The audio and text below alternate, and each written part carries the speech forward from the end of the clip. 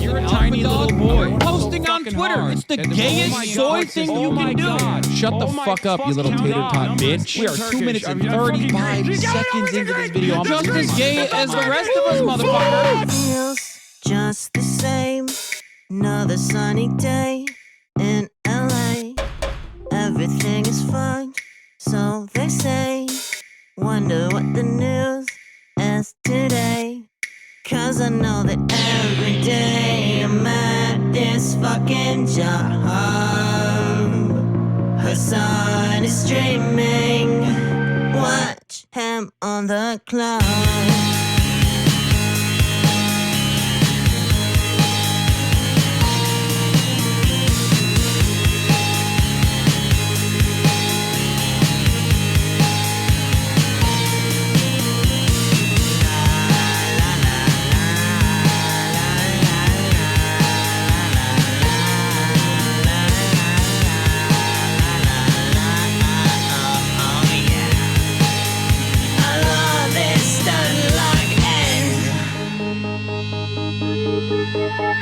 Listen, bro, the Lyra does not need this. Some people love playing Hearts of Iron 4. Eating pussy is the basic bare minimum thing you can do. You can be like, you Where have a did they fucking fat find these penis, people, dude? and At the women want to trash have sex store? with Your you. job is posting. You're gay. Okay. God, I don't make the fucking rules. so much.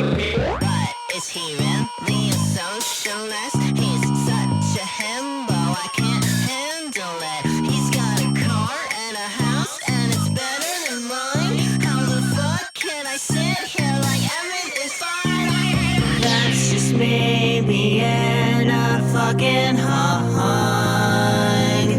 Hasan is streaming. Watch him on that club.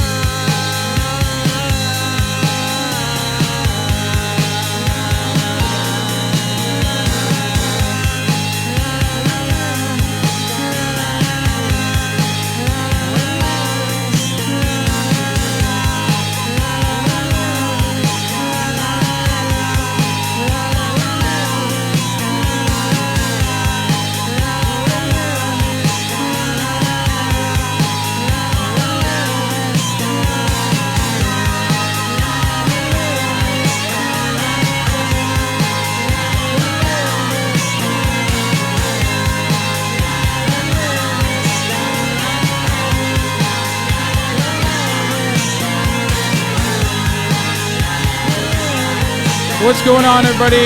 I hope everyone's having a fantastic evening, a fantastic afternoon, a fantastic afternoon, no matter where you are in the world.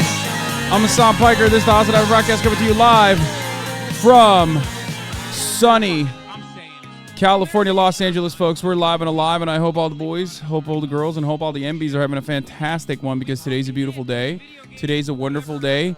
Today is yet another beautiful day here in sunny California, Los Angeles, folks. We're live and alive, and I hope all the boys, girls, and MBs are doing great.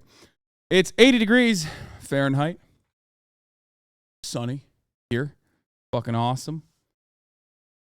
And it's a Monday, and you already know what that is. Same, that shirt again, Sneaky Boy. I don't know if you know this, but there's a concept called laundry. That's right. I know. It's shocking. K13EFG, thank you for the 2 gifted subs. Soviet Bunyan, thank you for the 5 gifted subs. That banger that you just listened to in the introduction is from Theresa Sweetheart, called Hasan is Streaming. Theme song for my favorite socialist himbo official video. Right. I predicted an outfit repeat. Yeah. I've been really invested in the tank top and then a button-up shirt over the tank top look. And I've just been rocking it. This is the summer for tanks and button-up shirts. And then you take off the button-up shirt when it gets real hot. You know what I mean? That's just how it works. That's just how it's done, baby. Anyway, I'm live and alive. This is part of the broadcast where I tell you a little bit about my personal news, but there's not really much going on in the personal news category in the life of Hasan Hasanabi Piker. Let's be real. But this is for all my parasocialists regardless.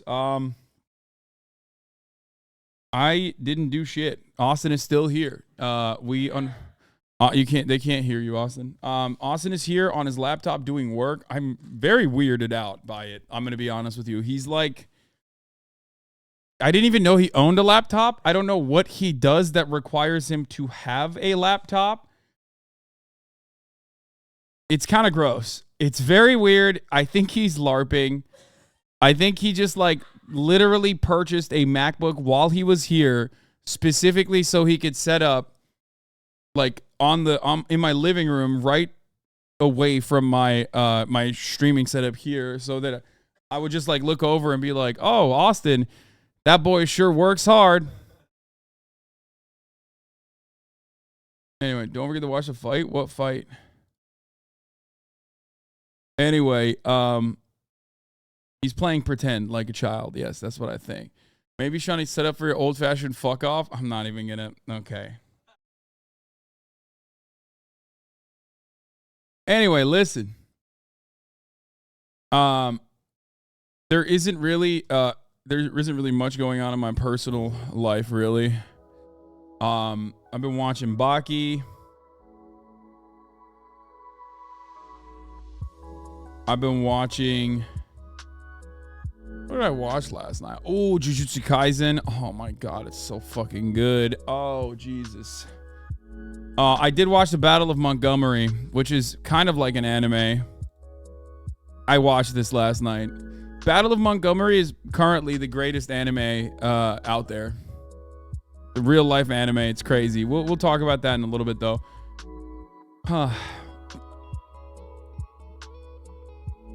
How ridiculous is the new Baki season? It's awesome. It is so Baki. Anyway, what else? Yeah, I've been watching the Riverboat Brawl, but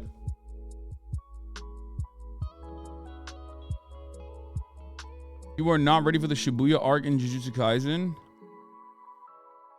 Yeah.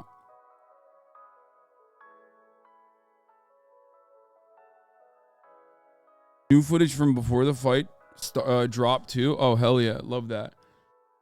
Your handstand is impressive as a big boy. We love to see a teammate moving the ceiling for what's possible. Yeah, big boys. Let me tell you, I'm a big ring boy now, okay? And I don't mean Nintendo Ring Fit. I have a lot of issues. I have winged scapulas. I have a lot of issues with stability. I can put up a lot of weight on the bench press because I'm a strong boy, but I end up injuring myself quite frequently due to my double jointedness.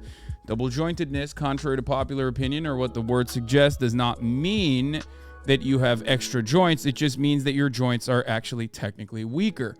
There's advantages to being double jointed. You are more flexible, but only flexible in the sense that you are literally, your joints are more flexible. That doesn't necessarily mean that your muscles are actually flexible. As a matter of fact, when you're double jointed, in a lot of instances, yes, I am hypermobile. In a lot of instances, being double jointed is actually a problem because that means you don't activate your muscles or you don't stretch your muscles adequately. And when you don't stretch your muscles adequately, you can injure yourself. So I've been doing a lot of ring work for stability. I've been doing ring push-ups where I put my feet on an elevated box and do stability push-ups on the ring. I've been doing dips on the ring. I've been doing candle stands on the ring, upside down. It's very good. It is very, very good for me. I also ate some Indian food yesterday. I'm gonna be honest. It was not a good food day for me. I fucking ate terribly yesterday. But yeah. Is this your calisthenics arc? No, it's not my calisthenics arc. I'm not, I mean, I do a lot of cardio, obviously, as you guys already know, but I'm not like entirely dedicated to calisthenics. I mean, I still squatted today. I'm getting back to my regular squat work, which had diminished, I will admit, because of the massive injuries that I've had over and over again. But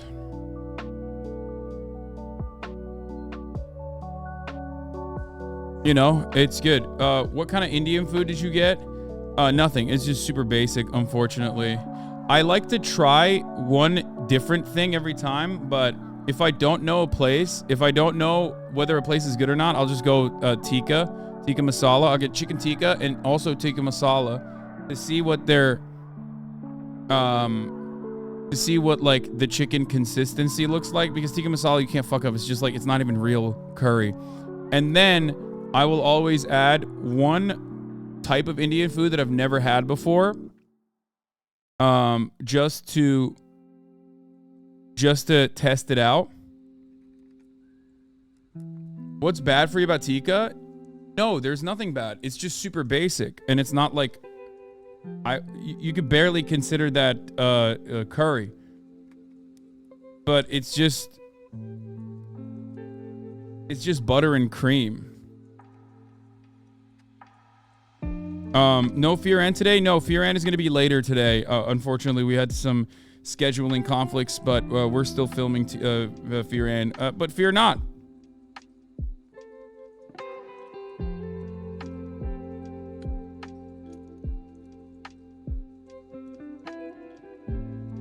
Austin is still here.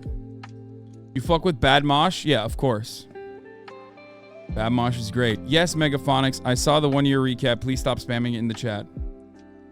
Indian food is not just curry. There's a whole lot more for you to try. King, please. Yes, Indian food is perhaps one of the most diverse cuisines on the fucking planet. I know. It is insane, which is why I always try different things, okay? Like, I have my staples. I love garlic naan and I love cheese naan, but I absolutely die for garlic cheese naan. If a place makes garlic cheese naan, I'm going to get it, okay? So that's number one. No matter what, no shot, I'm getting that shit. I love that. Okay? I got the Indian pickles because I wanted to see it. I got the raita. And the thing that I got that was different was I got the aloo gobi matar. I don't know if I'm saying that correctly. But the thing that I got different was that one, because it has a lot of stuff that I like, which is vegetarian, I believe. It's potatoes, peas, and cauliflower. And it was pretty good, but it wasn't very thick. Like the curry wasn't necessarily like a very thick curry. Mutter. Aloo gobi matar. Mother. Is that how you say it? I don't fucking know. Aloo gobi mutter.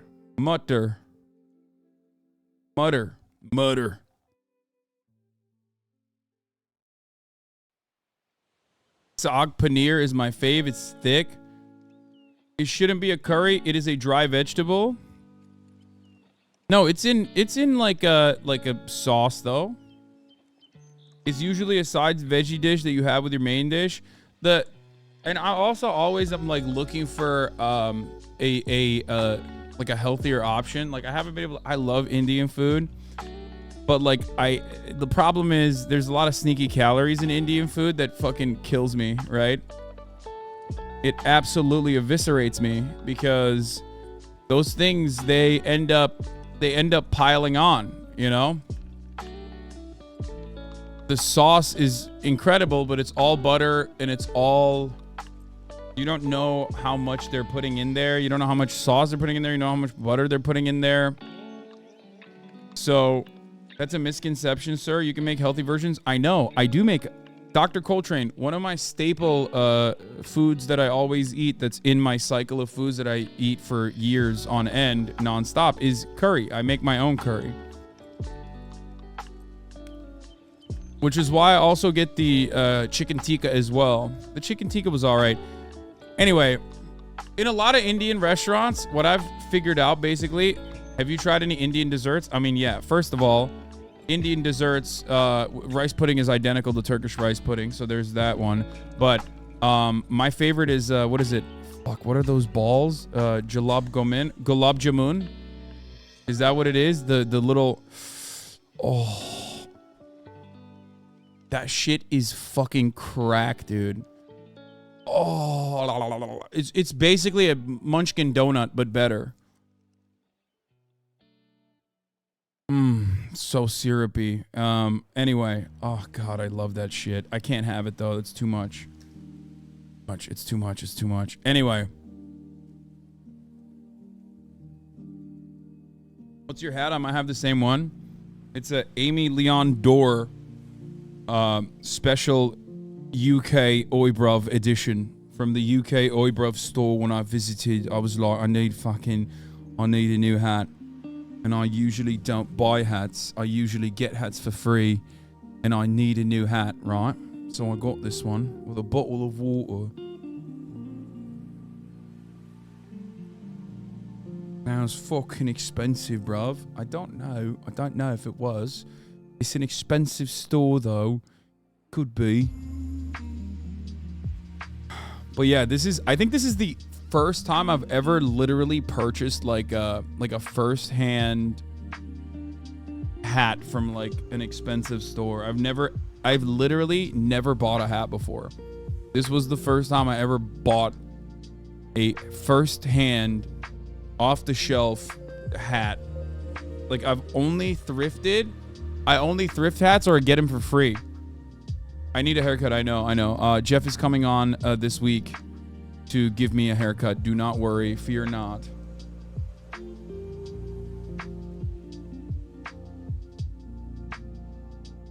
Do companies just send you shit? Yes, companies send me a lot of shit.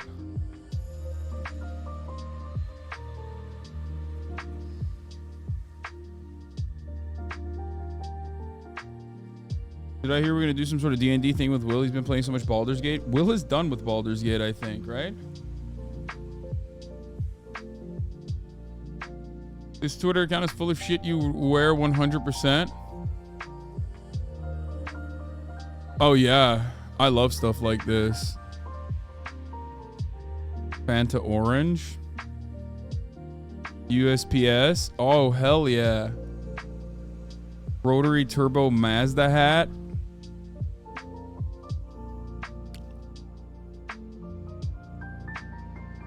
Anyway, there's 17,000 endings in Baldur's Gate 3. I'm jealous anyone who could just buy any hat. My head is so big I have to shop specially. Why are you flexing? I know, can only buy from 3 websites. Why are you flexing, MHUD? It's so early on a Monday morning. You just felt like you had to come in here and just be like, look at me, look at my big old head, you know, I got a big ass dome. Oh, nobody ever cares about us big dome boys, you know. Oh man, everybody's always having a tiny dome is so good. It's not a flex. My shit is the same size, the biggest head ever in the MLB. It's like, damn, you got one of them Sebastian Gorka heads. It doesn't show online, King. Don't worry. You look great. MR raid? What you said?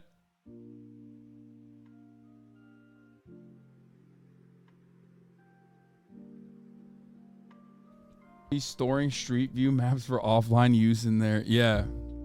Big ass dome, a lot more data, you know? You get one of those bulky hard drives, you got more data. When are we getting the Swolitary clothing line?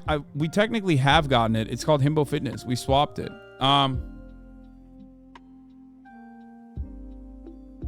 Doesn't it seem as if Hasan raises to every bait is a bit weird? Yes, which is ironic because you're baiting me right now to raise to that. I have decided that I'm not going to. I'm going to try and do better. I'm going to try and do better, and I'm trying... And I'm going to get better at not yelling at every NPC comment in the chat. I think it's impacting the stream.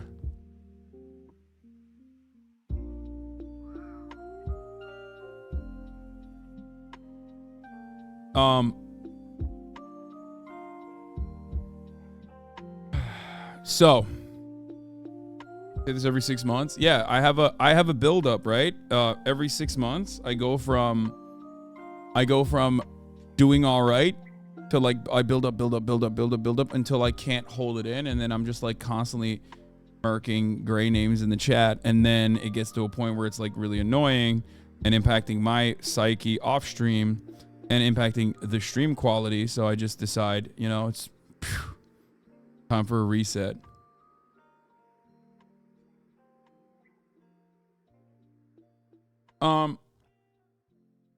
Any predictions on Ethan versus XQC? I mean, I have a lot of thoughts. I don't know. I'm conflicted. I think it impacts how new viewers and haters view you too. Yeah. There was like a thirst trap on TikTok, on a TikTok For You page of me, I guess. And someone being like, "Oh, he's so hot. I want him." And then everyone in the chat was like, "Oh my God, I think he's so hot. I love him. But like, I wish he wouldn't yell all the time." You know what I mean? It's just like hurting my chances.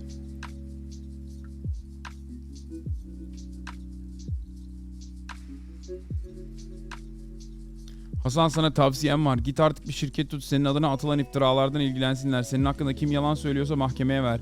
Bir de bilgisayardan anlayan varsa bir program yazsın sana, otomatik her iftira tweette 3-4 kez spam raporu yaparsın. Öyle insanlar Twitter hesapları silinir, sonra bu ruh hastalarına kurtulursun. Param var, git biraz kullan. True.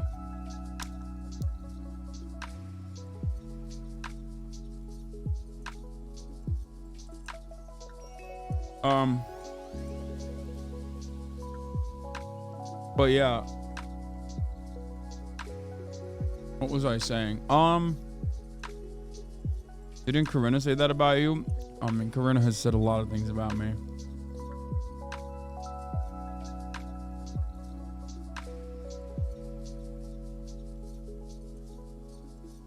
Don't you dare defend XQC after the dog narratives you spawn? Why would I defend XQC on any issue?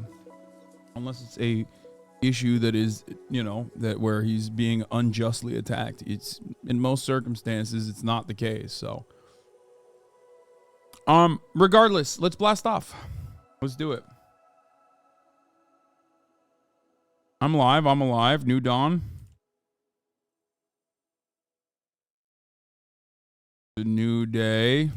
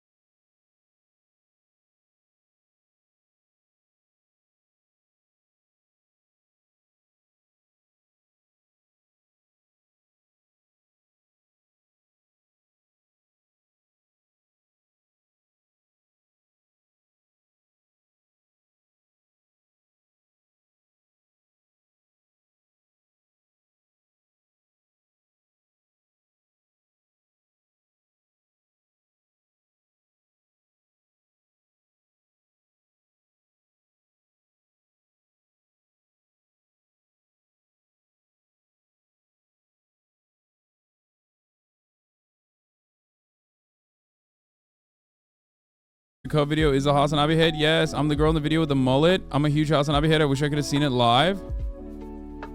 Oh, the one with the mullet. Yeah. Hell yeah. Of course.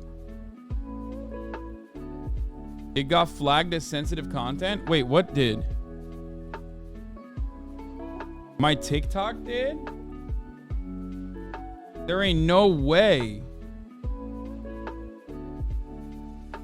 No, it didn't.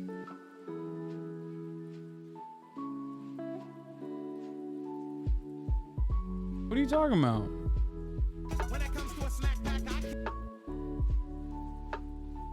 Let me do it. Let me do it on incognito, maybe. When it comes to a snack pack, I can't lie. I wanna ride. No, it's not. I think it's fine.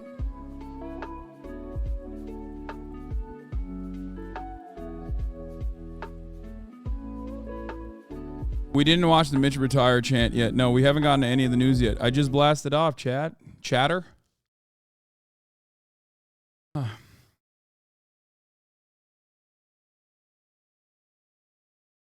New Jobbery video. Talks Fame of John and Kate. I know. We were going to watch that this weekend, and we didn't have time. The channel Japan Analysis that's doing well on YouTube. Would you consider checking it out? This is one of the... Oh, my God. You know, this is... You know who sent this to me originally? Chatter. Lud did. I was talking to Lud. Or actually, not even like talking to Lud. He just unprompted sent me this thing. Okay. He unprompted sent me this exact video that you sent me. And he was like, yo, check this channel out. And I thought he meant like watch it on stream. I was like, I thought he was asking me to watch it on stream, and I was like, is this guy gonna clap me? Like, because I looked at some of his other videos, and I basically was like, is he gonna clap me if I watch his video? Like, what's happening there? And he's like, oh no, I just meant like watch it on your own.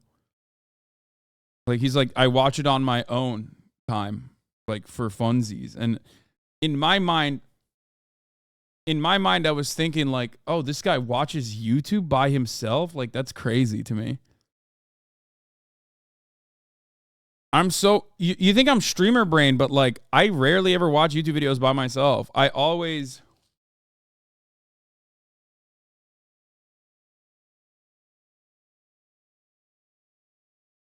watch YouTube videos on stream for the most part. Like, if something is cool that I like, that I'm going to react to, I mean, or if something is cool that I'm going to react to it.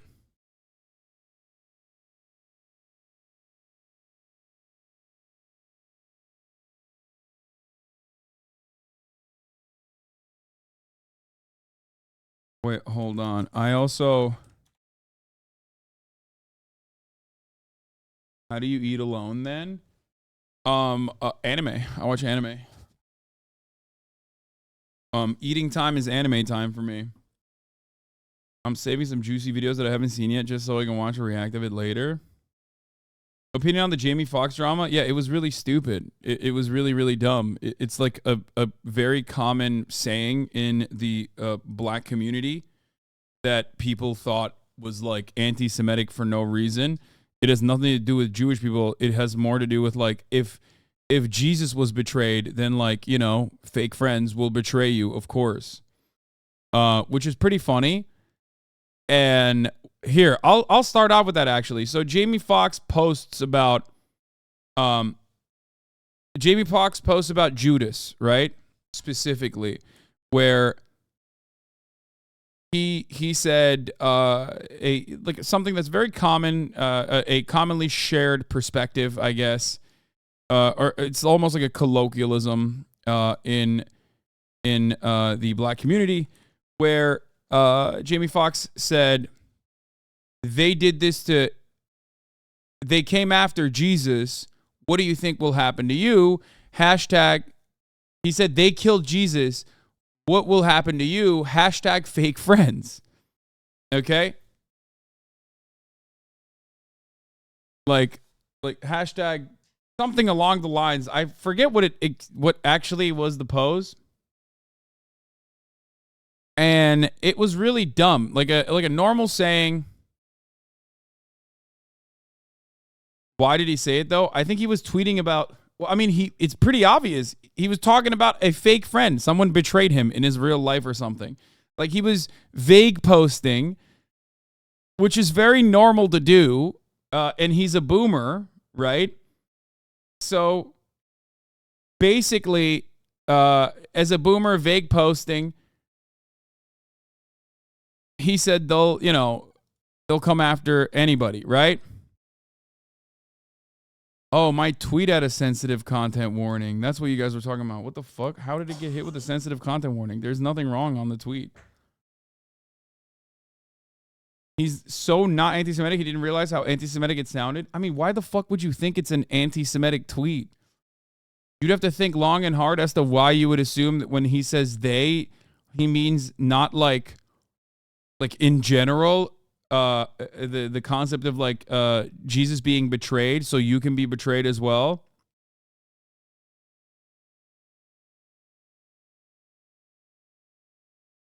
Of course, they killed Jesus, it does happen to be a very common anti-Semitic trope simultaneously. Does that make sense? Like because I know because my brain is rotted and I cover Nazis and anti-Semites on a daily basis. So I know that like there is this very common hang up in like ultra nationalist, ultra Christian circles where people will literally be like, "Oh yeah, don't trust the Jews, like they killed Jesus," right? You're talking about two different things. The saying is commonly used in a non-anti-Semitic way. Exactly. Exactly. But the difference is you have to remember context is important, right? Anyway, so he posted that thing. Jennifer Aniston got mad after they called Jennifer Aniston out for liking Jamie Foxx's tweet. But he came out and he said this: "I want to apologize to the Jewish community and everyone who was offended by my post. I now know my choice of words have caused offense, and I'm sorry. That was never my intent. To clarify, I was betrayed by a fake friend, and that's what I meant with they, not anything more. I only have love in my heart for everyone. I love and support the Jewish community. My deepest apologies to anyone who was offended. Nothing but love. Anyways, Jamie Foxx." And it's actually a pretty funny moment because, like, one, it's a very common... It's a very common like black colloquialism, right? It's a common saying in black communities. It has nothing to do with Jewish people at all, but it also simultaneously in like extremely brain rotted circles online is utilized or rather weaponized against Jewish people as an antiquated way to drive additional ire towards the Jewish community. So it's a pretty funny merger of like two different cultures getting together and like not understanding what was going on. And because our brains are completely rotted and we just have no way of comprehending things in like a non-cynical way, immediately people just like jumped on board. And Felix had a pretty good tweet about everyone rushing to call black people anti-Semitic now. Oh, 100%. That definitely... Like, we live in a post-Kanye world now where it was already bubbling up because there are certain anti-Semitic tropes in certain aspects of, like, I wouldn't say black culture necessarily, but, like, black people are not a monolith, just like white people are not a monolith. And there is, like, certain sects of black nationalists sometimes, not all black nationalists, obviously, but, like, I'm talking, what's his face? Farrakhan, for example, will oftentimes engage in anti-Semitic tropes. There's certain aspects of black Israelite, rhetoric that is definitely anti-Semitic. And people have criticized this and people have talked about this for a very long time, but it usually went unnoticed until Kanye West, one of the most public black figures, basically took it to the least rational conclusion that you could take it to, and was like openly praising Hitler and whatnot. So that's what that's the reason why everyone is on high alert every time like a visible, very public black figure says anything that might even come across like anti-Semitic. So the least Hitlerian interpretation, yeah. But that's not because because Farrakhan's a black nationalist, because he's a hateful person. Yeah. I'm not saying that. I was not saying that like all black nationalists are anti-Semitic or anything like that. Obviously, I would never say that. So basically, this was the post, which is really funny. Actor Jamie Foxx posts horrifically anti-Semitic message to his 16.7 million followers. The post is, they killed this dude named Jesus. What do you think they'll do to you? Hashtag fake friends, hashtag fake love. Now, without those hashtags, you might possibly think, well, it's a little spicy if you're unfamiliar with the common term, right?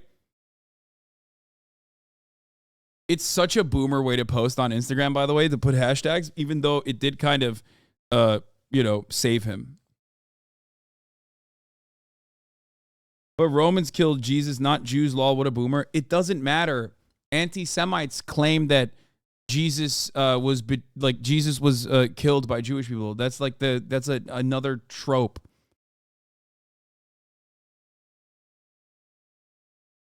So Jennifer Aniston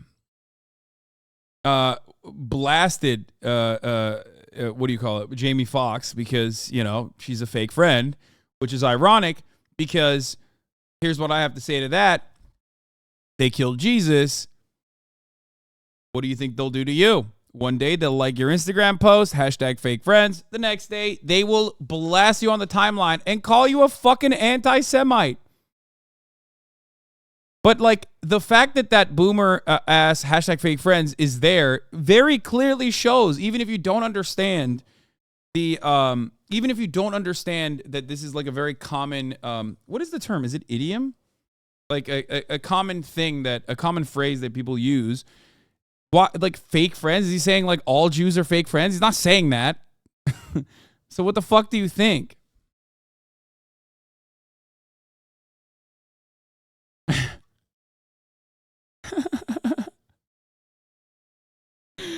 Anyway,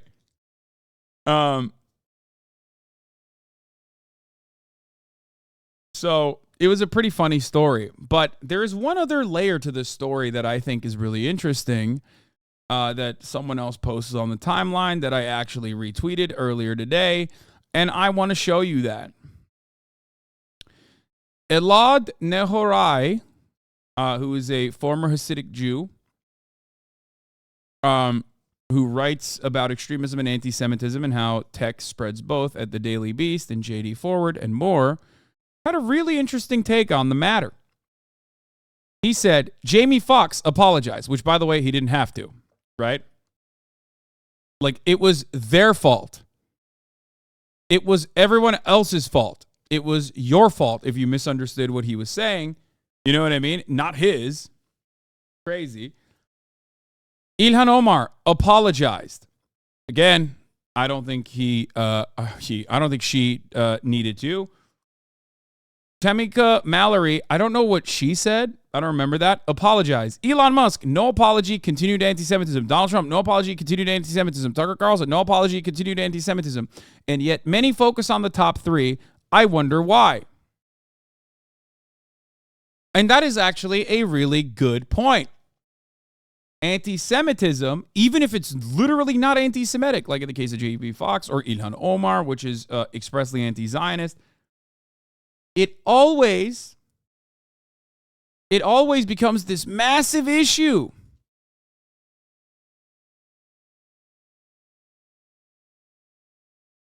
Donald Trump is literally the greatest ally to Israel ever in history. The left, he's so anti-Semitic. Hey, bro, are you aware that there are Jews in America?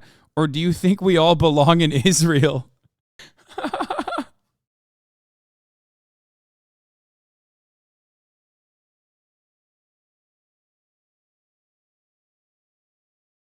Anyway. So, yeah. If you are white,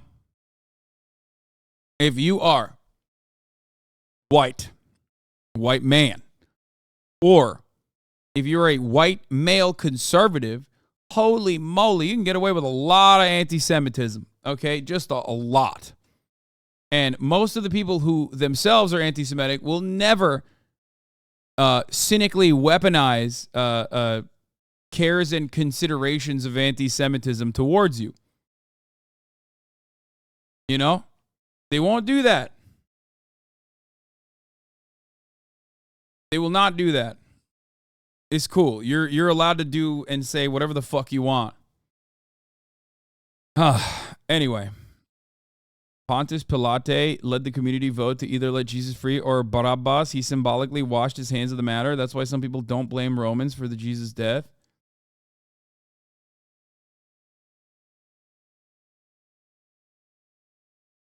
Did you see the N wokeness got mad about Jamie Foxx saying he's happy he killed slaves owners in Django? Yeah, I know. It was awesome. I love when you know, accounts dedicated specifically to ending wokeness in the media that are so upset about liberals constantly yelling about whatever kind of content is triggering them, does a trigger post or care post about like some other fucking thing that a liberal has said.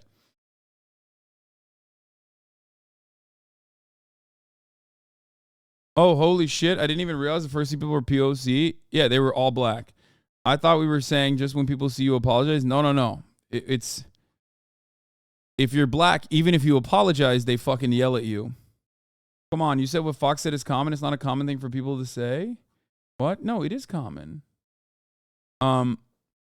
Anyway, I'm not reading things that are purposefully trying to incite anger out of me today, so I'm doing better. I'm not going to do that. So,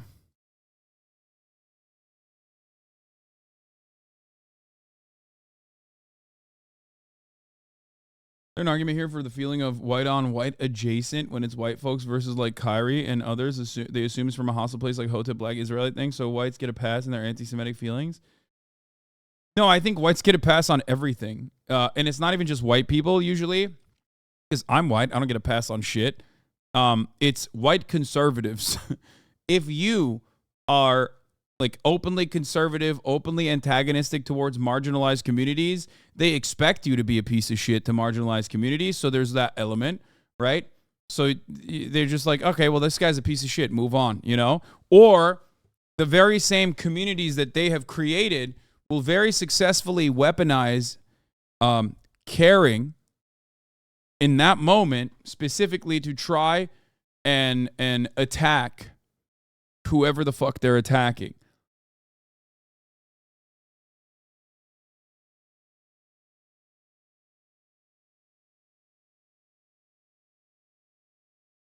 So, it's also very common, although liberal white supremacist caricature of black people, to say that they are supremely bigoted. Yes, I've talked about this before. It's the liberal side of racism, where liberals don't want to come across like they are, advancing the cartoonish, stereotypical depiction of the angry, scary black man, right? The violent, angry, scary black man. So instead of just like saying the common tropes that right-wingers will openly blurt out that everybody understands, the more liberal, the more tolerant approach to like criticizing black men or stereotyping black men as like angry and violent and bigoted and backwards is utilizing social justice terminology, like black men are homophobic, black men are anti-Semitic. You're still absolutely turning all black men into a monolith.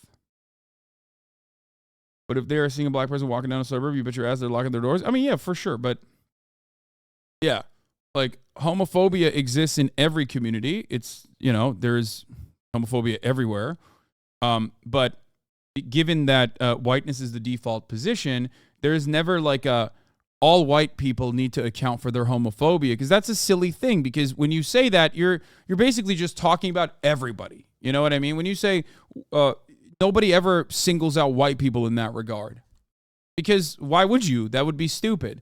But that same consideration is never afforded to other marginalized identities, other marginalized communities in general, because they are otherized from the jump, and they're not seen as the default group. So everyone's always like, wow, the black community really has a lot of cleaning up to do with respect to homophobia.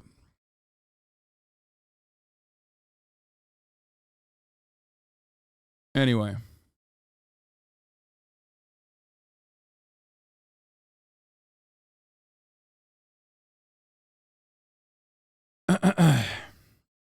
So,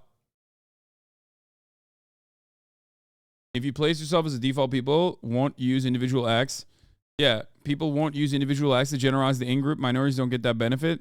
That's why even though every kind of person has lost their shit at a GameStop, everyone remembers the trans Karen. Yeah.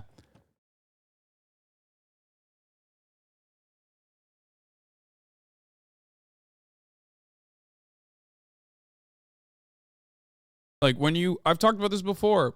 When you are a member of a specific marginalized group, every action that you engage in, every step that you take is seen as a trope for all members of said in-group.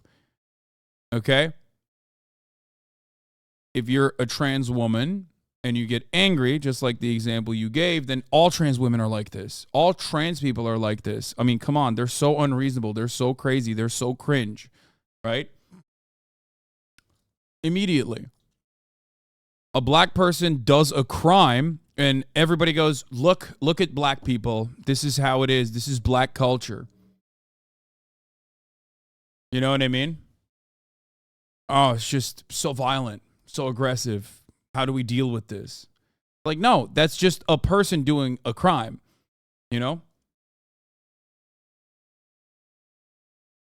Yes, you're right. One of the greatest examples of this is the black on black crime dog whistle that people use to dismiss white crimes. It's just crime. The irony there is black on black crime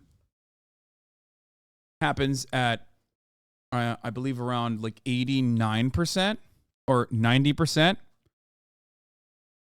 Except white on white crime also happens at the exact same percentage. But you never hear about white on white crime as a narrative. Turns out people do crime to those in their proximity. That's just normal. It's just a constant.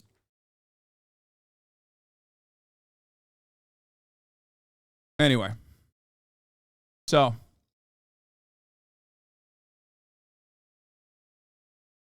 Have you heard about the Alabama boat launch incident? Yes, we're going to do that. Yes, most crimes are domestic. It happens in the home. It happens in your near and immediate vicinity. It does not happen. Most people are not going 8 communities down the road to do a crime. Okay. Montgomery, Alabama has a good white on black crime video to watch. I know. We are going to watch it. Fear not. So, something unimaginable happened in Montgomery, Alabama. Obviously, this is a place, a town, with a civil rights museum that is not so distant from the area where this fight broke out, for those of you who don't know. A brawl took place at the Riverfront Park in Montgomery, Alabama. Reportedly, a group of white men attacked a black dock worker after he asked them to move their boat, because there was another much larger riverboat with hundreds of people in it coming into the dock. But these group of white men in their pontoon, their tiny-ass pontoon, chose not to move their boat. And their response was unhinged and insane. Their response was to directly fight the dock worker, the black dock worker. Their response, but then, all hell broke loose in a crazy way where there was definitely violent retribution. You rarely ever see this kind of thing. So it was kind of cool because it's one of those instances where it's like a crazy circumstance that explodes in a way that that you only see in movies, basically. Okay? It was a gang of white thugs. No need to sugarcoat it. Yeah. So entitled, bro. So there's a lot of crazy shit that happened here. People will get mad, but watching those belligerent white folks get their ass beat was highly satisfying. Yeah, I mean, they tried it in a small town, okay? I'll just say it like that. They tried that shit in a small town and, see how far you make it down the road, okay? See how far you make it down the road. You don't make it down the road too far. These dudes that came to protect the security guard had hands for everybody. They had chairs. There was Olympic swimming happening. Like, I've never seen such movement. I almost want to watch the original video first instead of the extended sequence because, I mean, this shit was awesome. Yeah, they pulled up like the Avengers. I think this one basically is the short and sweet one. So I'm going to show you that. So here, let's get started. So this is in Montgomery, Alabama. There's a riverboat ride happening. So this guy, before I show this, hold on. So that guy is a dock guy. He's like a security guard / dock worker. He tells these guys to move the fucking pontoon that they're in. They say, fuck no. I'm suspecting that that's what they say. And they start just fucking jumping him. This moment is incredible because he pulls a Bobby Shmurda out of nowhere, which is such a wild and very anime move. I don't know why he did that. I don't know why he just like decided, it's fighting time. Fisticuffs will be happening. But he chose to do something truly crazy. He didn't just like toss his hat. He didn't toss his hat directly at them. He tossed it in the air like a smoke signal. Like that went so far into the sky. And immediately, this fucking clown takes advantage of the opening and launches into him with a fisticuff. Okay? But there's good control from the security guard, who then whips him around a little bit, but he's still getting jumped. Then the other good old boys decide, we want a piece of that action too. And you can see like 1, 2, 3, 4, 5, 6 people are just beating the shit out of a dock worker in this situation. Okay? It's kind of fucked up. But fear not. Because that smoke signal worked. Ladies and gentlemen, that smoke signal worked so fucking well. I do not know how to describe it. What you are about to see is how well that shit worked.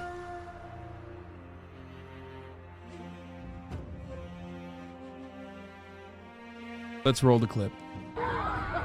So, there's a 5th lady coming in too. She's like, yeah. Number 1. Boom. First guy comes in. He's trying to break it apart a little bit. He's trying to pull. He's trying to pull the angry white thugs off of the poor dock worker. Okay. Here, let's play something better.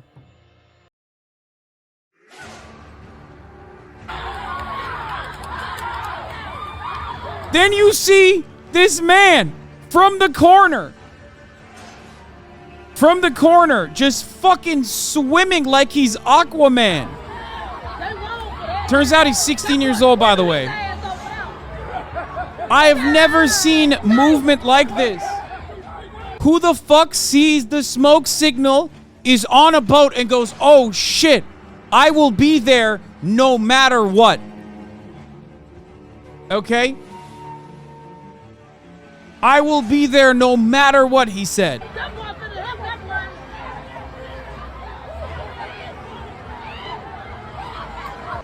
That's the OG dude. There's still like old white ladies trying to fucking get a piece. I don't know what's happening there. 16-year-old, a teenager.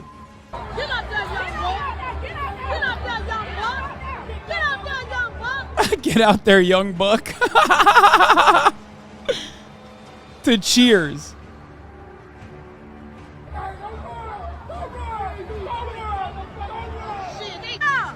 And all of a sudden, the tables turn. That's right. The tables have turned dramatically. Now, the 6, 7, 8 white people feel a little outnumbered. By the way, I love this angle because it also shows you what these guys were doing. That is the fucking riverboat that's trying to dock. What's up?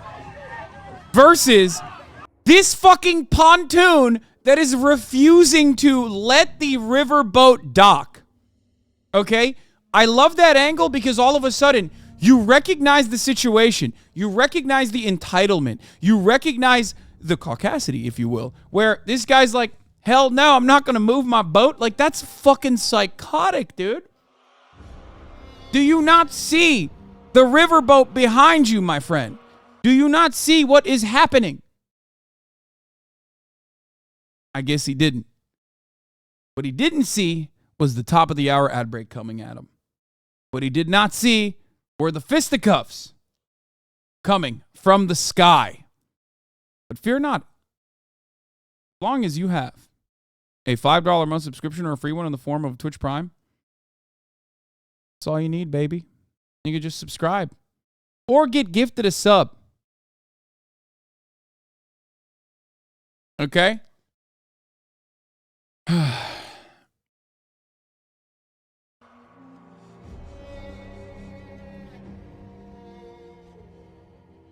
Sakura Gore, thank you for the 10 gifted subs, allowing 10 people to no longer see the ads at the top of the hour. Here's the 3-minute ad break now, coming at you. Let's continue.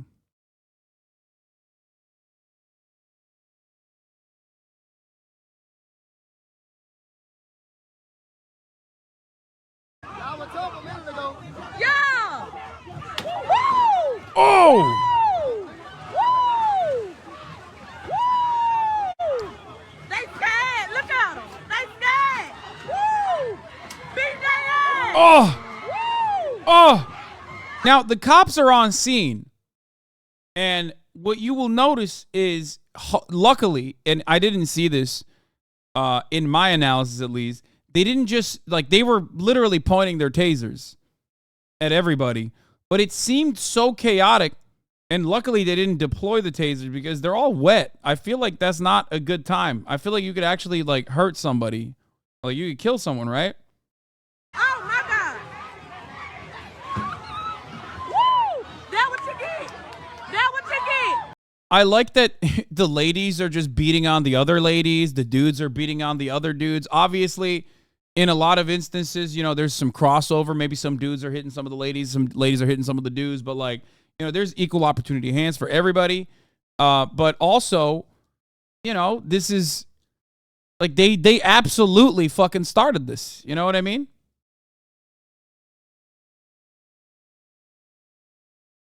That what you get. Oh, tie ass up. This guy's just, I love the pepper spray he's trying to deploy, but because the situation is so chaotic, he's just whirling it around. Look at this.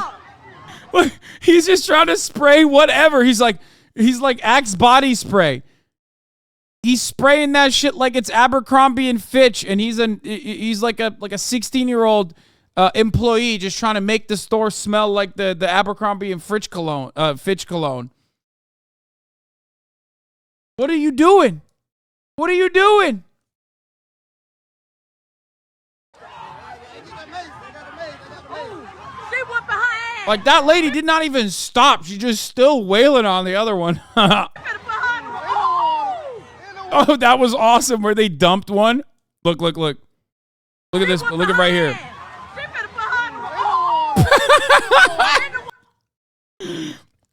Loki kind of saved that lady. I don't know why she's, like, still trying to get up after that.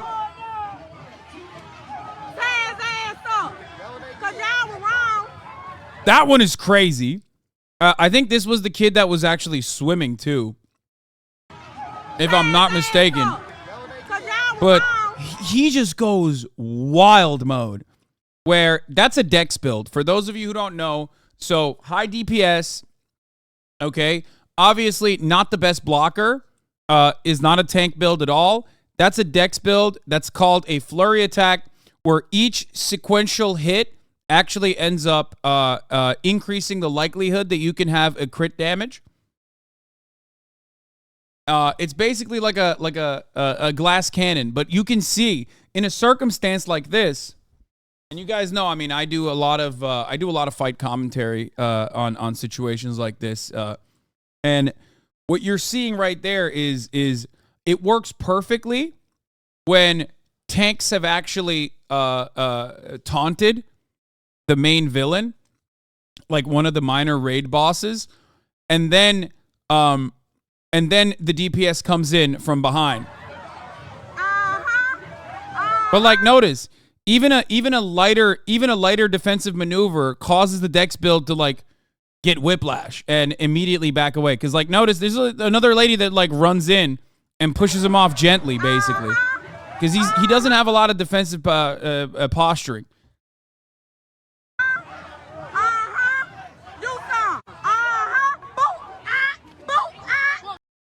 This one, there's another crazy moment here that I want to show you. So these other two boys are just like, yeah, come on, get after it, which I don't know why they're doing. I assume it's because they think like, well, the cops are here, so like they're on our side, duh, right?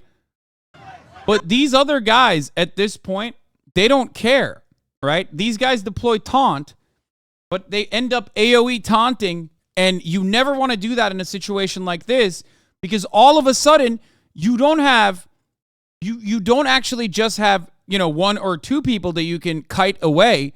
All of a sudden you literally AoE taunted in the crowd, and now everybody wants to fight you. Okay? And you don't want that because, one, you overpulled way too much aggro, okay? And when you end up getting that much aggro, they have an additional crowd buff on top of that. And you have no healer anywhere. You don't have a pocket mage. You don't have any kind of structure where you have like someone who can heal you, okay? You're fucked. And you're about to be positioned into a corner, okay? Now, the reason why they did that taunt is because they thought, oh, cops are here. They're on our side. They were wrong, because the cops can't even do anything because the situation is too fucking chaotic. Boom! This guy, this is a very special move, okay? He cocks it like Henry Cavill. Look at where he pulls that from. Look at where the flanker, because now they're getting ganked, right? The flanker came from afar, and he cocked that fucking hit. He did one of those special moves that he had to load up, basically. He cocked it all the way from a different zip code, okay? And just Falcon punches him in the back of the fucking head. This dude at that point, your world is shocked, okay? Your brain inside of your skull is jiggling, okay? Back and forth. Your brain is turning into mush at that point, okay? Yeah, he pulled a gum pistol. Again, backstab crit damage. Very powerful. Okay? Oh, he comes back for extra. So this guy goes, no, hold on. I'm the tank build here. Let me push you aside. You can charge. You can charge up again, because that's like a really powerful Falcon punch or a gum pistol. So he's like, no, go back. Like the organization here is really good. Like, the fight organization here is really good, even though these are people that don't know one another at all, and, they're not in a guild. They just basically got together. These are probably regular 9-to-5ers, IT guys who decided to do a raid together in a spur-of-the-moment raid, right? But really good comms overall, really good positioning overall. He says, listen, you already deployed your gum pistol. Back up. I will tank it, okay? This is really good min-maxing, okay? And he comes back in. He's like, no, don't worry. I still got more in me, okay? I can still do some DPS. Triple positioning, secondary tank, really good crowd movement here. Because, like, look, secondary tank is already in the pocket. He's already deploying some of his regular primary attacks. And then all of a sudden, you find yourself in this chaotic situation. This is not even a glass cannon, okay? This is one of those Bard builds, right?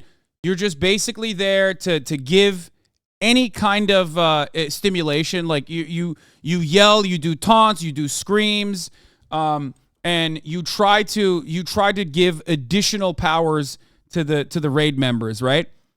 Except you're a support character. And if you're a support character, you never want to go up against a tank.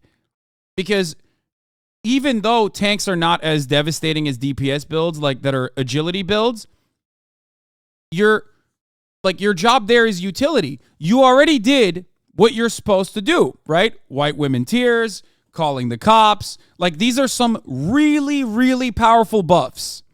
Okay? They're really powerful buffs, and they're already deployed. So what you're doing in that situation, you're severely underleveled. What you're doing in that situation is you're supposed to stand back, stand by, and allow the tanks to basically eat it. You can't do anything. Okay? So what ends up happening is she goes against the tank, boom, clapped, one hit. You're done. She got one tapped. You can't do that. This is really, really, really bad. Okay? This is really bad tactics. You never want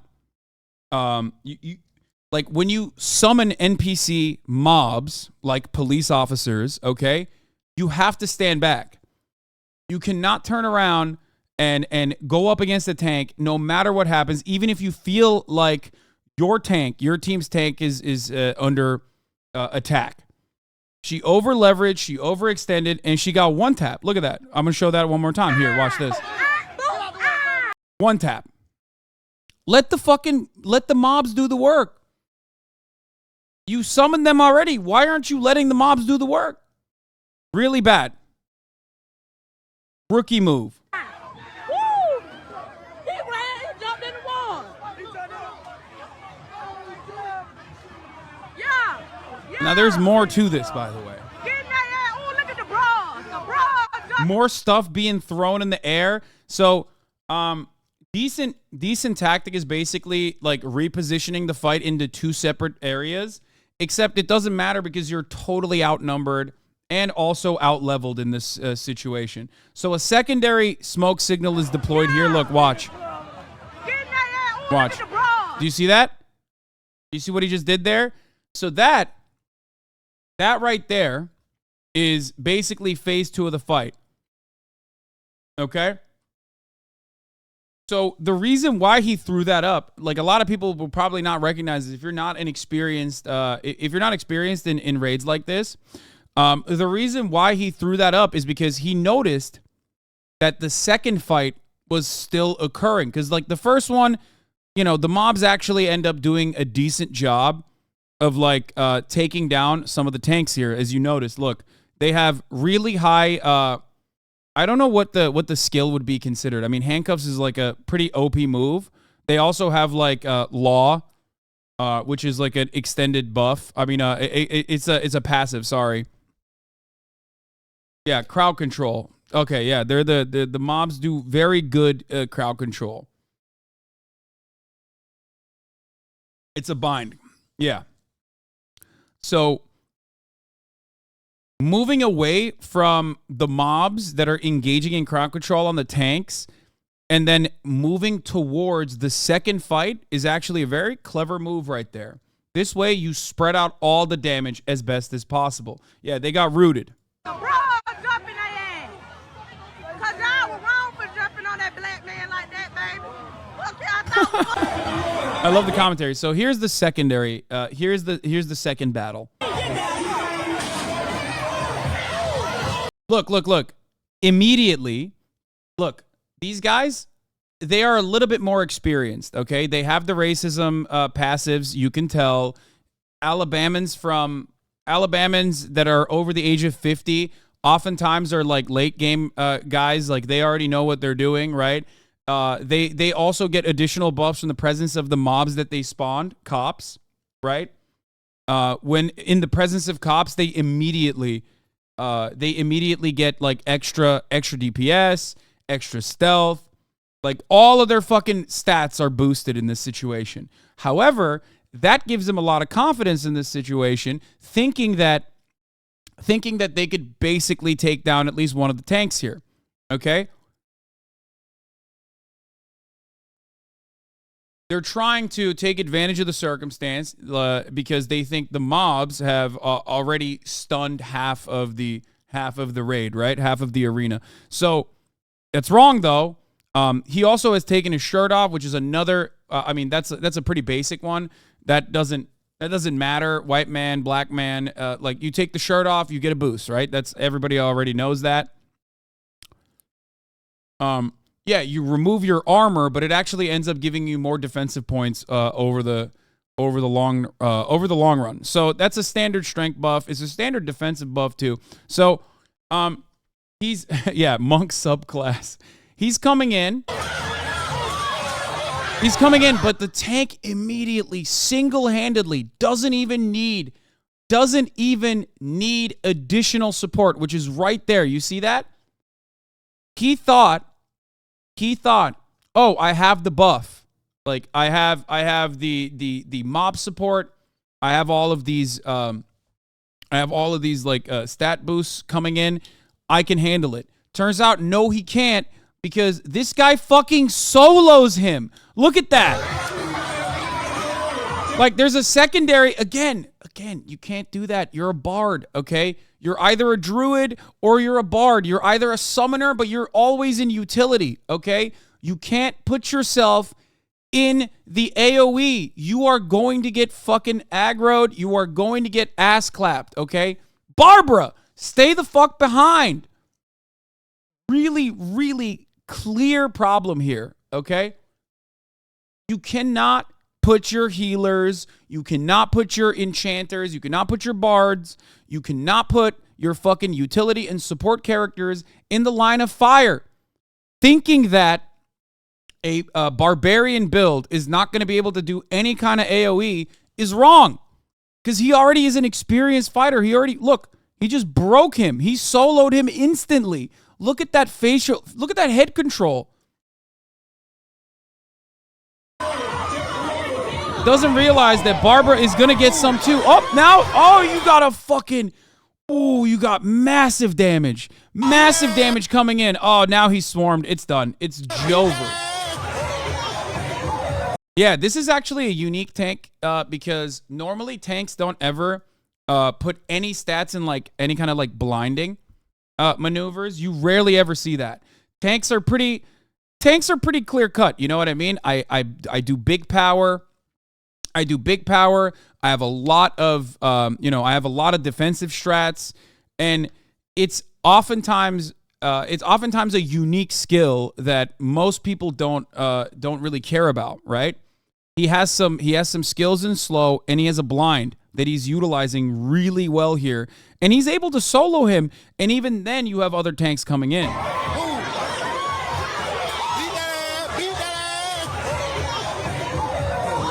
And yeah, there you go. And there it is. You have another rogue character, a rogue coming in from behind and just absolutely destroying Barbussy. Okay? Barbara just got fucking owned. Not only did she get AoE when she pulled aggro from the crowd, but then, of course, she's getting swarmed by the rogues now. They're going to make mincemeat out of you. What the fuck are you thinking? Look at her. She has no defensive strats. She's on the ground trying to kick back. It's Jover. This, I want to say, I do think this is an expert maneuver, though. He took his flippy floppies out. Like, that's how you know this is an experienced, like, tier 4 racist, I would say. Because he took the flip-flops out and he put them in his ass, basically. so he doesn't lose his flip-flops at the end of the combat. So it's really good. Even if you can't get into an exfiltration zone, as you guys already know, there's a secret pocket that you can put like your most valuable items. And that's what he's doing here, which is an expert maneuver. A lot of people forget about that. Like even if you get squad wiped, you don't want to lose some of your most valuable items, obviously. So it's good that, it's good that he did that. But that's also how you know. That's also how you know he's an expert, right? So yeah, it's a secure container, exactly. So here's a really important character that's coming in, though. This is a weapon expert, okay? I haven't seen this maneuver outside of the Yakuza games, okay? Finding environment items that you can grab onto in the midst of battle to basically get like 3x damage done is a very unique move because it actually ends up over encumbering you. So you might actually end up getting a lot slower. You can't move around as fast, right? So he comes in with the foldable chair. This is again a weapons expert. He comes in with the foldable chair, and check this shit out. Just so much damage, dude. So much damage. He's in there like Kiryu-chan, dude. It's just like I didn't even realize that he actually I don't know how he developed enough. I don't know how he gained enough points in the midst of that battle, simply I guess from being around combat, that he could deploy his ult that fast. But he deployed it so fast, it's crazy. And he's got more. Dude, he's flopping around at that point. Look at that. Flopping around. Ray Boss is dead. Done. See, he's running away. He's trying to flee. He's trying to flee the scene. Okay, so the mobs end up coming because Barbaras or summoners have an additional unique skill. When their health bar goes down all the way below 10%, it automatically will spawn mobs in your vicinity, right? Automatically, no matter what. So she hits the auto summon. Okay, so they basically overextended on the summoner in this situation, and auto summons walk in. Look at that. Oh! And then he comes back for more. He said, "Oh, don't bring the mobs over here. Fuck you." But immediately, you see that? There you go. I think he finished her off. He finished her off. He still had additional ults. He finished her off, but unfortunately, the mobs are now on him. They're swarming him. They're going to basically hit him with the ultimate stun, and then it's done at that point. Like, look. Oh my God, he's going to jail.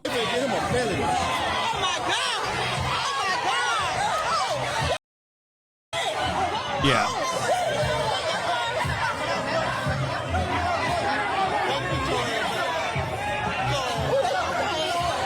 Like, look. You are a utility character. Leave the area. Leave the area. Look at this. Like, even, dude, your own summons are harming you, okay? You're getting friendly fired. You're literally getting team killed. Like, what's wrong with you? These guys are so inexperienced. It's crazy.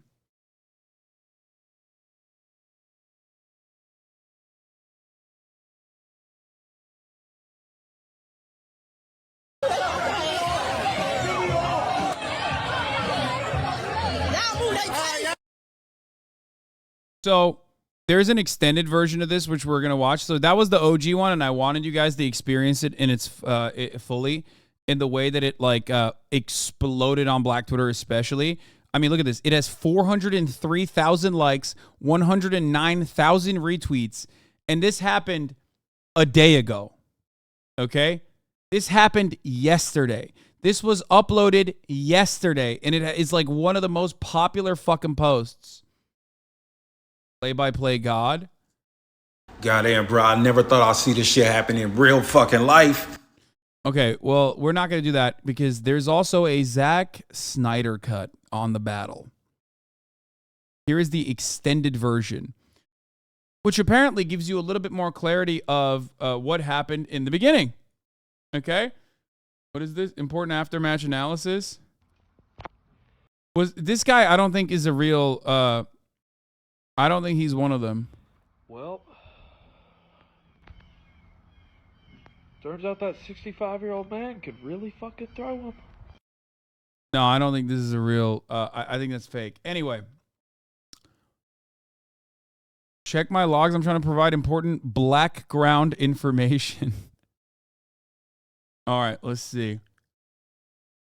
Oh, there was a really funny thing here I got to show you. Important context. Background on the chair warrior. Did you know on July 7th, 1911, Nathaniel Alexander patented a folding chair? He designed his chair to be used in schools, churches, and other auditoriums. His design included a bookrest for the person sitting behind and was ideal for church or choir use. That's crazy. How the turntables, dude. That's wild. That's wild. Turns out it duels as a weapon real good. This one was crazy. Hold on. Watch this. They issued a different type of ass whooping in Montgomery. Look at this.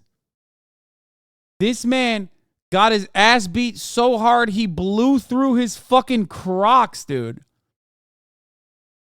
Yeah, I didn't know this, but I think it's an ancestral weapon. Yeah, so you have automatic proficiency. That's probably why he wasn't over encumbered when he was wielding it, and he was able to ult so quickly, despite coming into battle right there.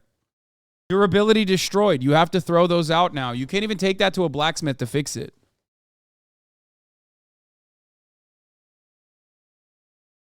It's from a different Brawl to Crocs. Oh, okay. Bro did not switch them on to sports mode. At that point, it doesn't even fucking matter, okay? It doesn't even matter. So, where was I? There's more. Okay, let's watch the extended version now. Because there's like additional background. Hey, y'all been going to jail, bro. You're going to jail. Cause these motherfuckers thought shit was sweet. You're going to jail. They ain't had no business jumping on them folks. Look at the crew members. They ready, yeah. All y'all ass need to load up. Ooh, look at the crew. All of them. Jumped on that man. Oh, watch the pre-punch video here. This is what I wanted to see. This video shows how the whole Alabama ferry brawl started. Brother man was doing his job telling these folks to move their boat so the ferry could dock. Privileged white people refused to move and then jumped him. Yeah, this part is also very important context for the situation overall. So just so everybody understands. So this guy's job is quite literally to, clear the dock at that point. That guy in the white shirt is crew from our little dinner cruise boat who got off our ship to go over there to move that black pontoon boat on his own because those guys who parked there were told not to leave it there and they left it there. So he's just pushing it off. That's funny. Took matters into his own hands. I love it.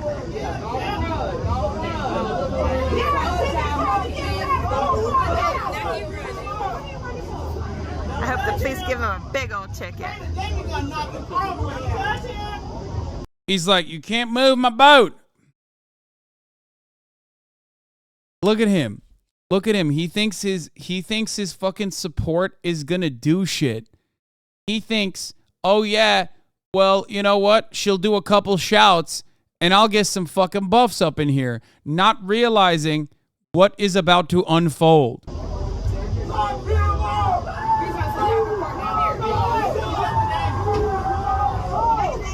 Ooh, confrontation with the owner of the boat.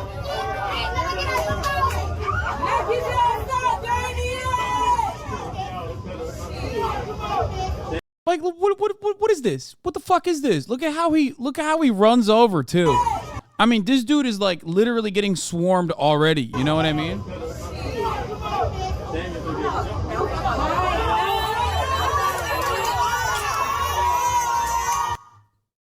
Wait, did he?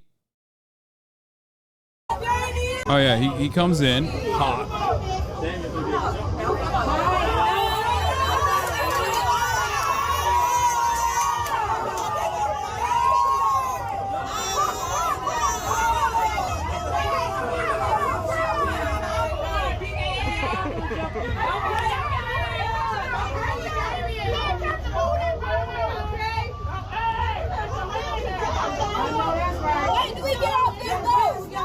He's literally pointing to the boat. He's like, dude, that boat needs to dock. Like, imagine having some fucking little ass, like, bitch ass boat, and you're like, no, I'm not moving. When, like, an actual river boat with a shit ton of people in the boat are like, yeah, we need to come in here. Like, what are you fucking doing? What are you thinking? How do you operate like this? How do you behave like this? It makes no fucking sense. Those guys are all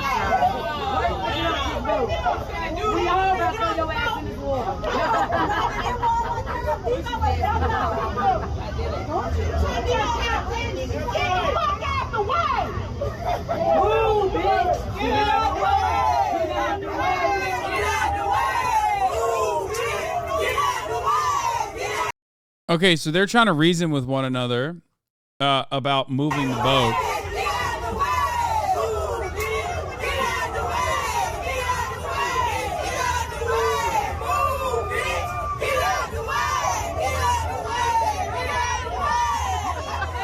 The 16-year-old was crew. Oh my God, that makes it so much cooler. Is that him? Right here, the one that swam over? I mean, bro works on a boat. He swam his ass over there, dude, real quick. Aquaman. Holy shit. Oh, it's so sick. This story is just so... You rarely ever get, like, you rarely ever get a situation that's so, like, interesting, captivating, has, like, a... Like, not a good ending necessarily, because, you know, as you see in the situation unfold, like, cops immediately go after certain people in the crowd and not others for some reason. But it's because they're spawned by the Karen bards, so... Or not bards, the Karen druids.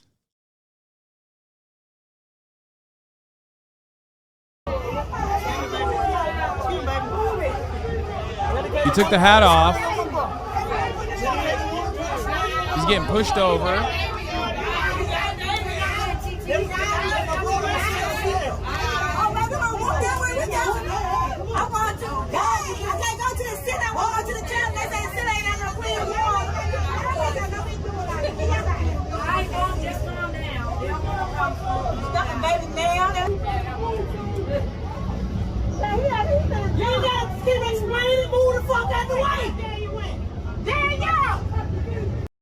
So this popped off on Black Twitter, but I haven't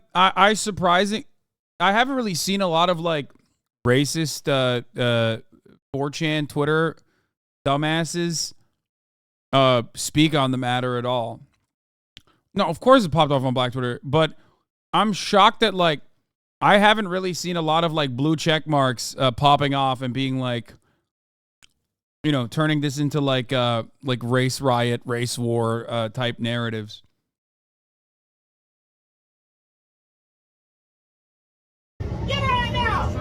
This is I think it's probably because it's a clear fucking L. I don't know.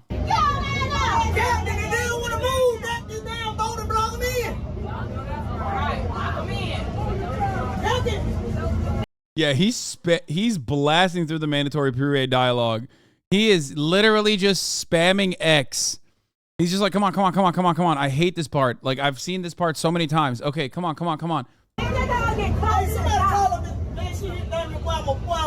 Okay, cutscene is about to be over. Cutscene is about to be over. I ain't gonna do nothing but drown and I'm gonna come in and I'm gonna say we'll resuscitate her. No, we do for you, baby. It's over.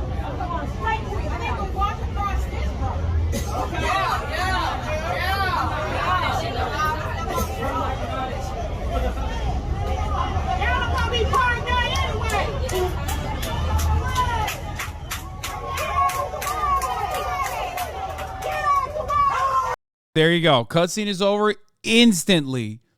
Instantly. Doesn't even pop a flask, okay?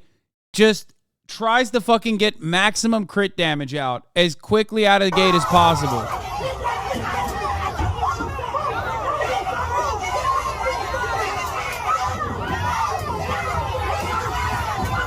He actually does a really... Dude, he has really good crowd control, by the way, because he's like... literally swarmed, hits the fucking signal. I mean, look at that. That is perfect. Perfect defensive posturing. He uses his low center of gravity so well. Look at this. Look. He takes the helm. He takes his defensive helm off, throws the bat signal, okay? Gets hit, but it doesn't matter. Look at that. Look at that. Look at that. It's so good. It's so fucking good. For those of you who don't know, the hat is a one-time use item. Yes. But obviously it's very worthwhile in the situation because if you ever get swarmed, it automatically TPs support characters, tank characters, rogue characters in the vicinity. And unlucky for all of these guys, there were a lot of them, right? Immediately before they even realized that they were just absolutely fucked.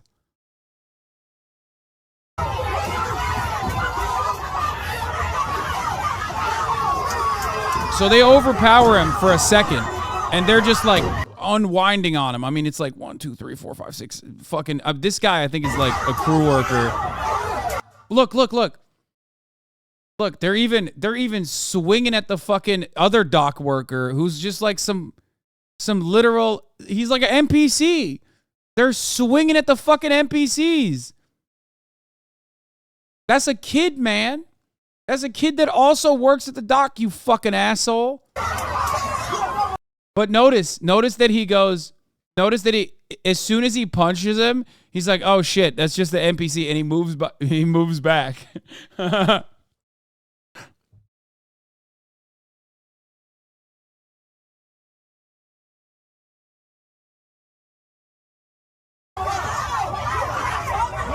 He's like, oh shit, sorry, brother. I almost did some white-on-white crime there, okay? It's not good. Boom! There it is. First tank comes in. Starts taunting, pulling aggro. Really good crowd. Really good fucking... Look at that. Immediately, just absolutely fucking parried. Really good tank work, dude. He parried so fucking fast. You rarely ever see expertise on the field. Okay? You rarely ever see crowd control like this. It was so good. This also opens up, like I said, what he did there was really valuable because he took the damage off. The main rogue builds and the main fucking strength builds that were pummeling into him with all of their skills right there. Before they could get like triple X, quadruple X damage off, he immediately fucking disperses the crowd. Really good crowd control work here. And that actually offers enough time for the summon to work. Because the teleportation device, like the hat signal that he threw off in the sky, the one-time use consumable that also, gives you a little bit of defense. there's still a cast time for it. You know, it takes a while for all the TPs to you know, for all the teleportation to occur.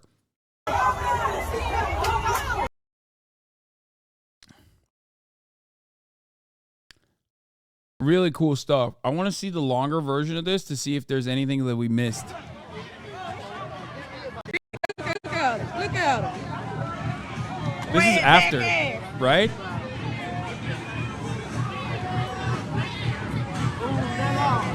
Man, they couldn't do that with that man. They jumped off on you. Had to sit on him.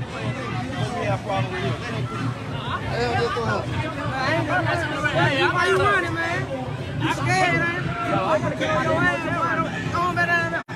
I'll sleep down there. Like shit, man. That's my boat right there. Go get through here. What the hell? This is after the prologue, but before the big battle. Yeah, these white folks jumped on these black men that work security. We trying to get on the zipper cycle, the Marriott trying to come through. And the man was telling them to move their boat because the Marriott couldn't dock so the boat could get off. And everybody on the zipper cycle, we just wait. Why these folks that swung on and jumped on this black man, baby? The crew member that jumped off the Marriott, baby. They whooping ass, baby. Now come up out that boat, baby. Whipping ass, baby. They ready to move on. They ready to move. Oh my God. Oh my dude. Look, dude. That is crazy. Okay. Watch that unfold, dude. Holy fuck. They whooping ass, Watch this. baby. Now come up out that boat, baby. They ready to move on. They ready to move on. You ready to run? Yeah. What's up? Bro, they came off the boat, shirts off. They popped all of their fucking flasks, dude. They already popped their flasks. They had all the buffs. They're stacked the fuck up, dude. I didn't even see that moment. Look at that. Holy fuck, dude, an ass whooping is about to commence, dude. Look at this. They ready to move on. They ready to move on. You ready to run? Yeah. What's up? Dude, great placement. Great placement. You got tank characters. You got a fucking druid back there. You got a bard. You have it all. This is a perfectly stacked up raid, dude. Look at that. So much more. They scared. Look at them. They scared. Woo! Beat their ass. I mean, of course, dude. Of course. Oh my God. Look at that. The mob summons can't do shit. Look at that. That was taking. Look at that. Can't do anything at that point.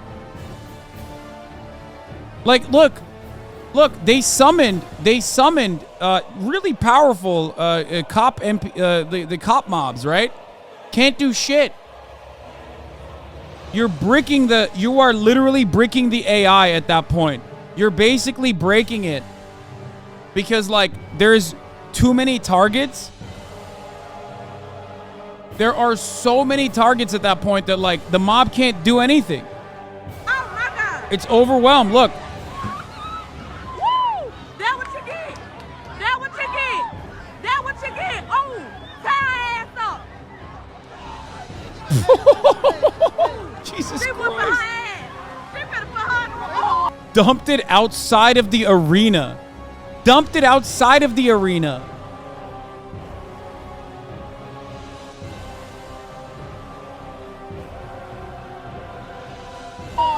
In the wall. Tie his ass up. 'Cause y'all were wrong. I mean, we already saw this part. You got the DPS.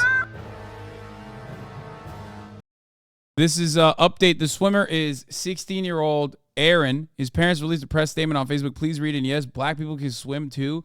I saw a lot of I saw one really funny comment. where it was like a funny ass tweet where it was like when the racist people found out we can swim, they must have been fucking terrified. Where it's like he just came out of the fucking water ready to swing, dude. It was awesome. Heartfelt gratitude from the publicists of our hero, dear friends and fans and supporters. We hope this message finds you well and filled with joy as we come together to celebrate the remarkable act of bravery and compassion shown by Aaron, our cherished young hero. In the face of adversity, Aaron selflessly came to the rescue of a fellow colleague, showcasing courage beyond his years. We are immensely proud of his actions and the values he exemplifies, standing as an inspiration to us all. Like, he saw one of his coworkers on the dock getting fucking pummeled by like 4 or 5 dudes, and he swam directly at the problem. It's kind of crazy.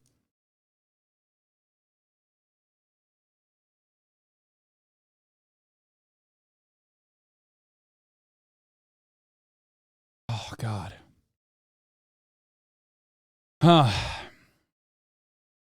Anyway, this is the best clip, hands down. I began to pass out. Then my head hit the wall. Boom. But I had a praying grandmother. I began to pass out.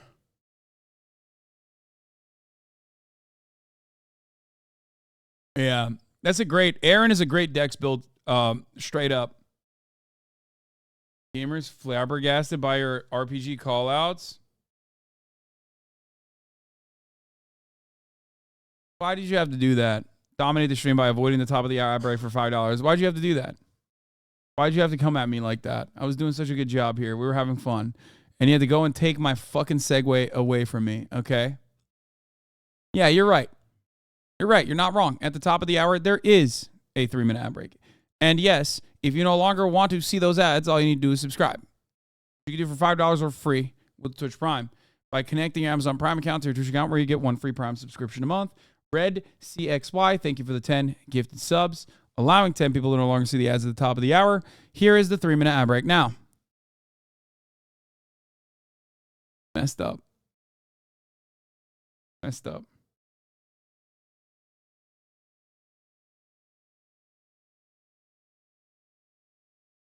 Another angle of the chair. I am blocked by this person.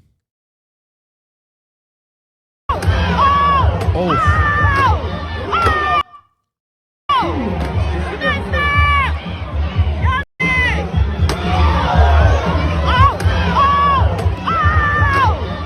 Dude, he thought he could use one of the arena columns to his advantage for defense, which is like, that's when you know that is so me. Like when I'm playing fucking Dark Souls and I've run out of Estus flasks and the boss is absolutely beating the fucking doors off my ass, okay? And I'm just trying to use anything I can to my advantage, and I just like stand behind a column, but then the boss has like some fucking crazy attack that either directly goes through the column or through the side of the column, and then you still get fucking destroyed. That's exactly what happened to him, okay? Directly. He thought he could be slick. He thought he could like avoid his line of sight. He thought he could like use the arena columns to his advantage. No, the fuck he couldn't. It literally didn't matter. He just got his shit pushed in through the column. Dark sword clips through the wall. Yeah.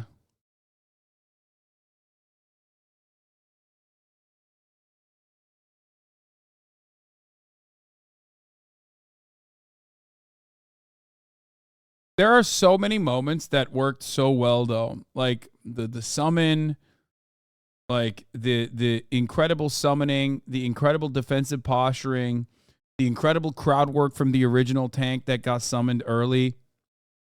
It was awesome.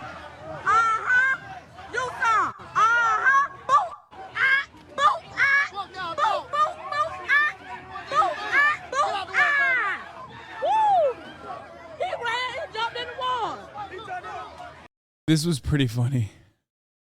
Yeah. The NPC summons also obviously, you know, they backfired. They got TK'd a little bit.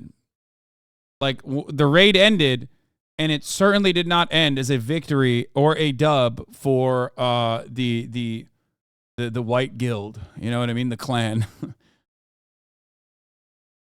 I mean, look at that. Great job on trying to control these thugs in our city. I'm so glad they got these thugs captured off the streets of our great city. Enough is enough. Oh, Jesus.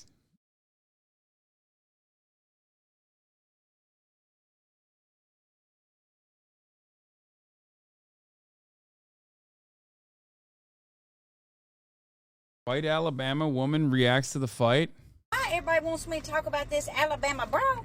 Honey, is it because I am an Alabamian, or is it because I own a watercraft myself? Here's the deal. Y'all got what y'all deserve. Did you really think you was going to put your hands on somebody that was out there doing their damn job, not just to keep you safe, but to keep everybody safe at that dock? Here's the problem. People get out there and start drinking out there on the water and come back and they done got big and bad. All right? But you met the wrong one that day, honey. You met the wrong one that day because there was people in places that needed to be put, and they got put in their place. You get up on my face, I can't guarantee what's going to happen to you neither. Now, I don't condone violence. But that right there, y'all got a show put on y'all, and that's y'all's damn fault. Don't get up in nobody's damn face acting like you're going to tell somebody what you're going to do on his damn dock. All right? That's what's wrong with y'all. Y'all get out there in the water and you act crazy and come back and got dealt with. Did y'all see that one man's Crocs? Lord, it looked like his Crocs got his ass whipped. Oh, well, I don't know why. Oh, God. The armrest condition says she does this rant thing often. Yeah, she said, fuck around and find out.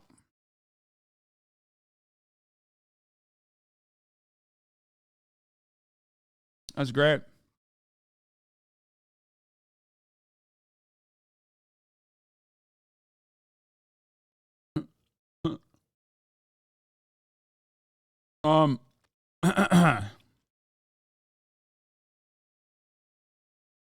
The best part of watching you is your community getting these clips from all over. Oh yeah, I mean that's one of the greatest ways to react to this kind of stuff is with a community of CIA officers who will pull shit from every which way.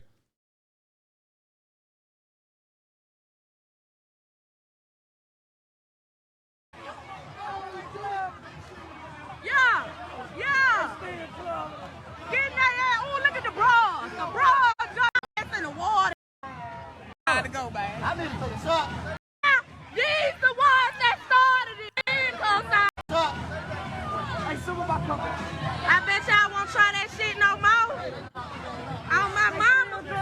These motherfuckers need to have handcuffs on. And don't need to cry.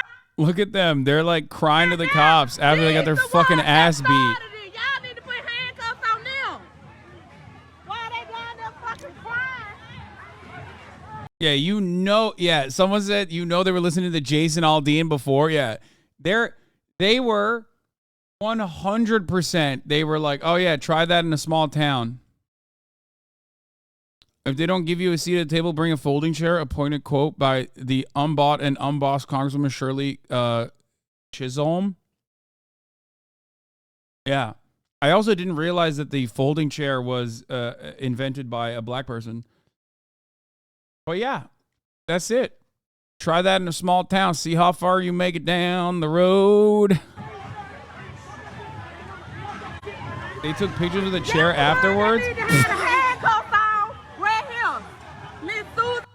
What the fuck?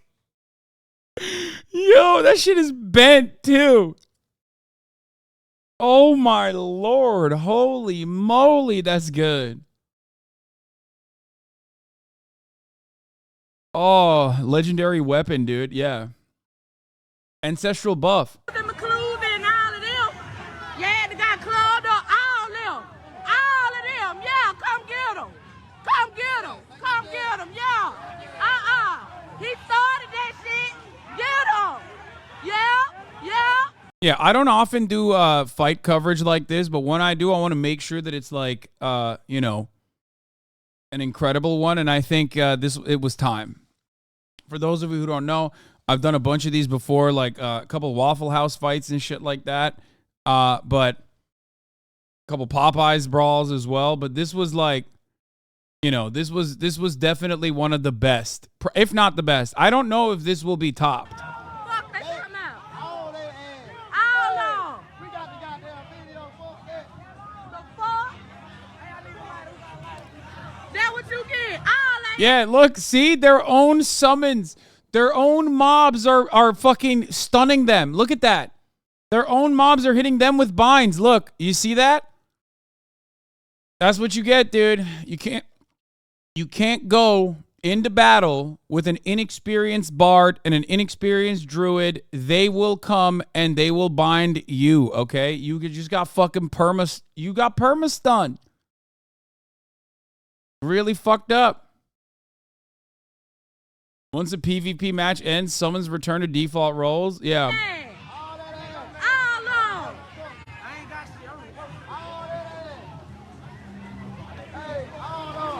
They ain't got no cover. Hey, all they motherfucking ass. Cause they should have did that. The man with the white shirt on, Especially because the crowd literally are telling the cops exactly what happened. Like, it's a very risky situation, right? Because if you have the crowd, TikTok reviewed it, apparently. What is this? Don't fight. What is it? What? Okay, I already reviewed it. Why are you? Crew had a mind control skull for the summons. It's not even just the crew. The kid dock worker who got punched in the beginning made a TikTok. No, that's not. I don't think that's correct. Another angle of Aquaman. My man C Murder didn't waste any time. Oh yeah. Oof. Ooh, look at that. Bro. Look at that. He's got hands for the other guy. And look. That is a crazy dude. You never see rogues that also have developed stun moves like that. That's crazy.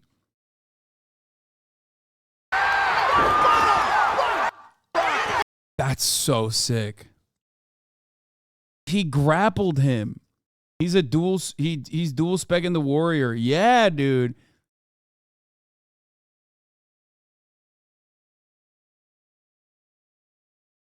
That's cool. That's very cool. The park where the dock was used for slave trade. Yeah, of course it was, because it's fucking Alabama. Like, here's the thing.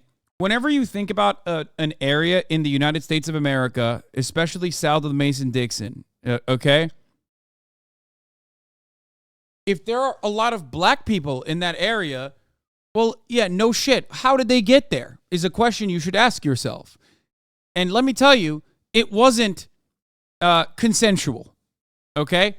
Montgomery is a perfect example of this. It is a very black area. It's a very black city. How did they get there? They didn't, they weren't like, oh yeah, I can't wait to live in Montgomery, Alabama. Of course it was a fucking slave port. It's like the same principle behind Jason Aldean. When you guys were showing me the historical background of how, black men were lynched outside of the courthouse that they showed in the Jason Aldean video, I was like, well, yeah, because it's a southern courthouse. It's impossible to find a southern courthouse that doesn't have historical lynchings that took place there. You know what I mean? What is happening right now? Whoa. Why is everybody getting... What the fuck? Are they getting... Are people getting permaclapped, or are they getting... Uh-oh. Fossabot might be going crazy. Hold on. Don't tweet anything. Don't write anything in the chat. I don't know what the fuck's going on. Fossabot is dishing out 30-second timeouts for no reason. Uh-oh. Where's Aiden? Where's Aiden? Where's Aiden? Where's Aiden?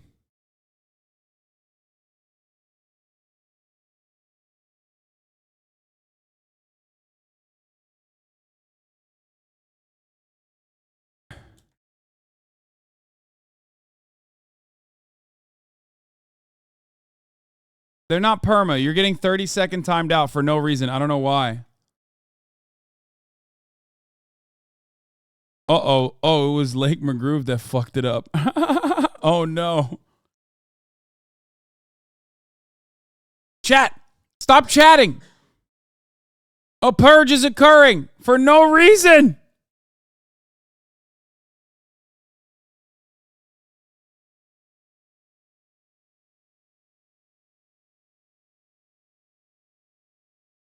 Everyone's getting...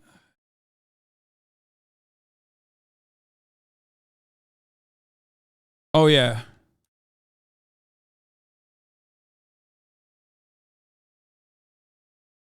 Okay, emote mode. Don't write anything. Don't write anything. And don't put certain emotes down either.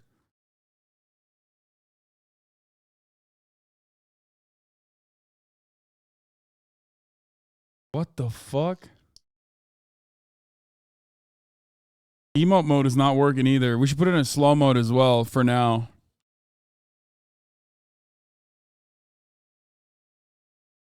As we fix it.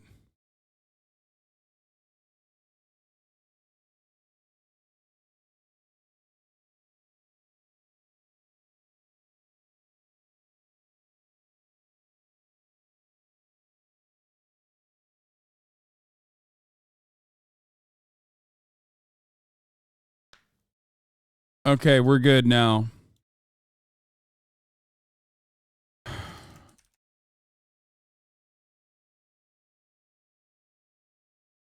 Okay, we're good. We're good. We're safe. We're safe. Sorry to everybody that got 30-second clapped. Holy shit. An incident that cannot be taken lightly, what is known as Bloody Saturday, the infamous brawl at Riverfront Park in Montgomery, Alabama, holds significant historical significance. Surprisingly, recent revelations have shed light on the disturbing fact that the very same location where the brawl occurred, now recognized as Dexter Avenue, was once home to the offices of slave traders.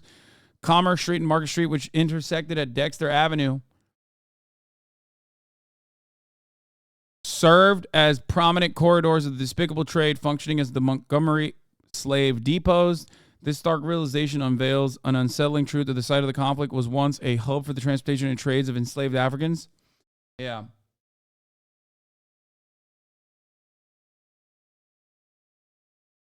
Anyway, that was a great little fun situation that we, I think, covered up and down at this point. You know what I mean?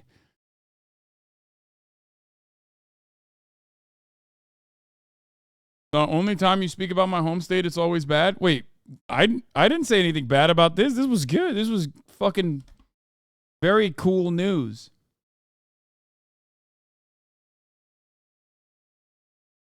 What did I say? I didn't say it was bad. By the way, the filter was so that annoying little shitters aren't consistently asking me, are you going to watch the XQC H3H3 debate? That's why we were trying to fucking put a filter, because you dumb motherfuckers can't stop yourselves, okay, from constantly fucking crying in the chat. Depends. I might take a little peek, a little gander, okay? Calm the fuck down. Chatter, see you lovingly cover the great state of Alabama for 2 hours and think it's fucked up? Yeah.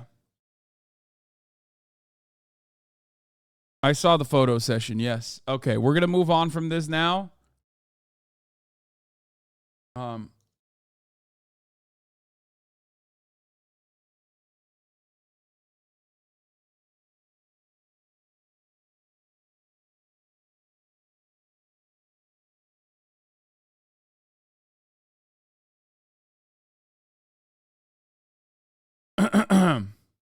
Okay, you want me to... Okay, they're recreating it. Yes, I saw it.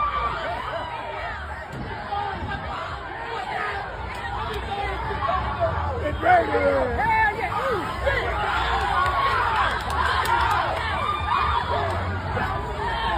wrong for that now. That boy swimming his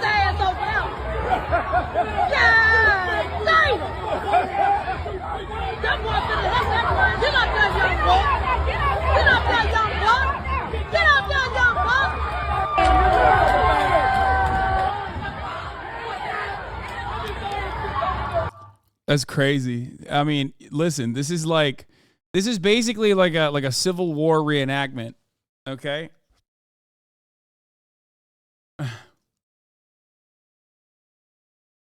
Last tweet, you're missing the best. I thought I'd see this shit happen in real fucking life. What the fuck is you talking about? Yeah, right there, nigga. Straight smoke signal. It's chestnut checkers. Big Body had to eat a couple of them, but he. Yeah, I mean, why you want me to watch a reenactment with commentary when I'm the one who just did the commentary? I don't get it. Okay, we're done. Okay, someone made a smash intro for the main characters.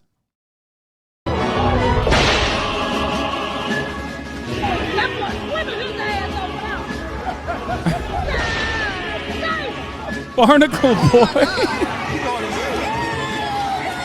He going to jail. Chair Mageddon, take a seat. This was, dude, that is a beautiful sight. Okay? That, when they're just getting off the boat, when the boat finally docks, okay? Like, because sometimes there's latency issues and you can't fucking get in to the arena, right? Like you were trying to bring in more from the guild into the arena, and finally, the summoning stone works. Look at him. They're skipping, dude. He's skipping over there. He's like, oh shit. When the queue finally pops, dude, oh, it's so Jover. Man, I think those white guys should have moved their boat before the other one came through. Yeah.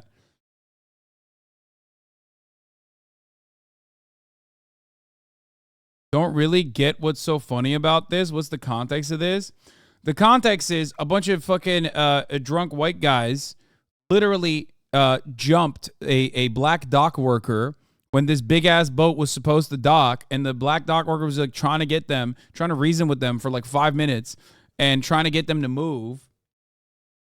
Okay? And he just refused. They just refused to move. And then they literally started fighting him. They jumped him with like 7 people. But you glorify mob justice. No, man. I'm having fun with it. Okay? We watch Waffle House brawls every now and then.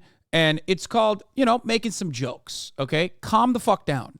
You don't have to be, oh, God, I'm doing it. I'm responding to bait comments. We're done. We're done with this. We're moving on. Let's get to some other fun news. This is not from Alabama, but instead Kentucky.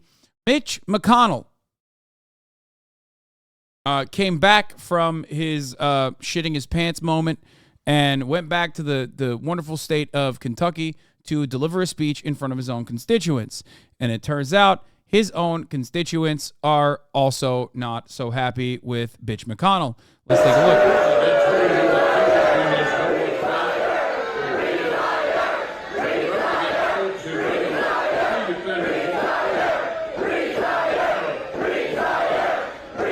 I think it's kind of fucked up that the beautiful people of Kentucky are saying retire to Mitch McConnell when he did something that is unheard of. He respawned. Like, he died and came back to life immediately in front of your eyes, and you guys are shitting on him. It's fucked up.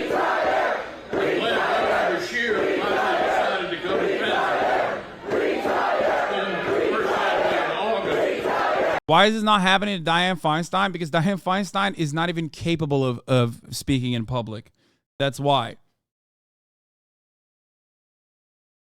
That's it. Because Dianne Feinstein doesn't even have, like, Dianne Feinstein has already given power of attorney rights to, like, her next of kin. Like, she's so gone. Dianne Feinstein can't even make a public appearance. Look at this. Senator Dianne Feinstein is giving up power of attorney. Here's what it means. The 90-year-old lawmaker from California has given power of attorney to her daughter, according to a document posted by Insider, a step that is raising questions from some others.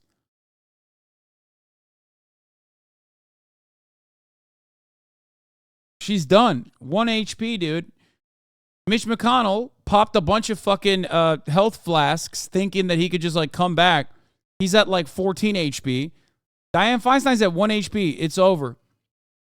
No matter how much you try to, the poison dagger is already still fucking eating away. They keep constantly trying to stack up as many flasks as possible, but it keeps going back to 1 HP. It's done.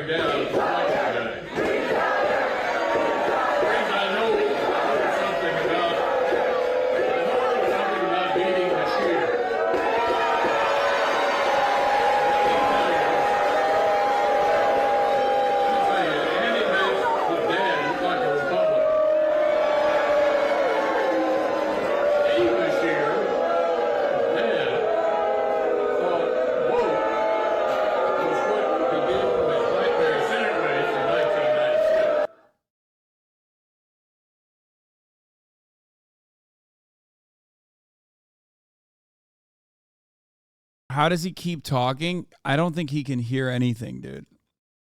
Also, Mitch McConnell has no shame, so he don't give a fuck. Trump talked about this on All Time. Wait, what? Trump agrees with the protesters booing Mitch McConnell and calling for him to resign in the funniest way possible. I agree. Boo, retire, retire, retire, boo. There's no way that's real. I don't think that's real. There's got to be a fake post, right?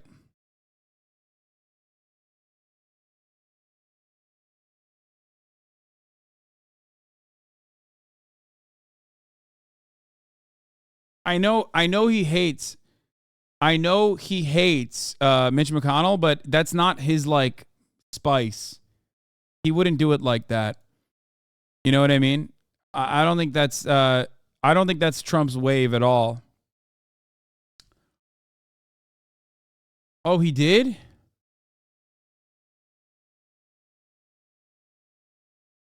Oh, he did. It's real. That's crazy. That's shocking. Chatter's thinking he'd care what anyone thinks. Yeah, Mitch McConnell doesn't give a shit. And that's why he's in the position that he's in. You know what I mean? Like, why the fuck would he? He got there by not caring and by being a gigantic piece of shit, chat. Like, that's the whole thing.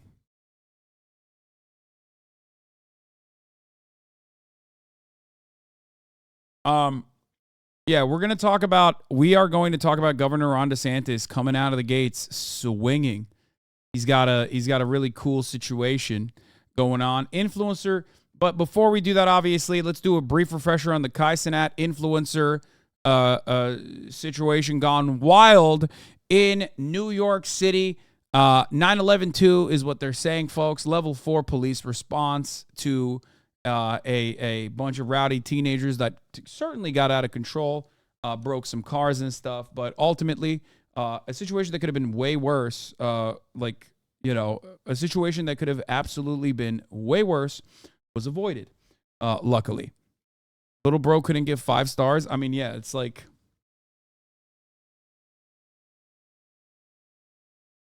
Let's take a look. A social media influencer facing charges accused of causing a riot in New York's Union Square. Thousands of people flooded the streets after he promoted a giveaway. Trevor Alt has the latest for us. Good morning, Trevor.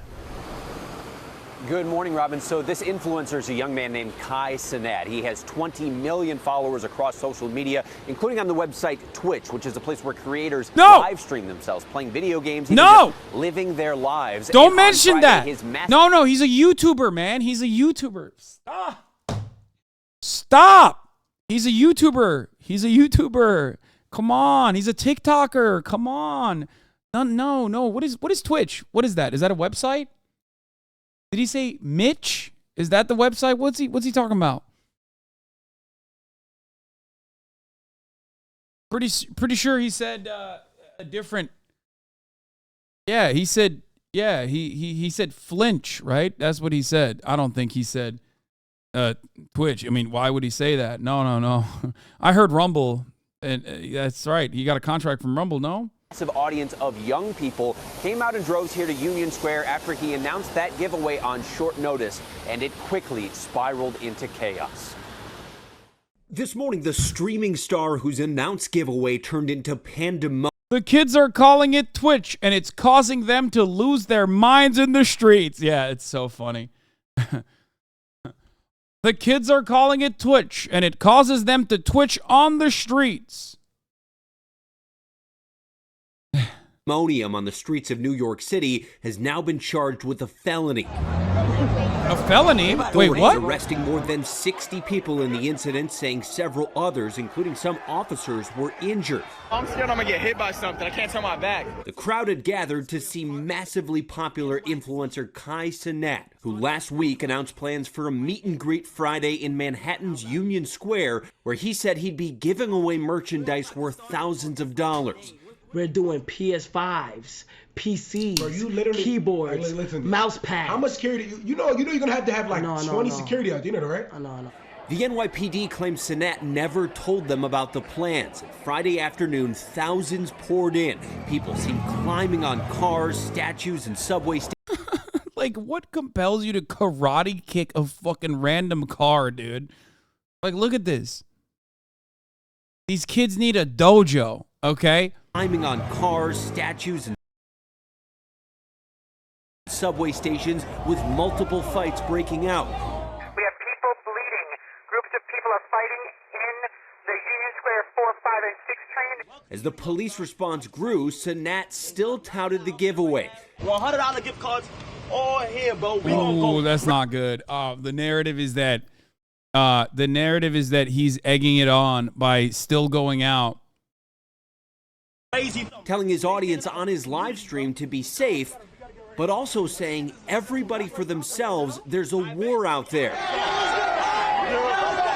Bro, dude, that's when you know you've made it, okay? It's not fucking Keemstar that's clip chimping you.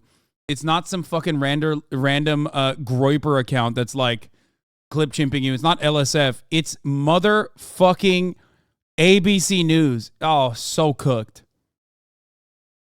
That's so... Oh, Jesus Christ. Wait, they didn't show him saying the calm down? Well, he did say it afterwards when he was in the cop car. But at that point, you know, the teenagers are twitching and twitching.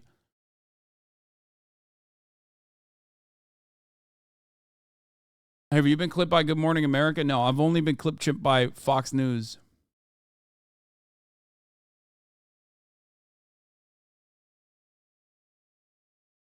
This SUV was then captured speeding away. This was straight up the worst part. Like, absolutely. Like, in my original assessment when it was happening the day of and across the board, this was, like, the most dangerous aspect of it. Like I said, luckily, nobody fucking died, and they easily could have. There was no crowd crush, which easily could have happened. There was no stampedes, which easily could have happened. All the worst parts of this were avoided, luckily.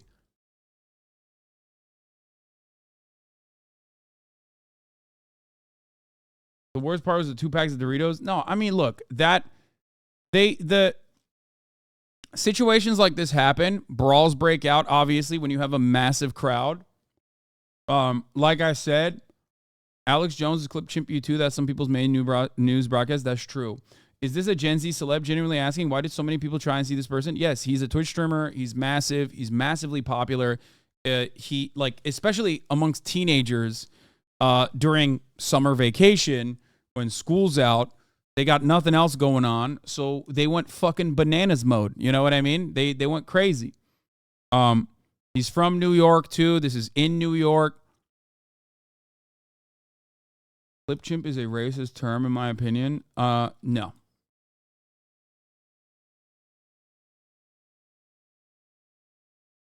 Wasn't there like a teen that got his head smashed in a car windshield while getting arrested? Yeah.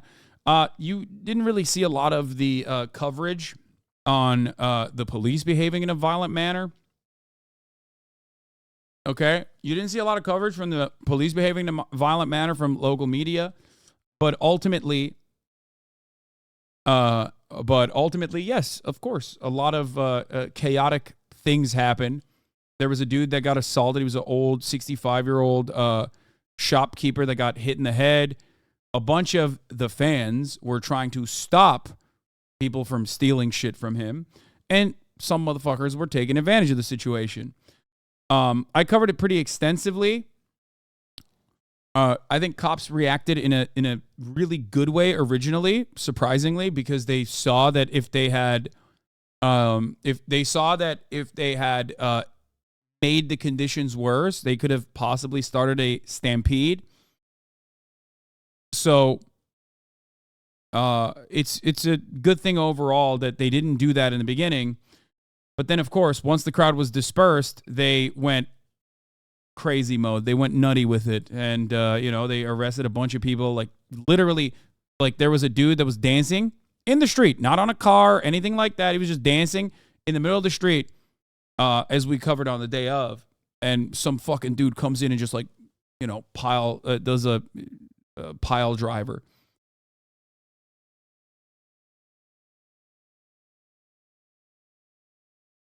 One other aspect I will say is that coked up K-Kona defending thugs. Dang. Don't self-report so aggressively. Holy shit. Another cop slammed a kid through the window of a taxi cab.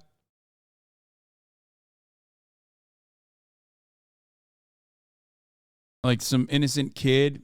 It wasn't even the right kid. Some innocent kid, like clearly a teenager, got his face slammed to the back of a taxi windshield. Windshield broke on his face, which is crazy. And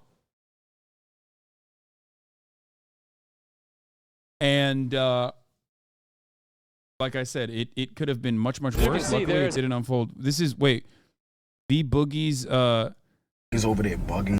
Get back in. Get back in.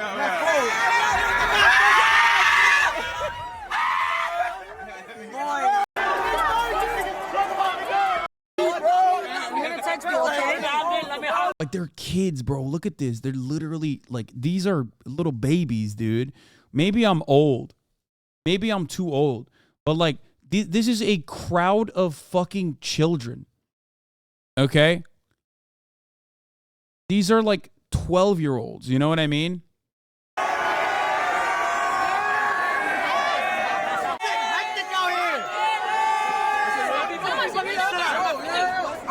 Like that. Look at this. How old do you think this is? How old do you think this little kid is? Not a day over 12, no shot, dude. This suit, please. Please, I'm a You gotta get his shit. Father blessings? Yeah. I got you. I'm about to follow you. Good looking. Huh? Yo, with the glasses on. Me, put it. This is so sweet. Who's hitting against the call? These are all the Lazan and Hasan chatters, which is ironic. I know. These are all the chatter spamming Lazan and Hasan in my chat whenever they come in here. To be like, Lazan, you're gay. Remember when you painted your nails? That's gay, Lazan. Notice how we haven't heard much of that recently? Yeah, because they're all fucking grounded and have no access to computers now. That's why. All the little juicers that went to the Kai Cenat meetup, who are also Kai Cenat fans, that fucking come in here and spam Lazan. They're all grounded currently. I don't think you want this crowd. No, I mean, these are all little kids. They, if tomorrow I had a collaborative content with XQC and Kai that was positive, they would all immediately be like, oh my God, what's on? They're children. They're not really exercising a lot of critical thinking, you know? Thank you. Much love. This is so sweet.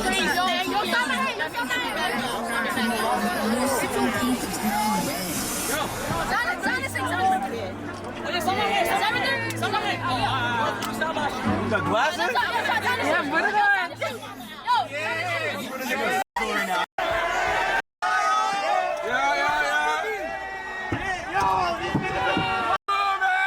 Yo, fix your window. Yo. Dude, actually seeing this unfold, other than like the helicopter shots that we watched, actually really showcases how insanely young these children are. Like, look at this. God. Like, is this when he was like driving away? Yeah, we seen it. Come on, nigga. We seen it.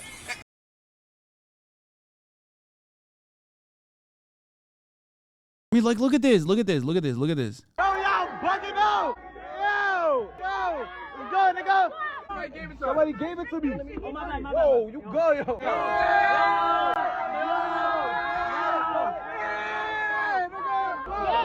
Yeah, these are like 10-year-olds. So when you watch this and then you see the police say that they arrested 65 people, 30 of which were juveniles, I feel like you probably get a better understanding of what was going on, I hope.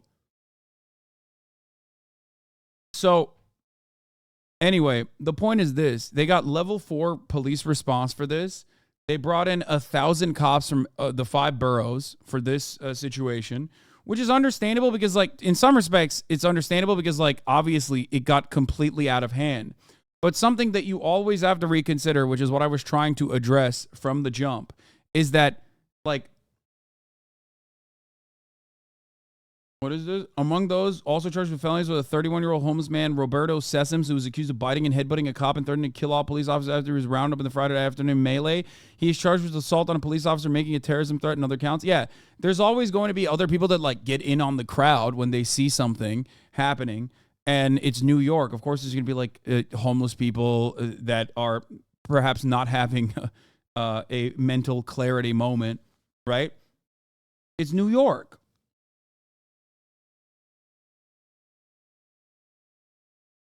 So the cops made this so much more dangerous. We literally have regulations written in blood because of how deadly crowd crush is. No, I disagree. I actually do disagree with that. I don't think the cops made it dangerous. In the beginning, I don't think cops made it worse. I think they actually did a decent job because they didn't fucking bust out the batons. They didn't fucking go in. They were having water bottles thrown at them. And if that crowd wasn't literally children, they probably would have reacted very differently. Only after, and I said this during the event as well, one of my main fears in that situation was crowd crush. A stampede or crowd crush.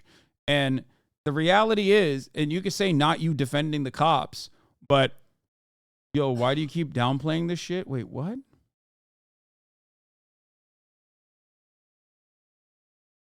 What am I downplaying? Okay, I'm going to stop responding in the chat, and I'm just going to say what I'm saying. If you don't understand what I mean, I don't know what to tell you. The worst aspect of this would have been if cops literally started, like, beating the shit out of all the people that were there originally. If they started beating kids or the crowd there, teenagers, adult thugs, if you want me to say it like that. Adult thugs, is that what you want me to say? These hoodlums, right? Fucking assholes. If they started fucking tear gassing that crowd, it would have caused a much larger commotion and it would have literally caused a stampede and most likely crowd crush. Okay. This was my assessment in the beginning. Okay. And they didn't do that. So I'm glad that they didn't do that in the beginning. And once Kai was out, once the event, which took place like what, for an hour and a half, once that event ended, once the crowd had dispersed, then they started beating the shit out of some people. God damn! Like, I can't even fuck with a nigga. God damn. Yo, y'all good? We good. Yo. Anyway, but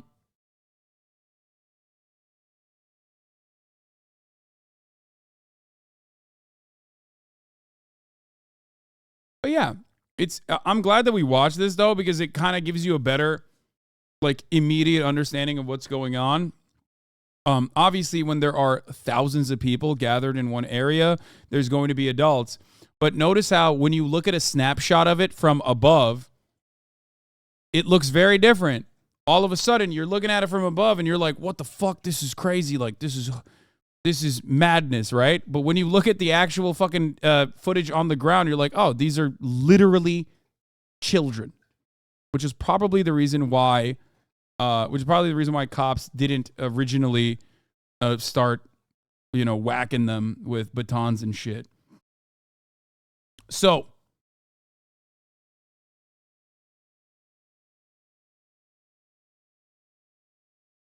but of course, some of the worst aspects, the absolute worst moment was this one when the SUV was speeding away and these fans were like clinging onto it and they were falling off the SUV. That was a really dangerous moment. And then, of course, rowdy teenagers and even adults that want to take advantage of the commotion go around. They fucking stand on top of cars. They break. They do property damage.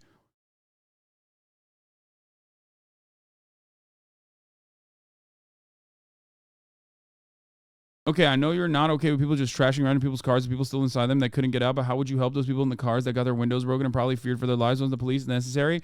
I never said the police weren't necessary in this situation. I don't know where you're getting that from. What are you talking about? I just spent like a pretty decent amount of time saying that, of course, they're supposed to come in and do their very best to unwind as best they can, which they did. They did a decent job in the beginning.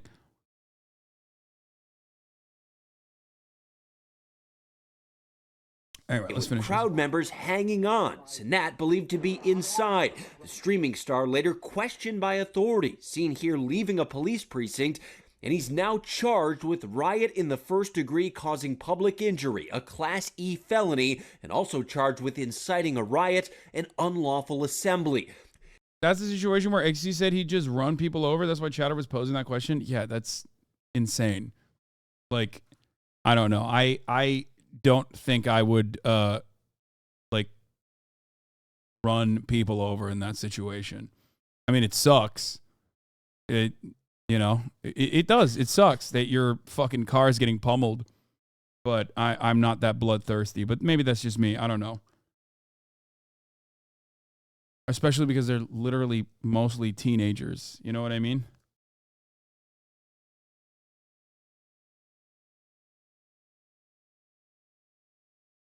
And for the record, before people say, well, what if they came to your house and tried to kill you? Yeah, self-defense in that situation is a little bit different, I think. In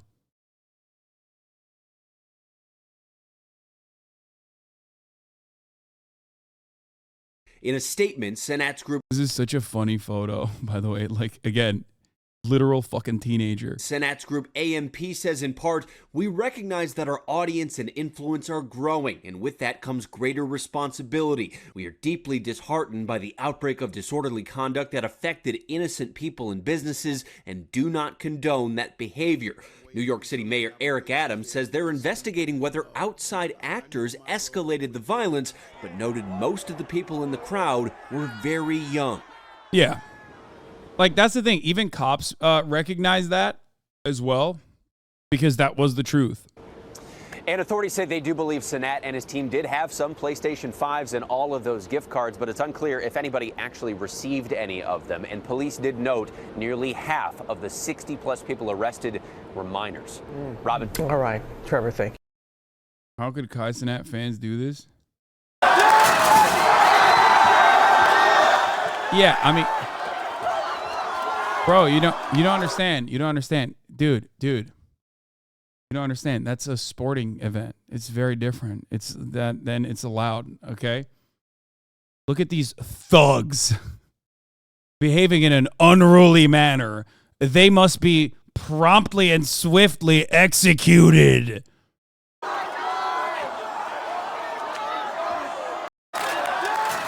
So I already covered this before. Like, that's what I was saying. The juxtaposition is that the juxtaposition always in the aftermath of sporting events, which also turn into chaotic situations, is that there's of course property damage, which is again still unacceptable, just like it was unacceptable in the Kai Cenat bedlam.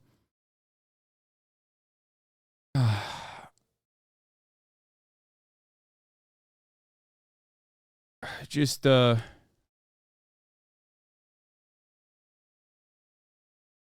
same type of sensationalism exists in all aspects of the media. And no matter what happens, I think that there's always going to be some biases. What's the difference between a crowd crush and a stampede? A crowd crush is when the crowd gets too packed and there's no exit. And if you're in the middle, you literally suffocate because your lungs start collapsing. It's like you can't move. A stampede is when everyone is running in different directions and people fall and then they stomp all over you and you get stepped to death, which is really fucking scary.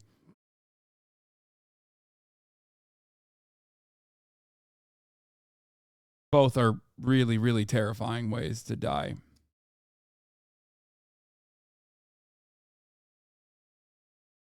We saw those. There are thousands of.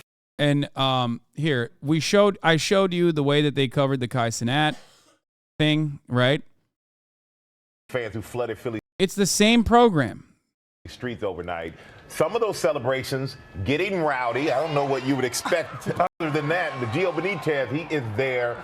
And Gio, these fans were very excited about their first Super Bowl win in Philly.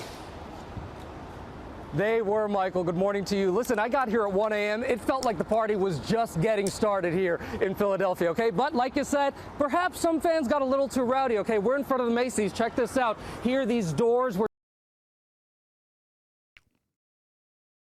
Same After program. He promoted a giveaway. Trevor Alt has the latest for us. Good morning, Trevor. Good morning, Robin. So this influencer is a young man named Cenat. He has 20 million Twitch. Just came out in droves here to Union Square after he announced that giveaway on short notice, and it quickly spiraled into chaos.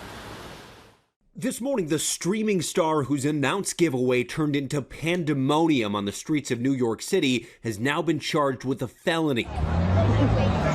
Authorities arresting more than 60 people in the incident, saying several others, including some officers, were injured. Were just completely smashed. These windows here just smashed. You have glass everywhere, okay? I want to go ahead and show you this video right now because the crowds were just massive. Thousands and thousands of people were out here. But, you know, there's another piece of video, and that shows all of the chaos that was happening in some parts of Philadelphia, okay? You had these cars that were set on fire. People were sliding. Like, think about it this way. Like, the words that they're using, this is important. This is how you build a narrative. When you say, oh, it's just a bunch of crowds getting rowdy while they're literally showing flipped cars, cars on fire, you're heavily massaging what is going on, right? You're manufacturing consent. Which, by the way, for the record, that's rowdy. Those are adults. The other situation is rowdy teenagers. But the narrative that they attach to the footage that they're showing you is basically the sexual harassment versus flirtation meme. You know what I mean? Sliding down these poles. And over at the Ritz-Carlton, we have video of this. People climbed on top of the awning, and that awning actually collapsed. Well, they didn't bring crowbars. They hit moving cars. Brother, you just watched them light a car on fire. What are you talking about? They flipped cars and lit them on fire. Property damage is still property damage. How can you look at a situation that is like not only identical, but also one is like objectively more property damage than the other one and go, well, they're white people, so they didn't have crowbars, but I assume all the teenagers that Kai brought to Union Square, they all had crowbars. They got some injuries there. You see that collapse right there. So you had some injuries. Thankfully, no deaths. But back out here live in Philadelphia, you can see how proud people are. Fly, Eagles, fly. The city is proud. That victory parade is scheduled to be sometime this week, perhaps. There you go. Chaotic celebrations inciting a riot. Both are identical. One is objectively worse, as a matter of fact. So that's why when I look at a situation like this, I cover it from the aspect of like how much damage occurred how bad it was and how bad it could have gotten.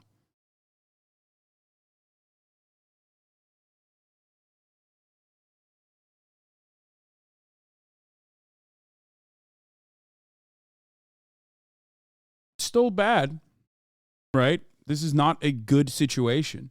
You never want chaos to unfold. Not all Eagle fans are white law. Yeah, I know, but it doesn't matter. I'm pretty sure you see that, right? Like, this is such a ridiculous take. I know that not all Eagles fans are white,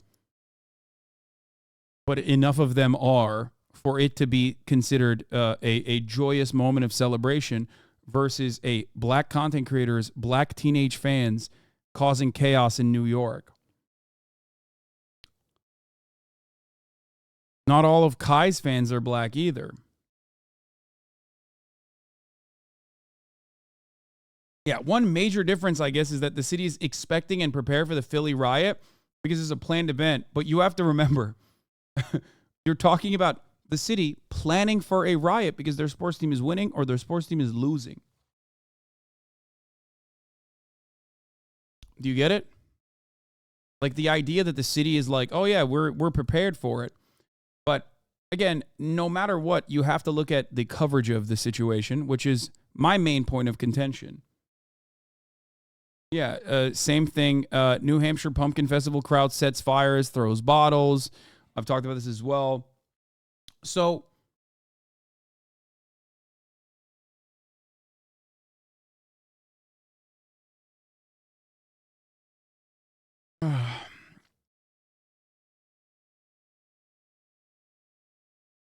you know, this kind of stuff happens, and it will continue to happen. It's just like the coverage is very different.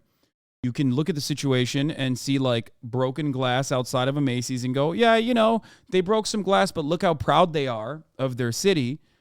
Or you can look at a situation and be like, this storefront was ransacked. And like cops were brutally assaulted. This is literally worse, objectively, as far as property damage, as far as like genuine harm. But the way that it's covered is certainly different. That's the point. In both circumstances, ransacking storefronts, or especially when it's like some small fucking booth on the side of the road, and on top of that, you know, piling on cars and like breaking them down and shit like that is unacceptable, of course. So should both situations be treated like sports celebrations? In a perfect world, the situation would be treated in a similar manner. Yes. By the media, it would be covered in a similar manner. A light-handed approach. Just say exactly what happened. Okay? Got out of control, certainly. Ultimately, the police did a decent job in the beginning, and then it turned violent when they started cracking heads once the crowd dispersed. Thank you for coming, you know. It's nice to talk about this stuff. I do think it's important. I really hope that Ethan will be slow and he wouldn't go. That definitely is a pretty big point on the internet. Oh, it's doing it still. I hope he doesn't go like buck wild on XQC from the jump. Let's fix that. I want to make sure it's fixed before we get going. Unless I remove myself. Dan, do you have any? He's working on it. But yeah, also the 3-minute ad break is upon us, obviously at the top of the hour. XQC debates are some of my favorite because it's like really bad. I mean, he's not very good at it, but he still tries. You know what I mean? As best as he can. Ethan, on the other hand, wasn't the best debater for a very long time and has gotten tremendously better. Okay?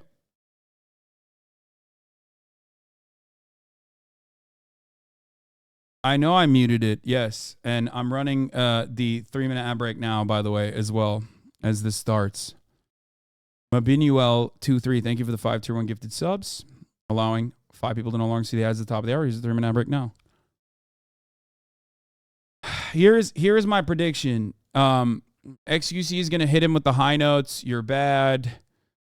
you were racist. Remember when you said the N-word? Like whatever people have written 1,000 times over on YouTube commentary circles. And then when Ethan responds with like, well, you know, you're not reacting hard enough, or do you think that this is ethical? He's going to say, I don't give a shit. And that's what his counter is going to be, I assume. And the weird situation is that, like, I'm a little bit in the middle of this argument as far as like my position, because I do think that for the most part, like ReactGate is certainly overblown, because most content creators across the board, other than the ones that are like going crazy over it, they have a more nuanced approach, more nuanced approach to like Twitch streamers reacting to content, and don't really care about it and see benefits from it as well. Ultimately, it's pointless, but you know, some content will come out of it. Okay, so I think there's 3 points to that. I don't want to get too debatey yet, but basically, I think I value a good live product, right? 1, 2. I think I'm the right guy because I do a lot of it. I do good reacts, bad reacts, but overall I do a high density of reacts. I do a lot of it.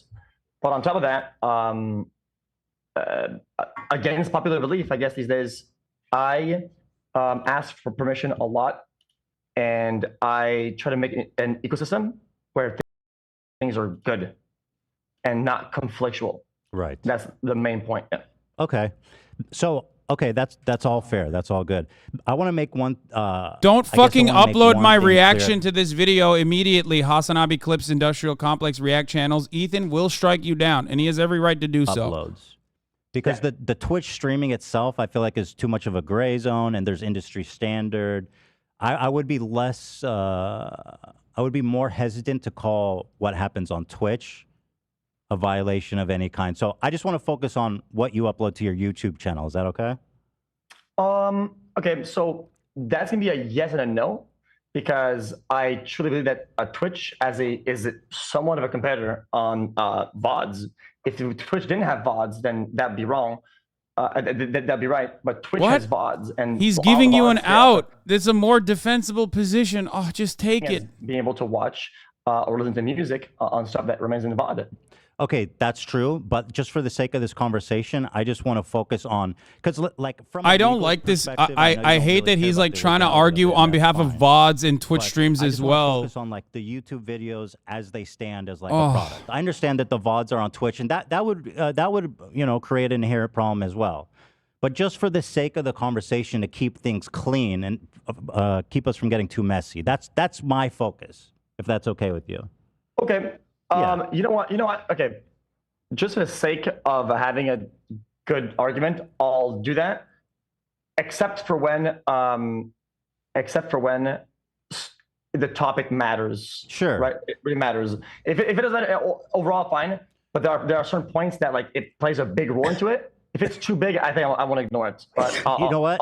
That's 100% fine. I guess I'm just saying that for myself, so that when I'm talking, you understand that I'm talking about your YouTube channel and not making general statements about what's happening on Twitch. Okay? That's fair. Yeah. I'm so glad this dispute is being treated as a serious crisis that necessitates endless debate. What a joke. I think at this point it's just content. Is transformative. Of course, that's one of the main tenets of fair use. Do you think your work is transformative? Yes. You do? Yep. Wait. Here, I mean, okay, because I was watching you yesterday, and here you said it's absolutely not transformative. Here it is. You don't have to care. That's totally fine. But do you agree that you've created non-transformative reactions? 100%, yeah. Okay, that's fine. We've agreed. So here you say you've 100% made non-transformative reactions. Did you change your mind? No, absolutely not. I didn't change my mind. The whole point is that nevers are really bad, because I think we all have stuff that is not transformative. If you do a full-on yes or no, I just kind of like play with the question, and that was kind of like on the but fly. Your work is not fully transformative. Some of it is not, by your own admission. Yeah, some of it is less reacted. Yeah, 100%. Okay. So in that regard, do you care at all about like IP or copyright? or like the fact that it's illegal, does that matter? If that it might be illegal, does that matter to you? No. It doesn't matter. Well, if flat out doesn't, because But that's fair. That's totally fair. And so because it doesn't matter to you, I don't think there's any point to really even discuss. Well, I can elaborate elaborate a little bit. Go ahead, please. And open the door a tiny bit, just to give you a general angle. I truly believe that usually the people that enforce it are the ones that have a problem with it, right? The problem with the nature of the content itself. Because in terms of legality, right? Technically, if I'm playing some Telltale game, well, I mean, they could take me down anytime they want, right? Because that's their game. This motherfucker shamelessly using my argument. Right? So legality-wise, they could clap me for everything I've got. Oh my God! Okay, that's fucked up. That's fucked up. You can't, on the one hand, constantly fucking use your juicer audience against me to then shamelessly turn around and use my arguments. You motherfucker, bar for bar. He's using my Nintendo take. With the philosophical thoughts of you fucking snake. The limitations of that is that I care enough about it to where it affects me. I'm copy striking him, dude. So I have to care because it's the legality of it, right? Like if somebody wants to strike down, wants to send out a claim, whatever, well, I have to act on that, right? So it's also funny because everyone yelled at me when I made that argument, but now that XQC's making it, I bet everyone's gonna be like, "Oh, dude, King, you're so smart. He's so brilliant." I engage with people in content that are not going to do that because they believe in the mutually beneficial nature of the interaction, such as video games. Even though the video games could strike me and they want for just playing their game on my stream. Right. Remember when I made this argument and his chat was going spamming, question marks? Skip this whole conversation and move on to the because I think we both agree. It's fine. I don't give a shit. As long as people recognize it as valid, then I don't give a shit. It's not transformative. That a lot of the stuff you do would fail the fair use test. So we're on the same page. Yeah. And also a lot of your stuff too. So we're in the same boat pretty much. Probably not as much. No.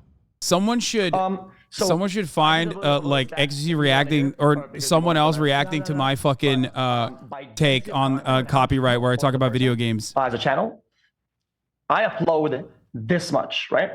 Overall, because I have a lot of runtime, you upload about this much.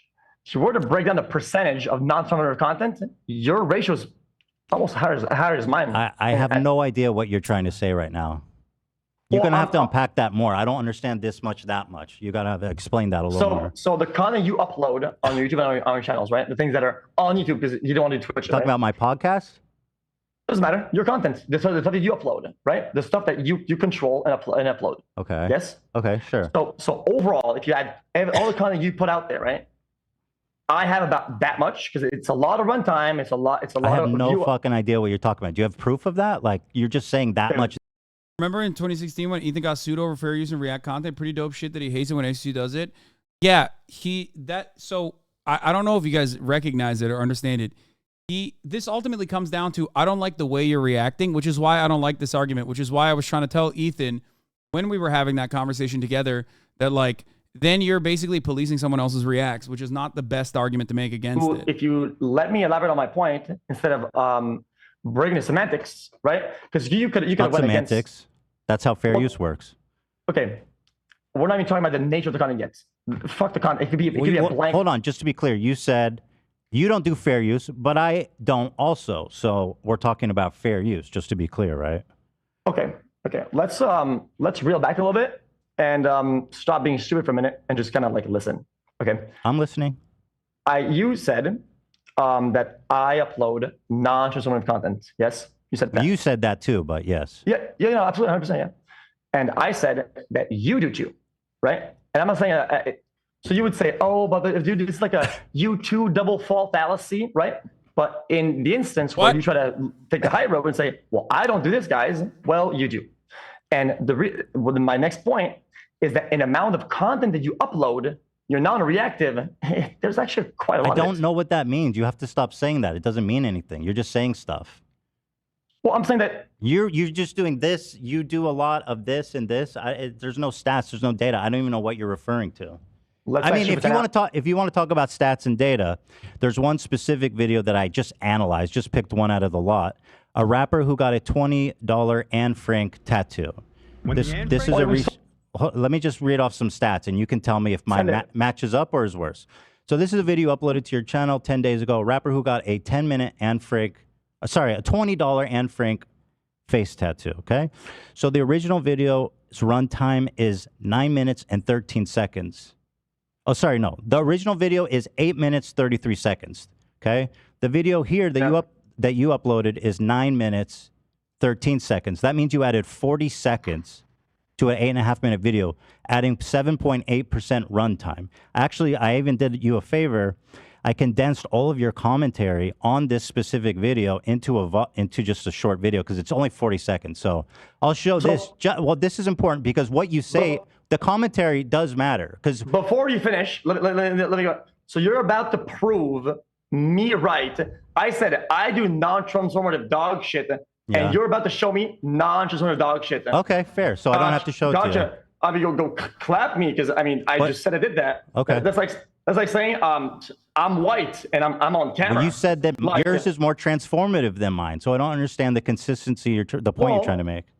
Now that you've brought that up, I mean, sure. Let's take well, hold on. Before you do that, let's just I do think it's interesting because the commentary does matter. Okay, do that. What? So then Where?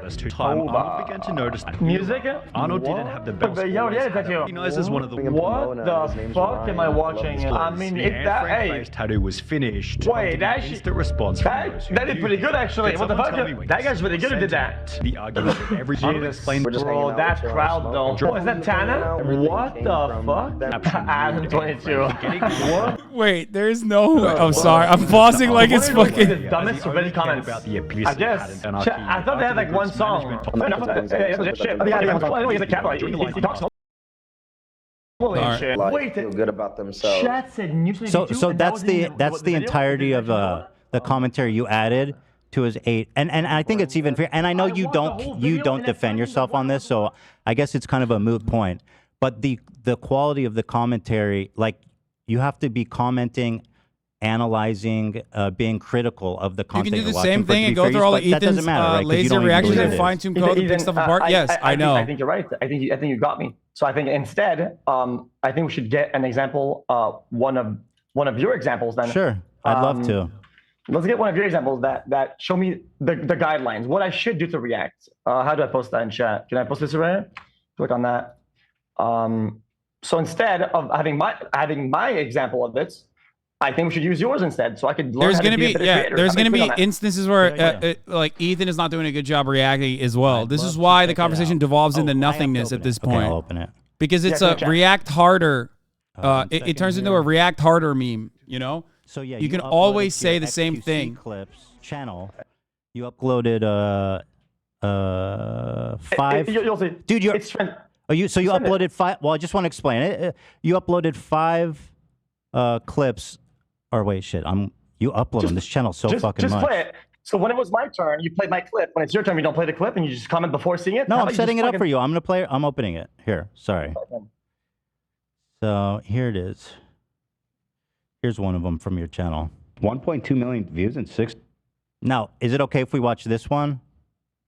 Ethan shows XQC how transformative reactions are done. Number 4. This is the one you uploaded. Yeah. Number 4 works. Oh, number 1, 2, 3, or 4. Yeah, there's 1, 2, 3, 4. They're all good. So here it is. So you can. Hours. Okay, King. Jesus. Finally over. Logan Paul. Do you notice a problem already, Felix? There's a cut here. Okay, King. Jesus. Why is there a cut there? Huh? Yeah, there's a cut here. So whenever you play my video, did I say, "Wait, Ethan? I think I've seen something on the screen right there. Is that a dead pixel?" No, he's gonna say it's edited. They literally take videos that they're gonna react to ahead of time. An edited clip. If you're cutting out my commentary and then trying to say you do fair use, this seems a little silly. But I'll play it. Play the video. Jesus. Finally over. No, chat, you don't understand. Ethan took every moment of XQC's commentary versus XQC's video doesn't show Ethan actually reacting to the videos at all, because these are these are always there's always reactions that they just clipped out. Yeah, I mean, it's not high effort. No. Do you not understand? The editing is not high effort. I mean, hold on. Here, Hold on, let me get a not taste it of this. either. He did the exact opposite of what. Just sitting there quietly for the first 30 seconds. You should sue him. Fuck you, XQC, you thief bitch. Turns out it's actually on his secondary channel. So if she chooses I'll play the whole thing. Just let me know when to stop. If you want me to. It's entitled "Thank You, statement. Coffeezilla." It's the third response. They could sue you, and they would. And they Does would he be not right to realize sue that you, I think. Ethan could just like go back and show all the parts where he's doing commentary? And it's a pretty big change in Logan's attitude so far. So let's see what he has to say to us. Oh no, dude, this is such a bad way to argue this position. Holy fuck. I'm just wondering, because the guy says, I wonder what he has to say. I wonder what you have to say about this, because I'm watching you and you haven't said shit yet. So, I mean. Well, well, you told me to let the clip play. Do you want me to let the clip play, or do you want me to interrupt it? You got to choose a lane. I was trying to be creative with it and kind of do commentary at the same time. And I was asking the old Ethan, the guy that's morally above everybody. Ultimately, this shows this React gate is so dumb. There's like a problem with it. Do you want me to keep playing it, or Keep going. Okay, cool. But in all seriousness, this video That's a good one right there, boy. does have some major admissions in it I want to go through. For one, Logan apologizes to me. I called him. I apologized. My criticism of him right now is that he uploaded this to YouTube. Because I understand the nature of. I mean, live listen, streaming. it goes on. But I'm going to tell you, I find it really interesting that you think this is compelling. This is actually. First of all, there's so many cuts in it. It's not persuasive at all. But one thing I do want to ask you about is why you cut out the beginning of the segment when I talked about it. Here's when I set up the video. Here it is. And again, the framing, what you say in the before and after is really important. So here's how that clip starts, Felix, which you cut out for some reason. Yeah, so Logan made a video after he got absolutely bodied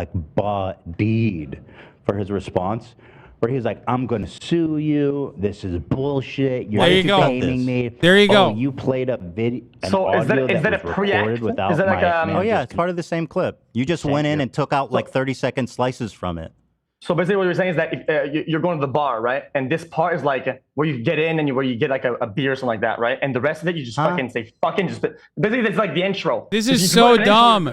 Dude, taking clips off of his podcast is bad because his podcast has a team of producers that find clips ahead of time, and there's a narrative. There's a coherent narrative. It might be in real time, but it's never just like it's always pre-watched. And the audience isn't just watching the video while, I mean, you do get up and go to the bathroom a lot. So I know that you want to, but that's fine because you don't care about it. But for you to think that this is proof, you use me as an example for your identity. Is what you're saying? Felix, do you think this clip is compelling? Do you see what I'm saying, that this example is really dishonest? His example was all the times that XQC added feedback. XQC's example was all the times where Ethan didn't have any feedback. It's two entirely different ones. Well, yeah, I watched it like you just did. Oh, you did? Oh, you just watched it for the first time? So the cuts are... Have you watched the unedited version on my podcast? Yeah, it's okay. So then why was this removed? If you don't let me talk, I mean, we're not gonna have a conversation. Well, I just want to get to the point. You know what I mean? Because I don't want you to deflect. I want to know why you cut this part. Then when you ask a question, you have to wait for me to answer. Otherwise, it's not gonna work. And you said, okay, go ahead, please. Because you asked a question, you did 3 times. That's okay. Go ahead. Okay. So there's 4 of them out of many of them, by the way. We only uploaded 4 because we didn't want you to go crazy with the DMCA stuff. Basically, it's pretty much a lot of it is spliced and it's back to back. So yeah, there is a cut, but it's like you're pausing a video, but it's the same thing. You go in stretch of the 2.5, 3 minutes. You haven't proven that. But here's what I will say. Well, go to get another one. Go get the one from Meat Canyon. That one is you. Okay. Yeah, go ahead. You combo mustache twiddling, hair, and neck skin, and you do like this. Yeah. And you have all sorts of things, and that's major React, bro. I have to give it to you. Right. That's you're right. You're right. That's insane. You understand this concept because you talk about it all the time. Meat Canyon is my friend who gave me permission to react. Oh, so it's about permission then. So now we're going to go post. Well, hold on. It is. Hold on. Before we move on, I just want to make it clear that when you're accusing me of not adding enough commentary, that you did upload a clip that's deceptively edited and, I mean, frankly, dishonest. Why did you cut this beginning part? Okay, so Ethan. Why did you cut this? Unfortunately, the problem that I have right now is that you're saying that now, and you're saying all this whatever, right? But it's quite literally you in the video that's edited that says if there's cuts in it, it's not the video. How is if there's cuts in it? Ethan went and clipped every single moment that XQC actually reacted to a video. XQC did the exact opposite. I don't know how people don't understand this. Okay. So he's a little cooked. XQC's cooked here. That is one aspect, yeah. In the video you're trashing me, you say he's sitting there for 40 seconds without talking. That's one of your major concerns or criticism. It's why it's highlighted so much in the video. Ultimately, who gives a fuck is the right answer because, like, again, this is like petty content creator back and forth, and it's. I hope that you guys get that takeaway from the situation because the Reactgate stuff is, for the most part, purely cultivated by people who want to fucking farm clout because the overwhelming majority of content creators don't actually give a shit about it or have a significantly more nuanced position that we all would agree on at the end of the day. No, you still are a content thief, in my opinion. Take it back. No, why would I take it back? Because if you're going to reel it back and say, I just said that wasn't a good analytical point. I still think you're a content thief.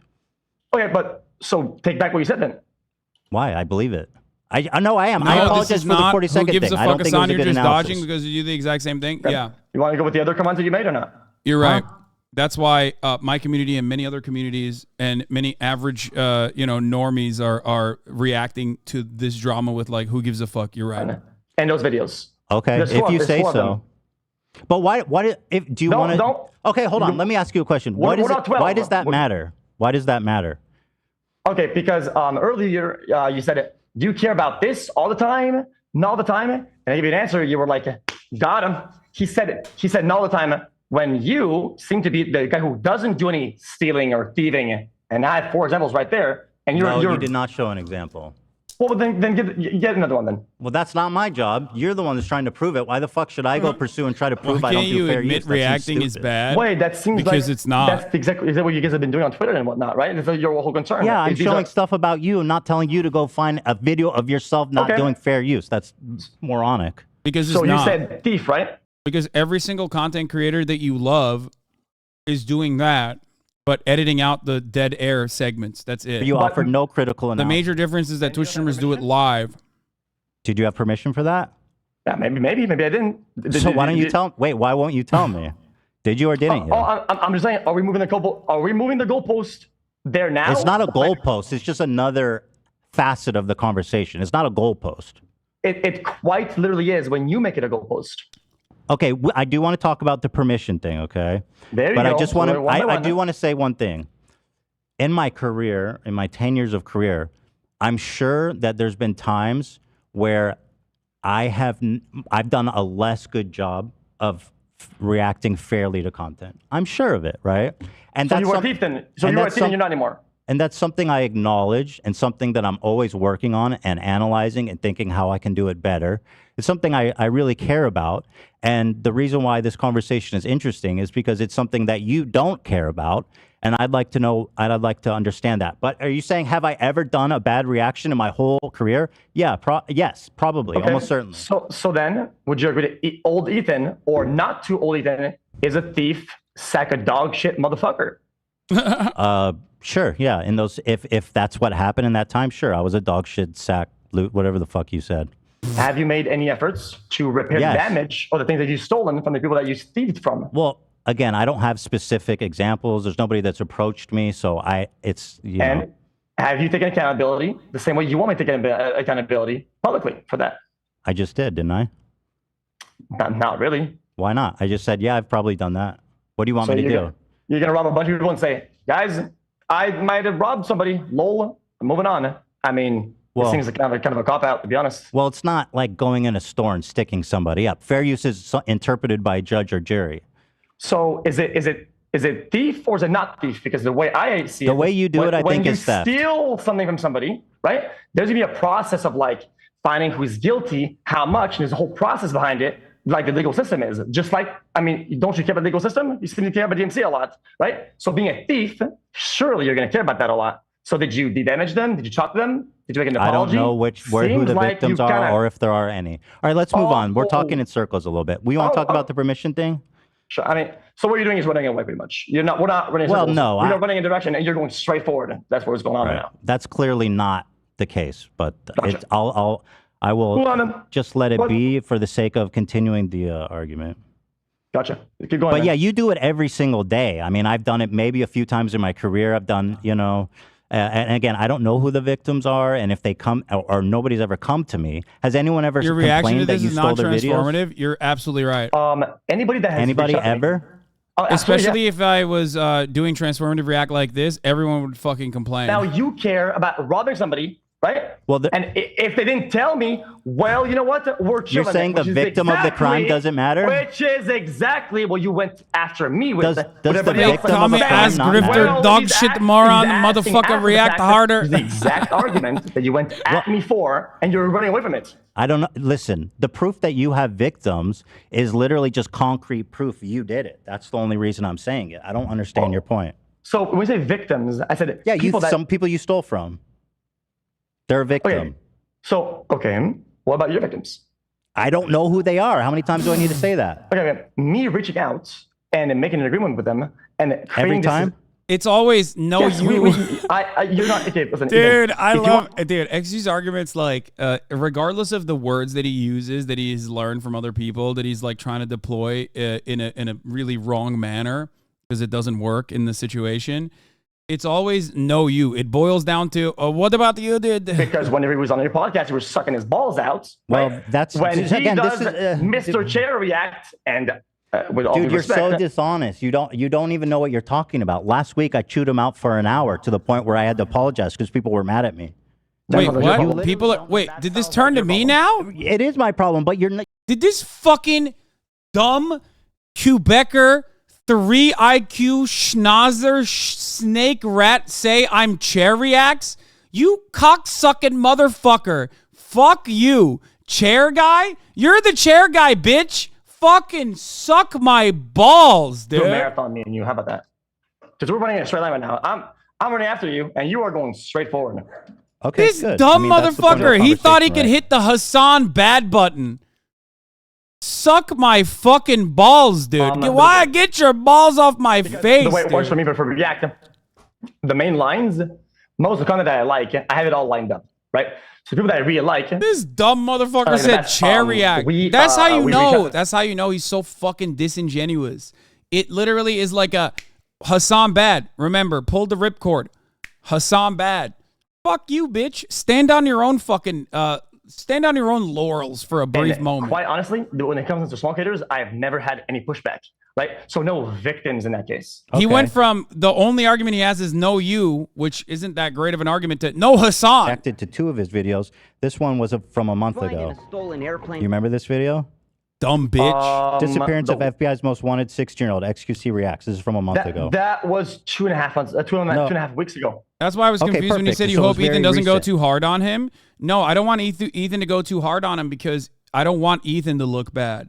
Because if he went in and was like, you're a dumb moron, you're a bitch, like he was saying on the Leftovers podcast, he would look bad. Ethan is the best. Ethan is the best when he just like does the slow boil. Okay? I don't know. Did he complain? Because at this point, I don't know if I have a victim, right? I don't know. So I didn't do. Well, you do, actually. And what's funny is I literally just reached out to one random person from your recent reacts, just one, who followed me. Because I knew it's just one. It's just one. It was only one, for sure. Yeah. No, I swear to God. I just So you went reached to out- ask, are you a victim, by the way? Let Are you a me, victim? hold on. This is important. This is important for you to understand.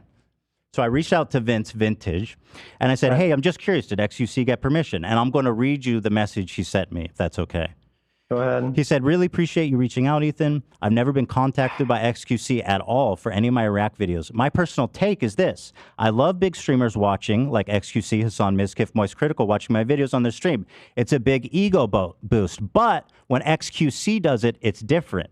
When he watches my video, he always re-uploads the whole thing on his YouTube channel with his insightful commentary as, wow, chat, isn't this crazy? Compared to when Hasan watched my stuff, he shouted me out and he says he loves my stuff and he he sent a bunch of subscribers to my channel. A fair exchange. Here's a video. He showed me a video of Hasan doing that. And then he said, XQC, he really just steals my shit. Entertains his audience of hundreds of hours I put into my videos while I get just a link in the YouTube description. The problem isn't the reacting, it's the re-uploading of my video with his face on the thumbnail, and also, and I don't DMCA him because I don't want the Twitter drama. He doesn't want the Twitter drama. Wait, why are you... The fucking vindication! Why are you denigrating that? I think you should take... Did I just catch a random stray dub? Right? How does that happen? Well, I mean, that's a How paid does that actor, happen? 100%. That's never happened before. Oh, it's a paid actor. In the He's history. a paid actor. Yeah, it is what it is. Okay, I well, mean, just assume for the sake of the conversation that he's not a paid actor. Okay, okay. So the first guy you react, right? The first guy you send a message to sends you a paragraph, looks like the Bible, right? And is stroking your ego out. Well, you know what? That's okay. I'll bite, no problem.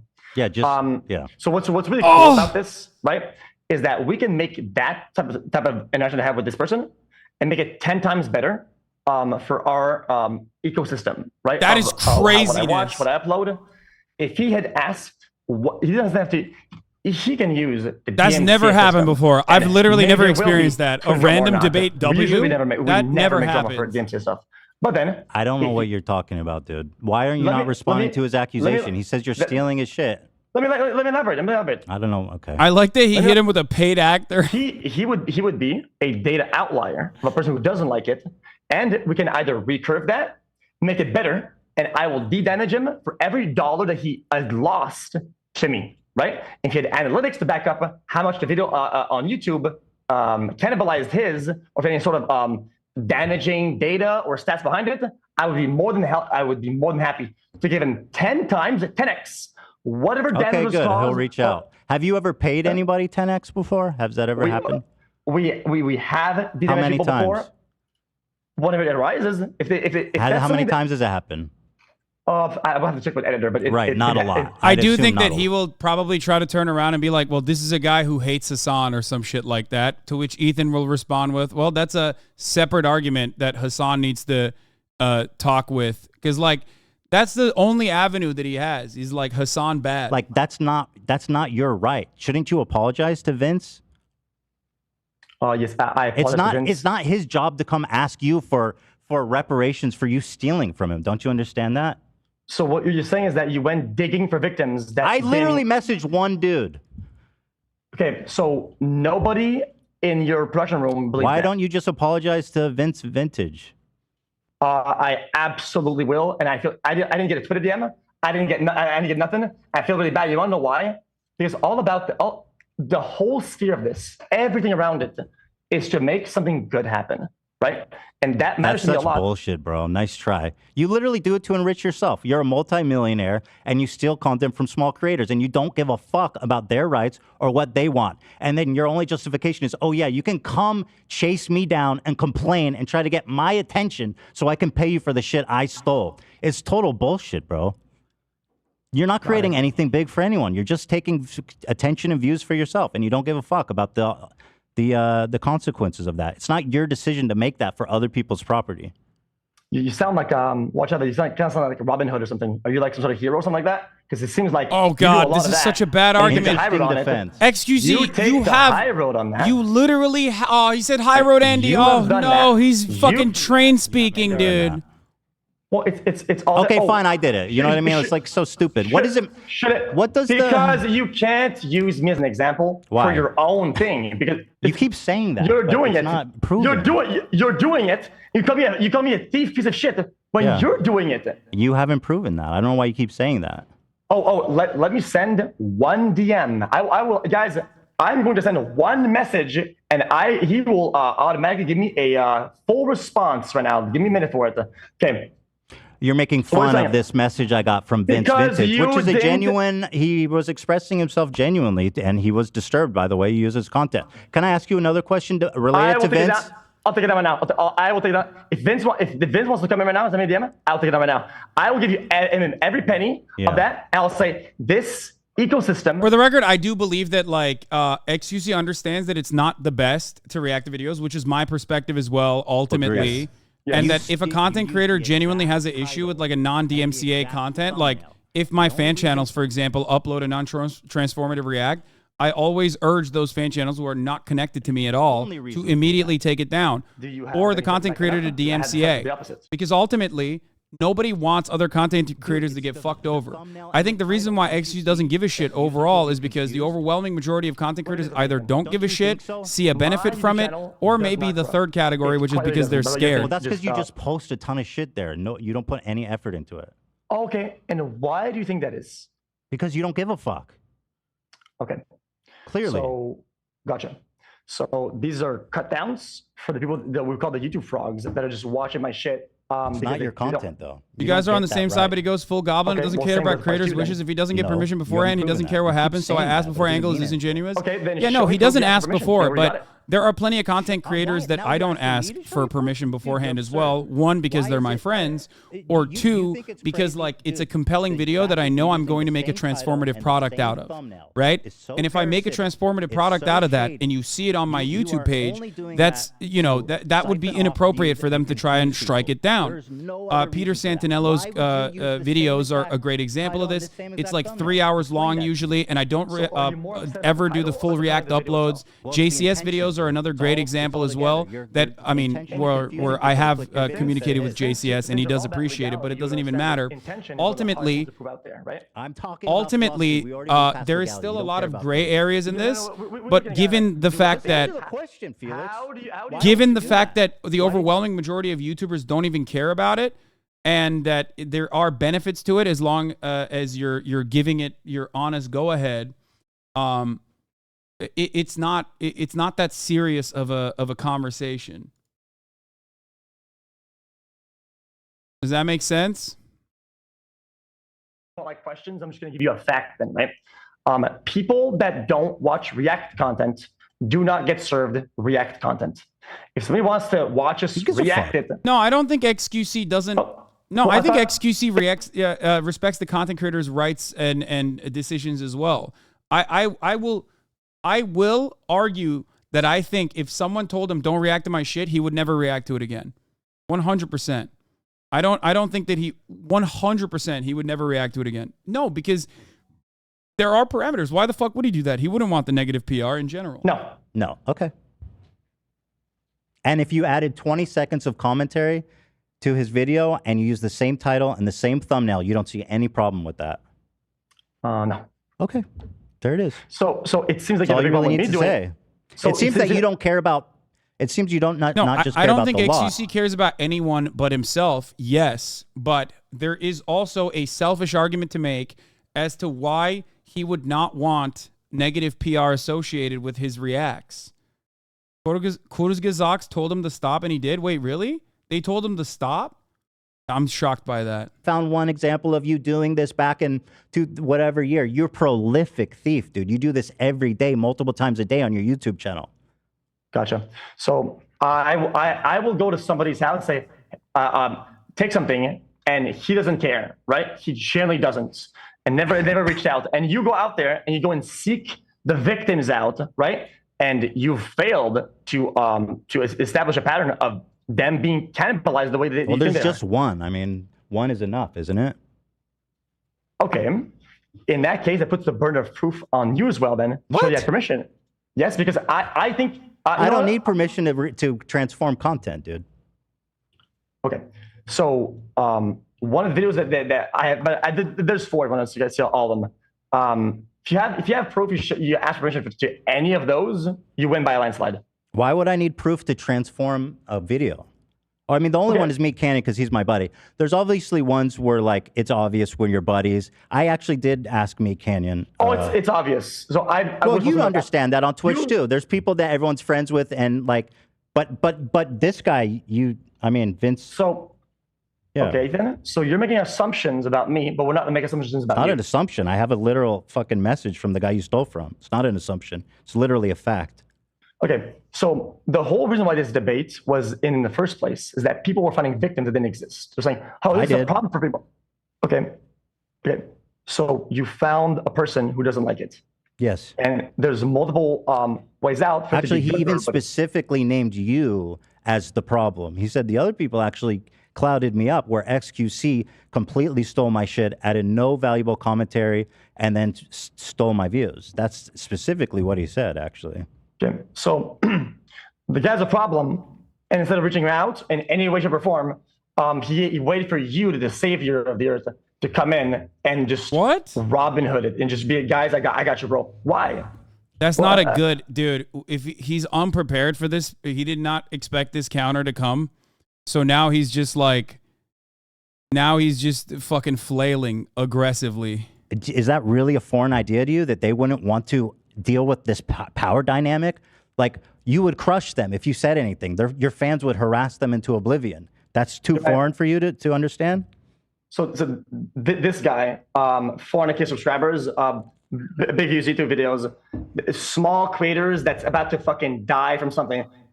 Ethan is here to save the day. This person will now be able to afford some food and eat some rice tonight. Well, I'm just saying, because if you try to make a portrait, if you draw a picture on who this person is, and you say small creator, like struggling and whatnot, instead of I'm saving him, and you're just you are misrepresenting. So he doesn't matter. Oh yeah, he does matter, but not in the capacity that you're trying to paint. Which is what? I don't understand what you're saying. A small, struggling creator. Somebody please help this person before he goes out of business. Well, no, I didn't say any of that. Well, you did. You did. You just I actually quite literally did not say that. You said small creator. That's enough. Well, okay. I was upfront about his sub count. I looked at it. But anyway, let's see. My bad. I was just wrong. I was just mega wrong. Let's move on. Let's you keep have running. been this entire time. It's fine. Right. So yeah, I'm sure you're familiar with this thread, because he actually gave you permission to perform this analysis. Internet Arcanist. I gotta say, I'm not very convinced by Ethan's argument here. It basically boils down to his content is transformative, but XQC's isn't. That's a factual question for a jury to decide, and that includes Ethan's. Not sure that I buy the idea that Ethan has proved anything. There's not applicable legal standard being applied here, but Ethan's vibes. I know, that's why I said a lot of this ReactGate conversation turns into React Harder. And also shit slinging. When it comes to me, it's mostly Hasan doesn't react. It's the chairman. There's no better indication that the ReactGate drama is quite literally around vibes. And if a streamer I like, or if a YouTuber I like does it, I like it. If a YouTuber I don't like does it, I don't like it. Or a streamer I don't like does it. Then me being recognized by pretty much the entirety, other than like reactionary YouTube channels, pretty much the entirety of fucking YouTube content creators as Hasanabi. So much so that there is like super viral memes of Casually Explained owning me for pausing the video over and over again and reacting too fucking hard in a live sequence to a chair meme. All it matters is what sticks. And it's just like, oh, you put the chair up, you watch the chair. Of course, there are going to be moments where the only thing that you see is the fucking chair. You're a content thief too, though. Go ahead, dude. Point to fucking me being a content thief on my YouTube channel. If you think that I have uploaded something that you don't find transformative, that the content creator himself has genuinely gotten upset over, you're going to have a very hard time finding one. All you're going to do is look at straight VOD rips. All you're going to do is look at straight VOD rips and repeat that over and over and over again. Straight VOD rips from fan channels that didn't transform the original product at all. He would have asked us to take it down and would have done that, right? No, he left it up for the experiment, and he said, do not use any of my other videos without my permission. He literally told you that. So it's a social experiment at this point. It's like an experiment. So now it's the guise of experiment, and he's only letting it because it's an experiment now. Okay, well, I showed you proof it had a negative effect. Do you have proof it had a positive effect? No, you didn't. No, what? You didn't. You absolutely did not. Absolutely not. So show the stats again? Sure. So explain how this is good. He said, I'll let you describe. The video witnessed an 87% decrease in impressions on the day of the reupload. So Ethan, explain that dub to me. Go ahead. Do you, in your position, have a time machine? Answer the question. You do not. Gotcha.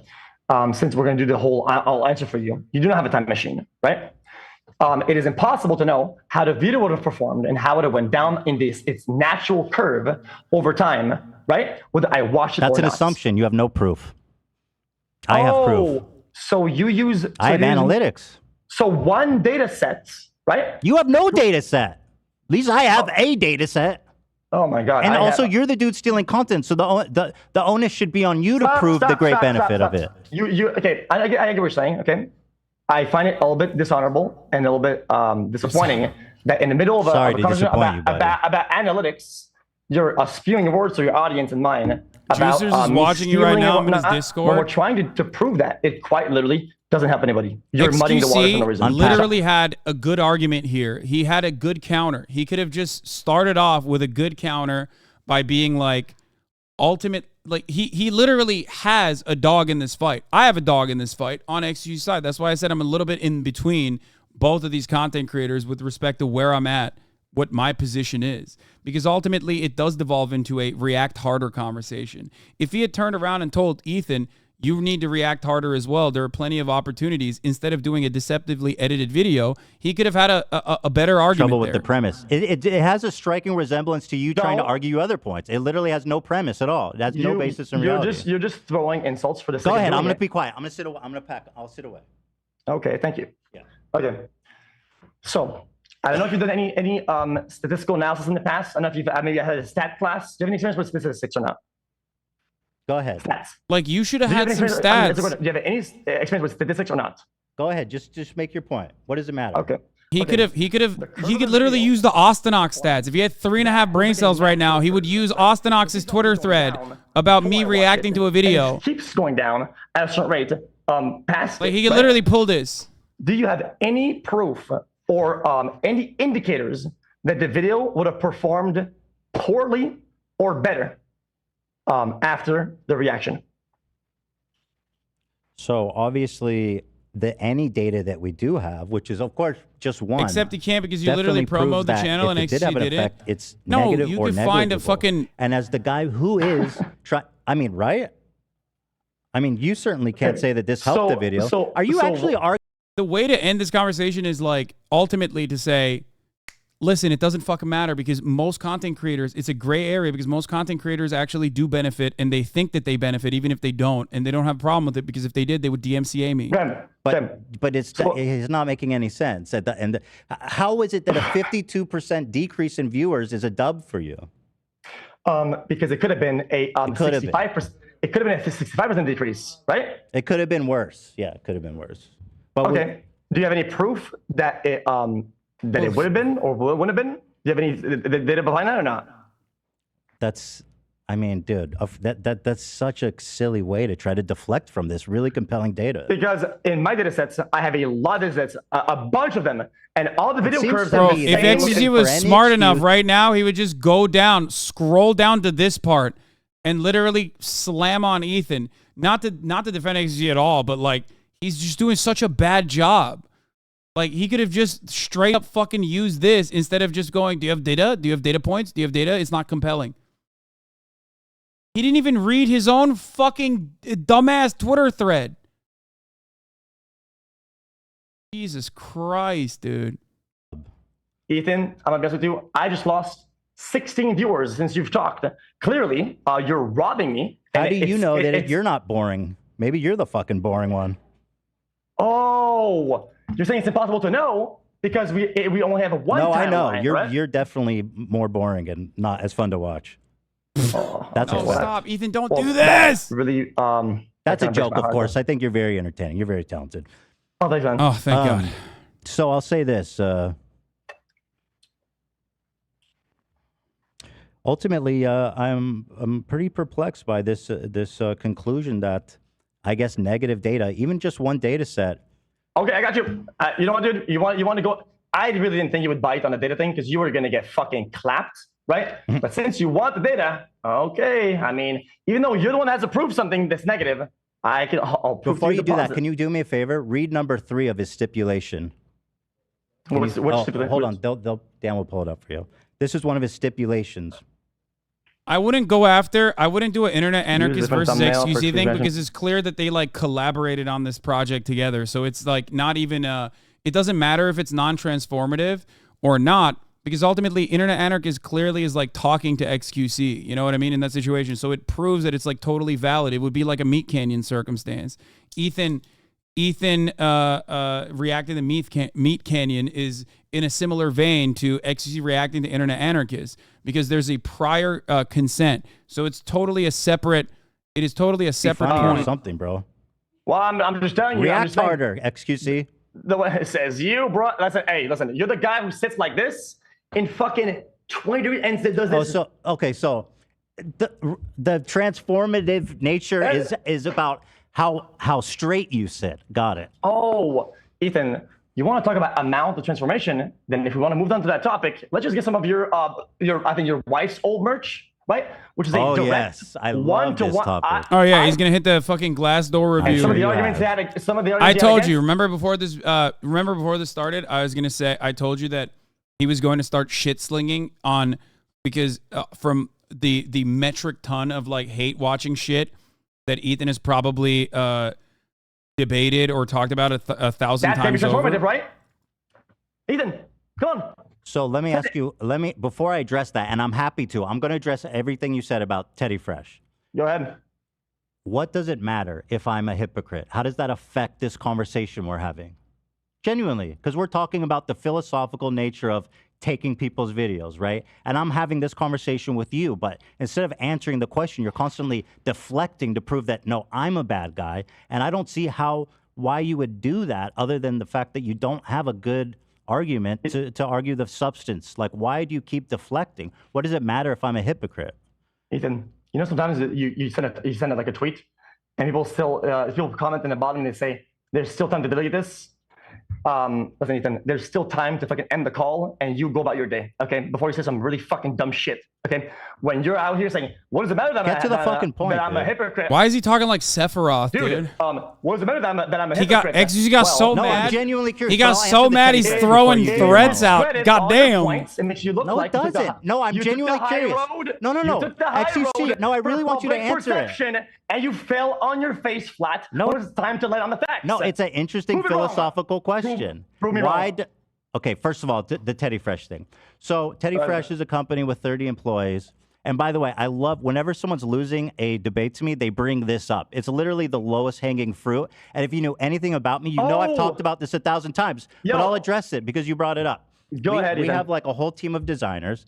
And sometimes our designers are taking stuff way too close to the source, and I agree, and it's not okay. Give a fuck. So does my editors, which makes us about equal on that topic. So you can still sometimes, when somebody gets confused at the company, when one of the sweatshop guys gets it wrong. Hold on. Oh, my bad. But when my editor gets it wrong, oh no, we are thieving. Hold on. Let me finish my point. Yeah, bring out Hila. Hey, bring him in. Hold on. Let me finish. Hold on. Your husband is bald. My husband looks awesome. Dude, my hairline is... You really... Okay, dude, the fact that you're coming for my hairline just proves how fucking delusional your whole... That's a metaphor for all of your arguments. Okay, Teddy Fresh, we have designers, right? And it's a big... We have a fairly large company. This is a common problem in all streetwear. We've had designers who have pretty much close to stole designs. We fired people over it. And every time it comes up, we have company meetings and say, guys... This is unacceptable. If you're caught doing this, you will be fired. And we've made a strict guideline, and it doesn't happen anymore. What have it you hasn't done? happened. What have you done to prevent it? Okay. So this is really good. Okay. You done? Okay. That's what you sounded like. Is he done or? No, he's done. You can talk. He's done. I'm just being silly. Go ahead. I'm sorry. I don't know how you put up with this shit. I would fucking leave his ass. Anyway, bro. I'm having a third child with him. No, you're getting divorced. Wait, XQC didn't even say we're getting divorced yet. Go ahead. XQC is getting. You know, our 4-year-old. Oh no! I don't know who you guys are, but our 4-year-old would love your giraffe in the back. Don't buy it. It's what your price you can origin. Oh no! That's what you. Ain't no way. That's how you win the. That's how you win the juicers over. Ain't no fucking way. Juicers are about to go. Juicers are about to jump ship after that because they fucking love making divorce memes. Oh Jesus fucking Christ! I understand, Hila. Okay. And the reason why I brought up that point, okay, is that sometimes some things happen where it's somebody else's fault. It's a mistake. It's a whatever, right? And some things just kind of happen, right? It's just kind of human nature, and just most of the time. That's bullshit. And the question is, what do you do about it? I don't think XZ heard it. I don't think XZ heard it. A lot of people in the chat didn't hear it either. And it's not. It hasn't. We're just happened. moving past that. Since things came up online, people pointed out to us. We had meetings at the office. We made guidelines when we work with new graphic. What are you doing about it? That's the question. What are you doing? Okay. So if you guys stop bombarding and you actually listen to the answer. This isn't bombarding. I'm Stop talking. with the fucking posturing. I'm defending my company. You don't just answer the question. You don't need to do these. These like, if you'll stop interrupt, just answer the fucking question, bro. Nobody cares. All right. Okay. I'll answer the question. Okay. So what you are agreeing with me is that sometimes, right? There's gonna be a mistake. There's gonna be something that somebody doesn't want. Daily basis with you. Go on. And you'll rectify it after the fact, in hindsight, correct? Yes. What we did is not okay. You continue to do it on a daily basis several times. It would be different if I came here and I said, I don't care. There's nothing wrong with it. I'm distributing to those guys who made the original graphic. This motherfucker talking about hairlines is bullshit, by the way. I'm just saying. You know? Okay. I mean, yeah, that was like $1,000. Is what it is. I know. Exactly. Which Ain't no I don't way. know why you would bring that up, to be honest. Ain't no way. You want to talk about low-hanging fruit? I thought it was a good point because you're taking. Because you're saying that you care. Let's not answer the question. You do nothing to rectify it while we do. So go ahead. What are you doing about it on a daily basis? Every single person that has brought up a negative point about the videos. But you don't change what you do. We have. Well, absolutely we have. You literally said, I don't care. Oh, yeah, but I still do the right thing, though. Which is what? Right? Which is work to make better thumbnails, better description, and to better work with the creators that are behind the video so that we don't fuck them over and they actually gain something from it. Now, I'd like to talk with Hila for a minute. So what you're saying is that you're repairing from hindsight, which is something that Ethan tried to get at me at, right? And then you brought the fact that we have 30 employees to help us out. Okay, fair enough. Then I, XQC, or whatever the corporate company, a parent company is, right? Well, we only have like 2 employees, 2 editors, right? And help us out, guys. Like, this is so sad. We only have 2 guys. We're playing the victim card here, right? Well, they sometimes make mistakes too, right? It hasn't happened to us in a long time since we took action. This just happened to you on a daily basis. I think the difference, if I can say, is that I've been listening. And when Ethan is asking you about this, for example, you don't say that this is wrong. The thumbnail, the matching thumbnail and title, you say, I did it because I like it. No, he says they're working on better thumbnails. So the answer has changed now. If this is your answer, that sounds a lot better. You know? The only reason why it's changed, okay, is that I'm trying to make a bold point for him to latch off the fact that he's on the fucking high road. He chose a high road the whole process, okay? That's your problem. I'm right. When you are on the high road, it is a thin fucking road when on the high road, okay? Because you have to be really tight with what you do, the things that you say, and how you act, right? I think he's doing fine. He's live every day for hours. Oh my God. Please, I'm talking to Ethan, or you, don't interrupt me. Okay, so now you're taking the high road, okay? You have to be really tight in how you operate. This is such a dumb train argument. It's like, it literally is like, oh, you're calling me out, and I'm going to try to rationalize my whataboutism or my no you argument. That's all he's doing, which is a staple in debate circuits, by the way, which is part of the reason why I absolutely fucking hate debates in general. It's always, oh, you're calling me out for something? Well, you have to be perfect because I'm going to utilize anyone and any time that someone has fucking said that you're a bad person. 2 weeks ago. Same name, same fucking thumbnail. The guy you did the experiment says, change my thumbnail, change the name so that my audience doesn't get confused and so that you don't steal my views. Why are you denying that? It's so obvious. Okay, so like I said, we answer the question. The reason why the high road conversation works is because it's inherently a conservative counter argument, which is that everyone's immoral, everyone's imperfect. So if I've done something bad, well, you've done something bad at a certain point in your life as well, which makes your argument useless because everyone is stupid ultimately. So our lizard brains go, oh yeah, you're right. This is a bad guy too. Why is he talking about this? It's hypocrisy. It's by your logic. It is a logical fallacy that is utilized in every debate. I do it too. You want to know why? Because it's rhetorically awesome to do. Click his video after because debates are bullshit. I'm gonna answer the question, dude. Well, more or less likely. Okay. No. Just answer one or the other. Two choices. Less. Got him. Yeah. Did. Damn. So then Mr. Beast is... that proves that you're stealing people's views intentionally. Okay, Thank you, bro. So the views and the click rate in that particular instance, do you think that will end up being a raw loss of the creator or not? Sorry? Are we done talking about that? It's a bit different than buyer logic. No, buyer logic is fucking stupid too. Get out, thief, before I start spreading the wealth of your company to other people. Holy shit. Buyer logic is a stupid argument too, because it implies that you're doing something illogical every single time. I'm doing something bad, but buyer logic, aren't you doing something bad too? I mean, I don't see this conversation going much. Guys, it is defensible thievery, guys. It's stealing in the right way. No, I retracted that as soon as I said it, right? What you heard. I said we've corrected the error, an understandable error, in my opinion, one that you refuse to remedy after time and time again. You provide me zero direct answers. And frankly, I think you know you're wrong, and I think you don't care that you're wrong because it benefits you greatly. You make a lot of money. You don't want to change what you do. And here's another thing. You're not going to be able to make 12 hours of content for Kick, who paid you $100 million, if you can't steal other people's content. Because if you don't, what the fuck are you going to do all day? Sit there and gamble? Nobody's going to watch that shit. Nobody's going to watch this shit already. They don't care about you even having arguments. Clearly, you're not very good at that. You lost 12 viewers, man. My views are very good. Don't get petty, Ethan. Don't get petty, Ethan. When the tantrum ends, when does it end, Ethan? It seems like when you go on these tangents, you go on a rampage, you just ramble. No matter what happens, his audience is always going to see XQC as like a beacon of shining light and prosperity. So the moment that Ethan is like slipping up even a little bit, they're gonna be like, "Oh, he's petty. He's a fucking bitch. He sucks. He's a hypocrite." Cam, do the fucking worm. Do watch that, your prime, bro. Watch your do prime it for content. a week. Do a week of no reaction content and see how many fucking views you get. Oh, he's crying in the corner. Oh, okay, sure. I mean, that's content, man. It's original content at least.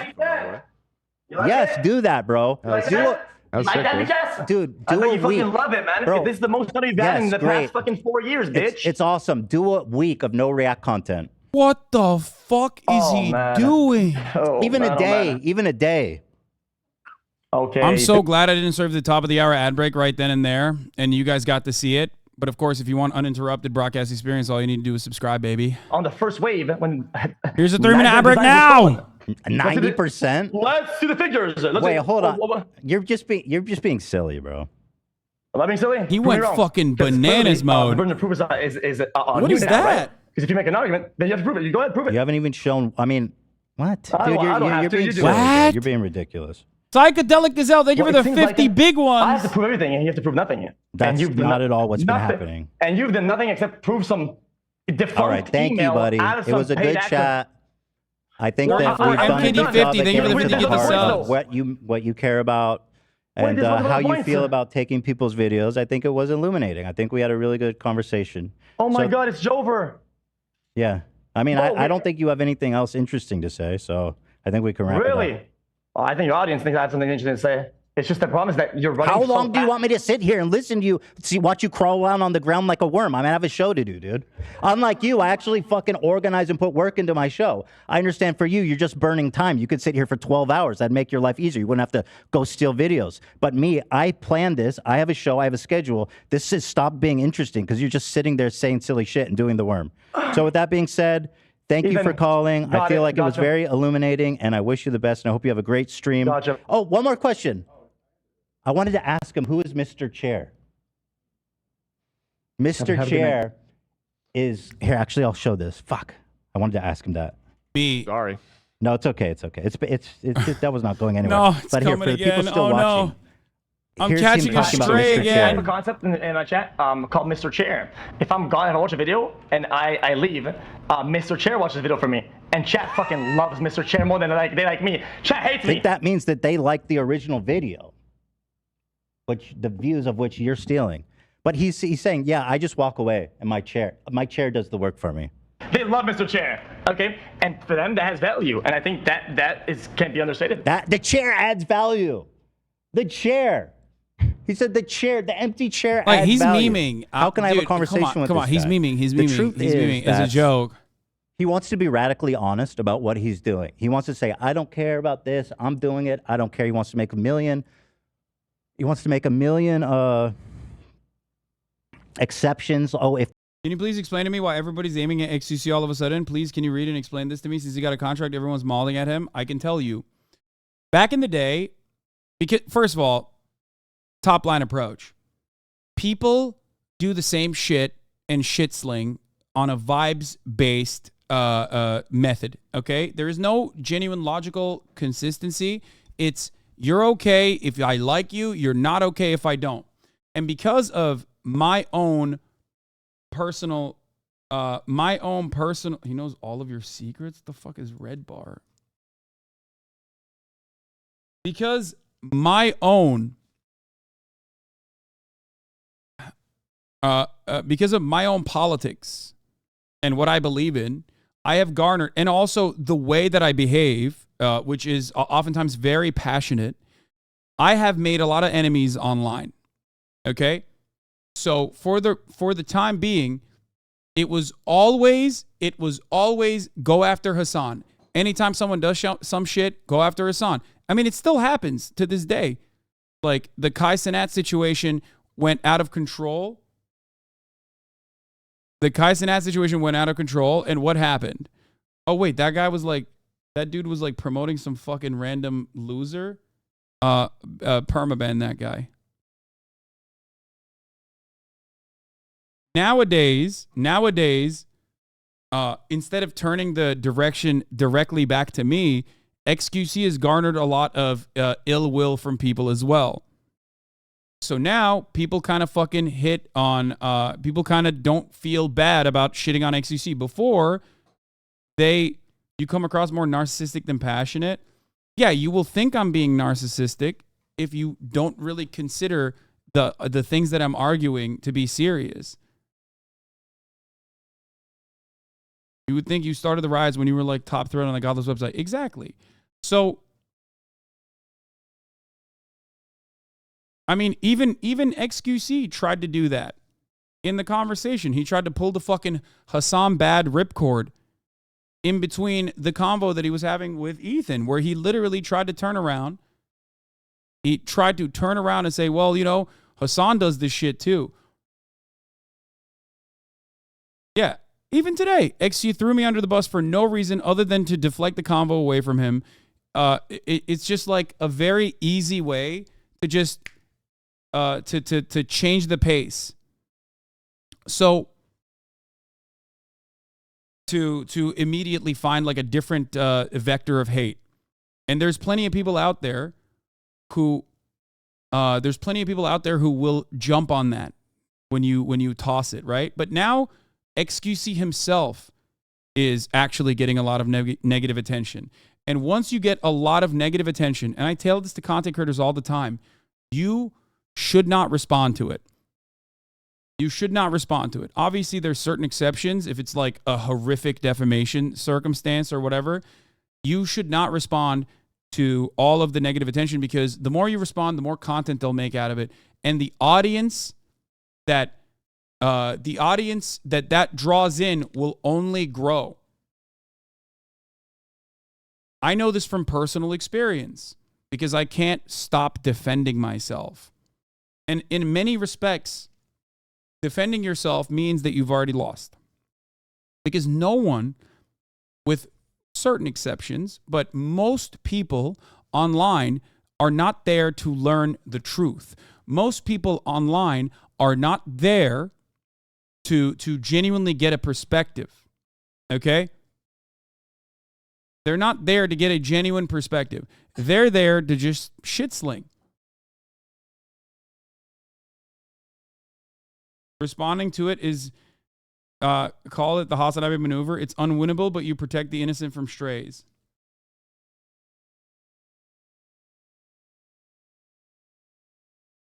And now he's doing it. Now XQC's doing it because for the first time in his career, he has a lot of people that normally would be on his side.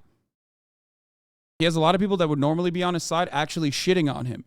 Most people Most people that are currently shitting on him were for years and years talking about him and praising him. Obviously, people have shit on XQC many times in the past, myself included, for things that he's done that I consider to be bad, right? Like gambling and things of that nature. But that kind of stuff builds up. Just like the Hasan, the you're a snake, the narrative building that surrounds me, especially with a younger audience, especially XQC's audience, didn't happen overnight. It happened because XQC let it happen. And he prodded it over and over again because he, in spite of, the toenail eating and in a sea of all of these things that he does, is actually pretty smart when he recognizes, when he can recognize trends really well. And he did the low-hanging fruit over and over again, in spite of the fact that I was by his side on issues that were certainly defensible, that people unjustifiably were attacking him on. I do not expect that charitability from him regardless, though, because I don't do something because I hope that, like, he will return the favor. I do it because I truly believe it.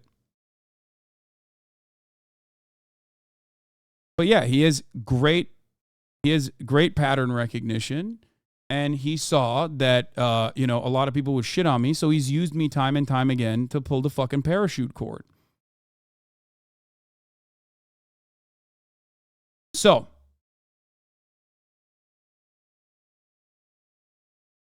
ultimately, you need to learn to keep grudges, man. I don't care. But if you're asking me why people are attacking him now, it's because, one, he's done a lot of stuff over the course of his long career that rub people the wrong way, same as myself.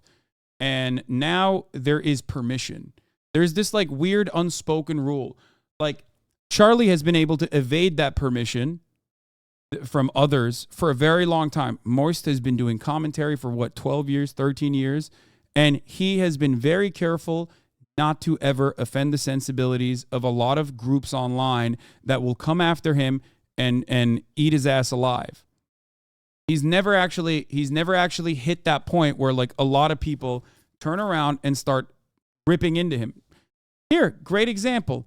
Charlie does reacts. He uploads his reacts to YouTube as well. Obviously, his reacts on YouTube are much better than just like letting the chair meme ride. But he does reacts as well. His name never gets brought up in these conversations. Asmongold's name never gets brought up in these conversations unless it's to say Asmongold is great at reacting. Now, I'm not even saying that what those guys are doing is bad, because I myself do reactions. I myself also do reactions, obviously. And ultimately,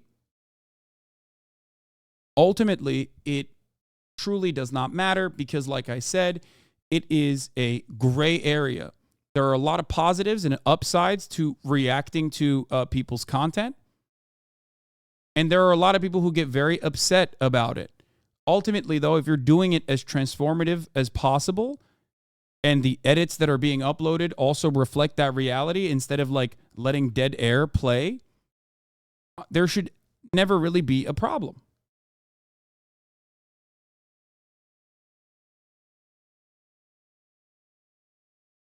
Because they just like you have genuine commentary and criticism when they react? Yeah, but you can always find something. You can always find a brief moment. You found it from Ethan's clips as well.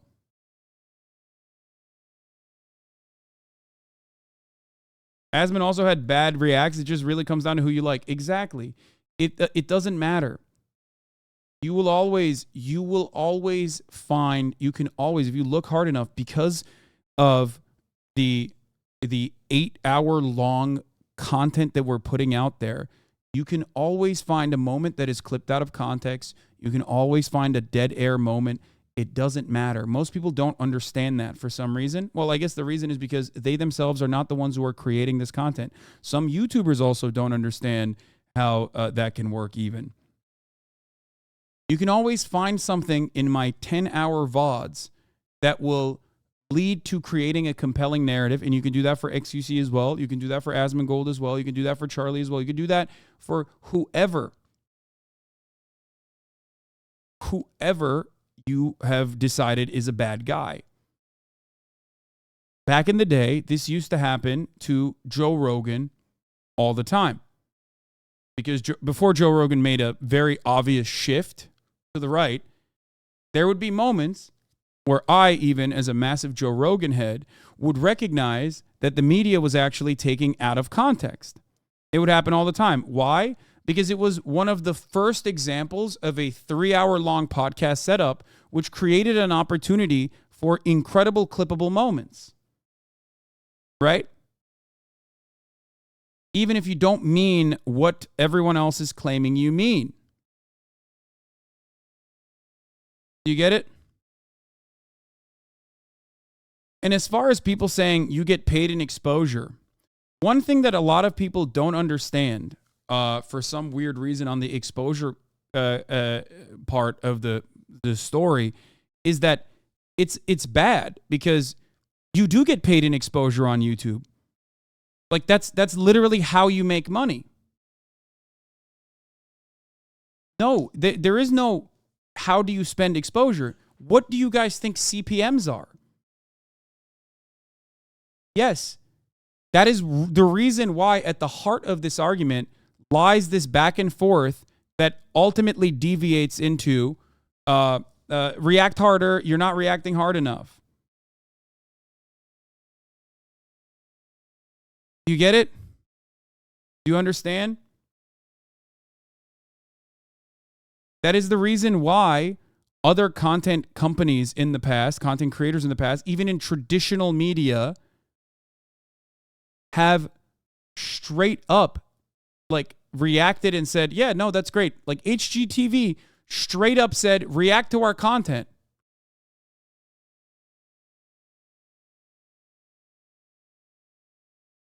Do you get it?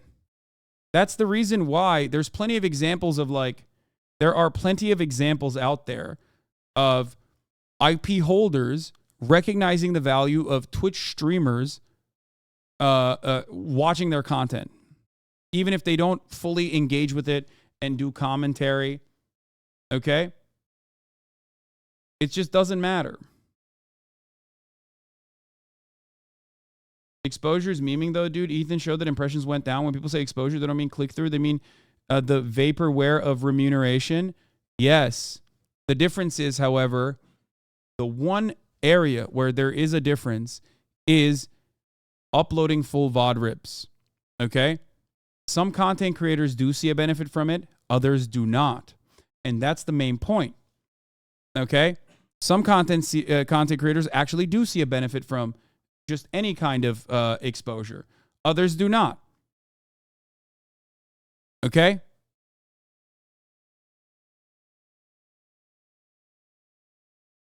Which is why ultimately the conversation, once again, even if you're talking about it on YouTube re-uploads of VODs, turns into, are you reacting hard enough? Or is this content creator appreciating your reacts, or are they not?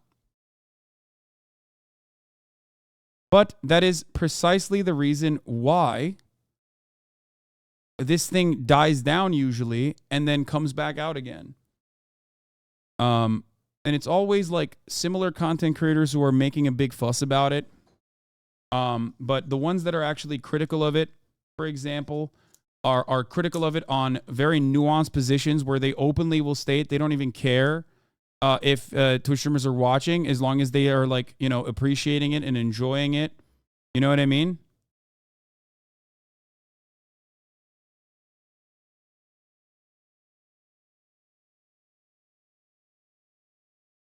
Some people see a video just as time filler, but people like you embrace the creator a bit more. You learn a bit about them and hype them up. Yeah.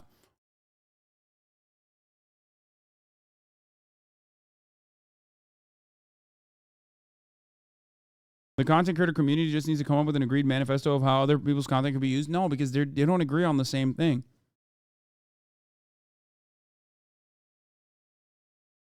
They don't actually, not a lot of people agree on it. Taking something from someone and someone doesn't do anything and saying shit is called stealing, ? There are people who take it very seriously. Look, there are usually, ironically, they're never content creators. Why do you want XQC's validation and friendship so bad? I do not.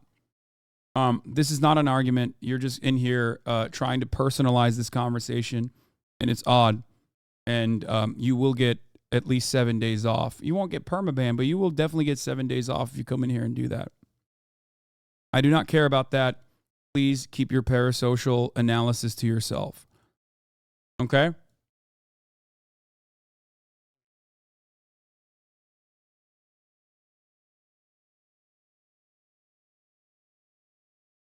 It's much worse with the original channel. The video is long form because you really can't deny 300, 400K people watching someone react to an hour-long video won't click on the original video. Yeah.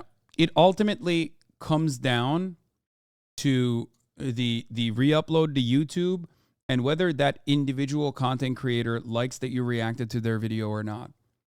I'm sure there are certainly some people that I've reacted to in the past that don't appreciate my reactions to it. The difference is they can't really DMCA me personally because I most likely did not upload it to my YouTube channel. And ultimately, they don't make a big fuss about it because just like that other content creator said about XQC, they just don't want like additional problems. You know what I mean?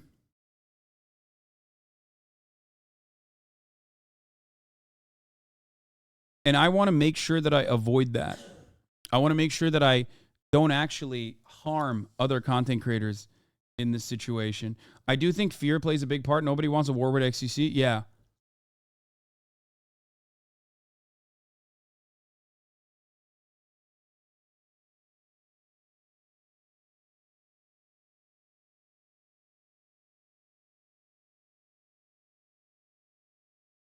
Also, the algorithm cannot tell the difference apparently in a re-upload from an original, so it can mistake them, especially if the thumbnail and title are similar.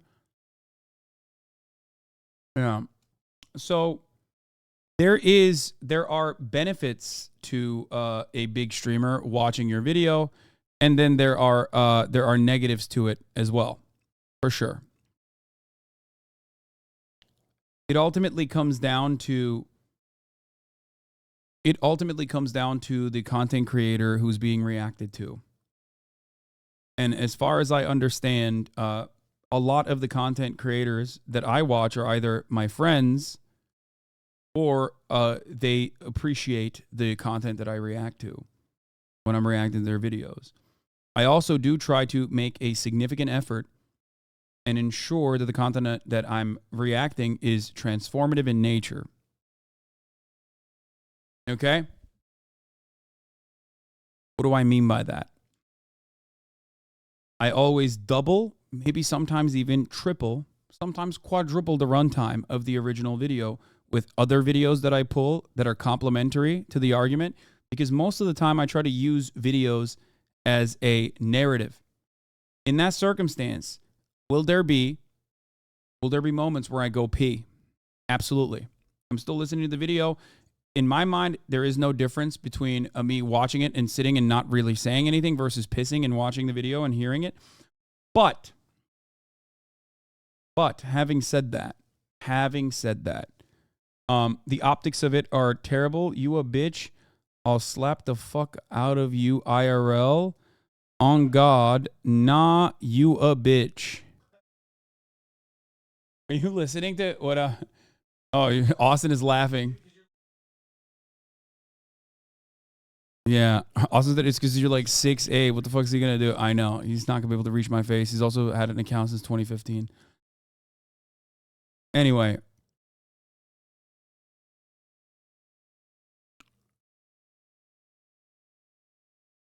The way I thought about it in the past was that I thought it was okay to step away for like 1 minute and 32 seconds. Chatters have timed my pisses. And I thought it was appropriate. But there are a lot of people who don't watch the stream that don't consider it to be appropriate. Okay? So in order to soothe their interests, you know, I will put something else on, like a BRB screen, or even videos of myself. You know what I mean?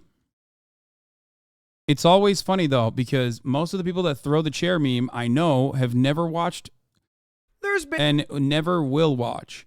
We're going to skip MAGA Male's video on the Kai Cenat situation. And we're going to get to the Trump lashing out at the Justice Department amid indictments.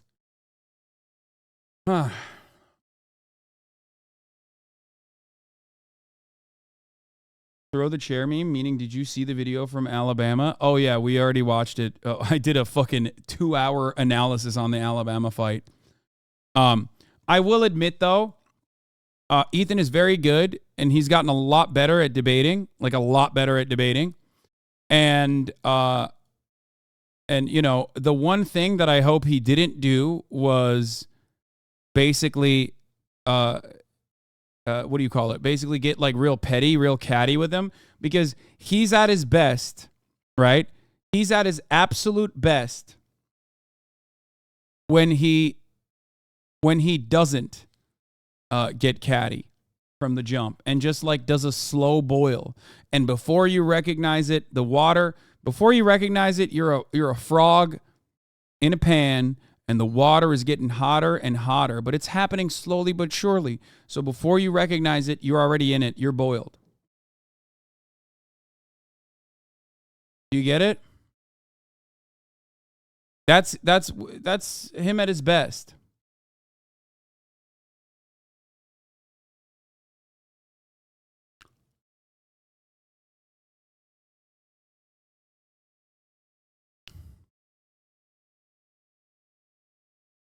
I think he does well, too, when he presses the issue and makes people answer questions and not dance around the point or deflect. Yeah.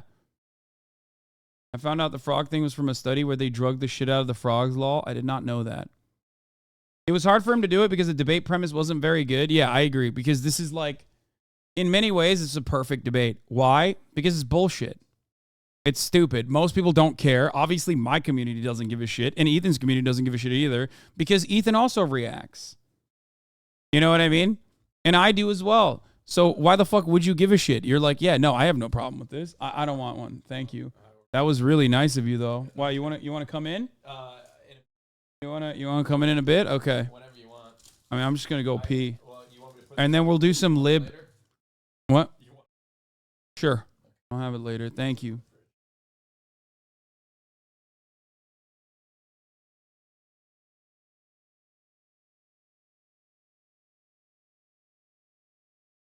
XQC probably could have done a better job at this, by the way, but I think he got too passionate, too heated, too emotional, and thought that his weapons were solid when, of course, Ethan's content and his team around him had already prepared for that clipped out of context shit, and he immediately pulled the original VOD like in a second and was like, so why didn't you show this shit?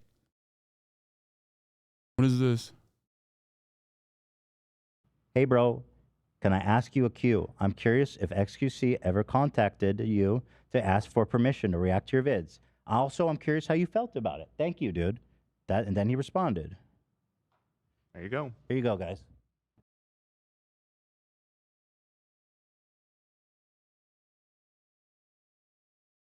XQC doesn't prepare for shit. Lamau, bro's eating toenails. Yeah, that is the mark of a person who has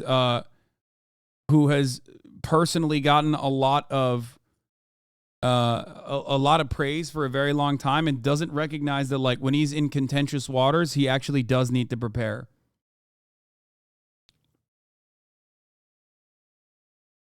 And it showed in the situation.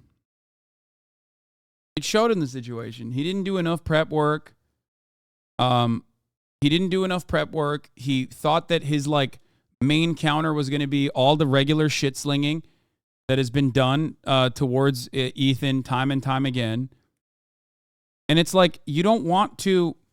He did prepare since yesterday a lot. He got flustered a lot. No, he didn't. It's not enough. Ultimately, I don't think XQC's viewers care at the end of the day.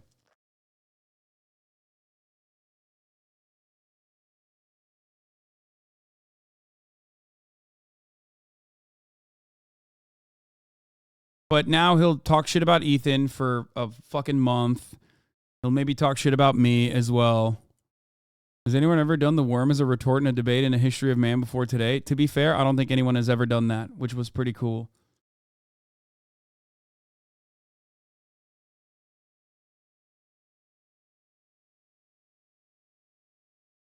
Yeah, a lot of you guys think that XQC lost the argument, but also, did you see him do the worm? Because that was pretty fire. I just saw a clip of him with H3 VODs up and a notepad asking chat about Teddy Fresh drama. Yeah.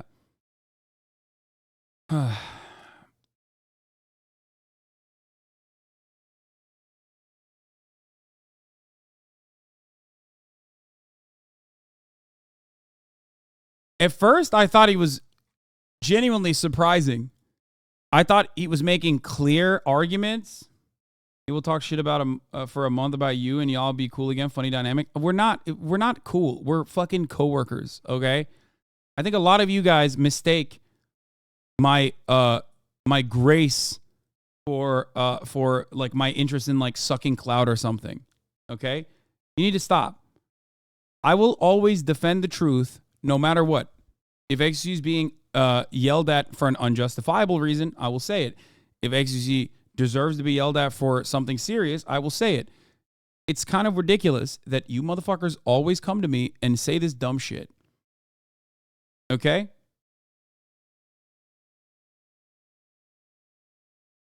It's odd. Please stop. I don't want the ire of a gigantic team of juicers all the fucking time.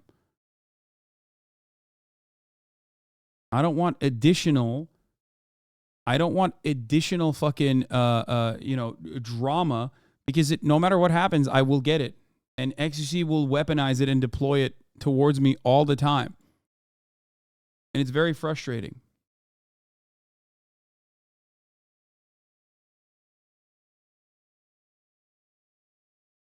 Anyway.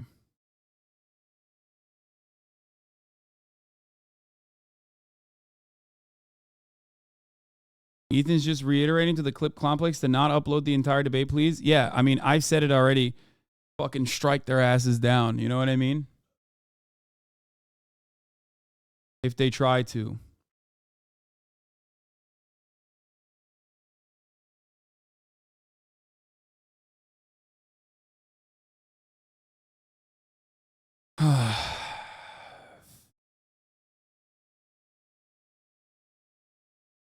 Felix's take on XQC.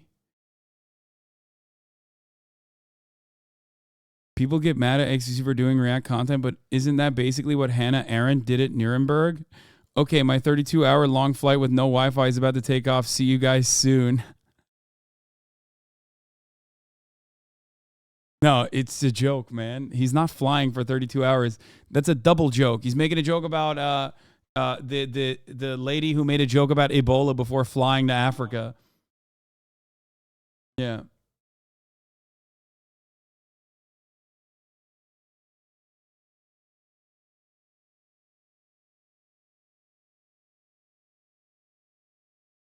Anyway.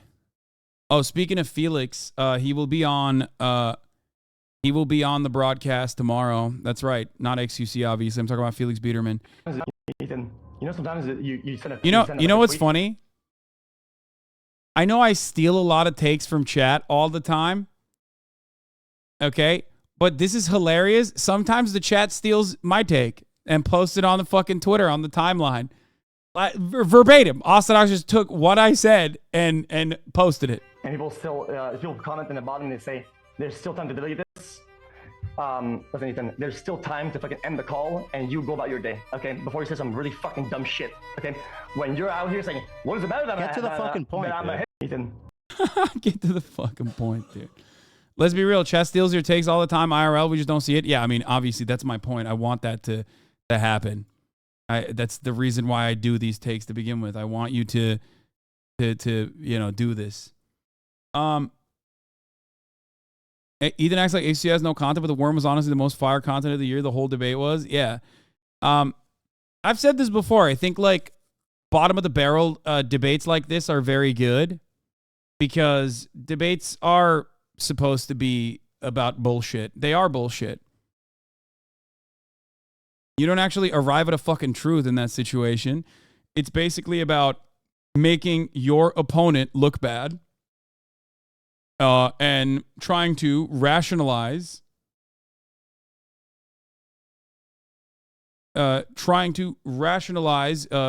logical fallacies by saying, well, I'm just testing out your moral boundaries or whatever, right?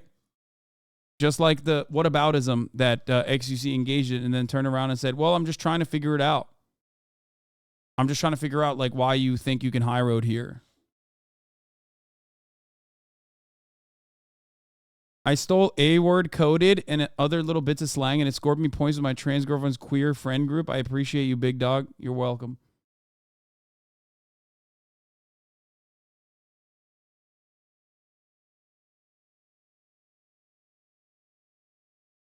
Anyway. Jesse Waters has the January 6th take, but before we get to that, let's do Trump lashes out at the Justice Department while I go pee. Stealing content from big CBS mornings, dude. Little independent old CBS mornings. Yes, that's right. Back to the real news portion of the broadcast. We are going to do it. We're doing it. Trump is lashing out at the Justice Department amid the indictments in ways that he certainly should not. Do you understand? You should not do this. But also, you really should, because it's really good content. I really love it when they do it. This is the Alex Jones certified, patented, idiotic thing to do. I love it when politicians do it. It's awesome. He did everything right, and they indicted him. The news today is the latest on the criminal indictments against former President Donald Trump. Prosecutors say they've got new concerns about what Trump may say after a social media post in which the former president appeared to threaten people who go after him. The prosecutors are also now asking a judge to limit what Trump can say. Robert Costa is outside the federal courthouse in Washington for us, where the clock is ticking. Bob, good morning. Good morning, Tony. Former President Trump's lawyers have until 5 o'clock tonight to respond to the Justice Department's efforts to restrain what Trump can publicly say about this case. This comes after Trump has been raging about the special counsel, the judge, and others involved in this case, both on the campaign trail and on social media. Those indictments aren't worth the paper they're written on. Former President Donald Trump keeps fighting back after being charged with conspiring to overturn the 2020 election. This weekend, he ramped up his attacks, railing against the man who was leading the grand jury investigation, Special Counsel Jack Smith. Deranged Jack Smith. He's a deranged human being. And on social media, Trump posted, "If you go after me, I'm coming after you," which prompted prosecutors to ask the judge to limit Trump's outbursts. Trump's lawyer, John Laurel, flooded the airwaves on Sunday to defend his client, arguing he will challenge the charges on free speech grounds. President Trump believed in his heart of hearts that he had won that election. And as any American citizen, he had a right to speak out under the First Amendment. The special counsel's case focuses heavily on former Vice President Mike Pence's role in certifying the 2020 election.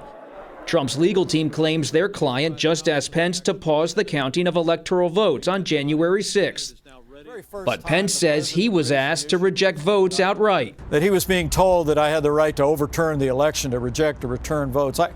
I told him I knew I had no such authority. A new CBS News poll finds more than half of Americans believe Trump tried to stay in office through illegal and unconstitutional means.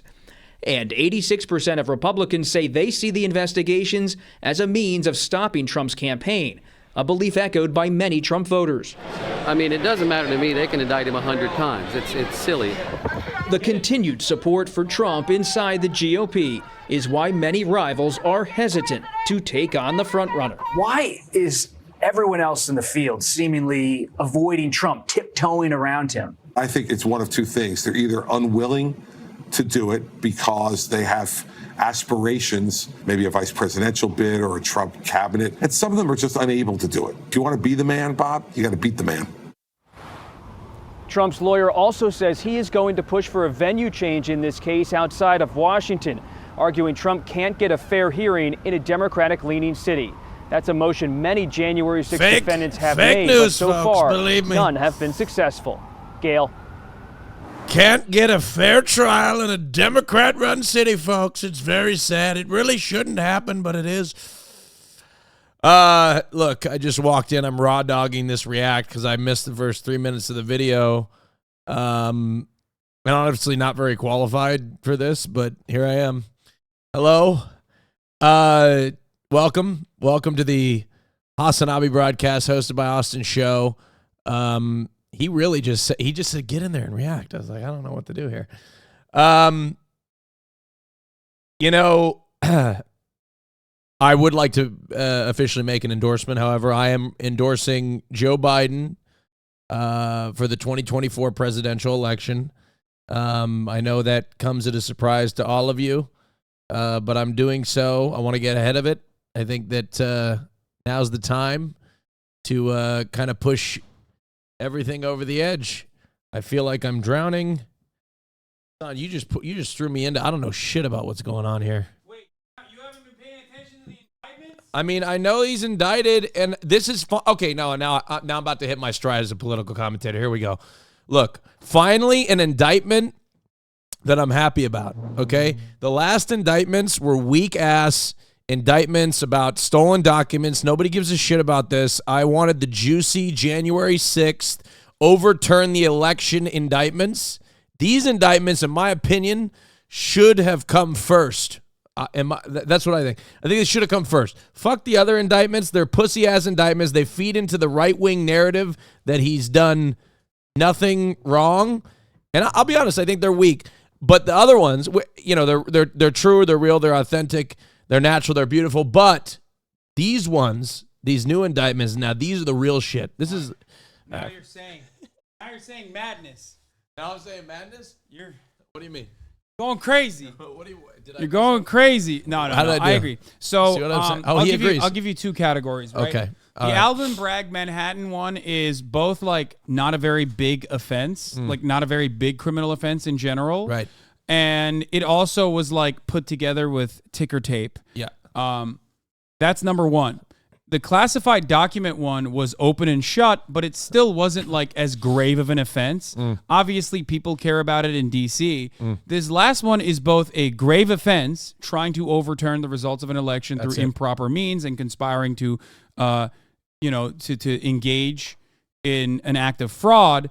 And also simultaneously, not only is it a grave offense, this last one, but it also is like, again, open and shut. So H3 already found a debate upload already. Tell him to strike it.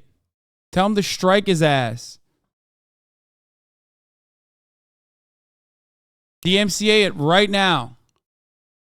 I told motherfuckers over and over again, don't upload my reacts. Don't do it. Do it.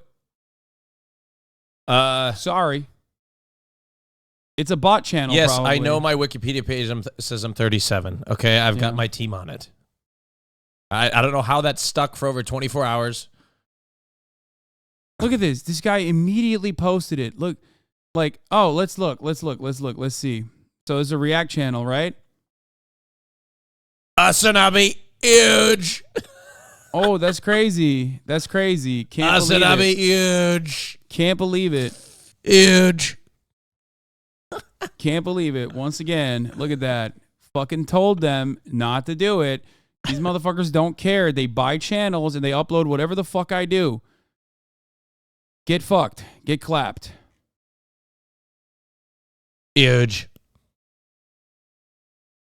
Anyway, what is this? The DC courts are biased take is so funny because what's the Trump team's alternative? Take it to a jurisdiction that's more politically amicable for them? That's the same shit they're accusing the Dems of just for their side? Yes, it's projection. And yes, they're very open about it. And yes, no matter what happens, they're going to try and do it. Do you think he's going to go to jail? He literally said, I don't know. I hope. He literally said, Trump did, his team wanted to be judged in West Virginia. Wait, no more fan channels? No, that's not what I said. This is also not like a real fan channel. This is, again, I'm showing you a bot channel from the same Vietnamese bot farmers. Okay? I said in the beginning of my react and midway to the react, do not upload this react. Don't do it. Don't fucking do it.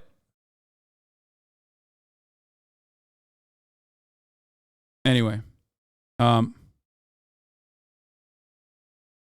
it's a bot channel. Clap their ass cheeks. Okay. Yeah, not only is this a bot channel, but they strike other fan channels. It fucking pisses me off. I hate when they do that. Fuck. What was I saying? You were talking about Trump and how this indictment is both something and something. Yeah, this is a good. Oh, no. I was talking about how the Trump team actually wants to be in an unbiased area. Yes. Like West Virginia. Yeah. Which Trump won by like what, 35 points? Yep. Yeah, that's great, man. Yeah, change the venue to West Virginia. I love that. Also, like, am I just not paying attention, or like they don't seem as Trump doesn't seem like he's got the juice like he used to have. It just doesn't seem like he's fallen off a little bit. No, like it doesn't feel like Trump is on his XQC arc. Not that XQC fell off, but like, you know, he's getting hit a lot. Like he's getting criticisms from left and right. Trump seems like he doesn't even, like, his support doesn't have the energy to defend him for what's going on. You know what I mean? It feels as if, like, oh, he got indicted again, and then, like, they just, like, don't have the passion to defend it. Because, like, I saw, what's his name?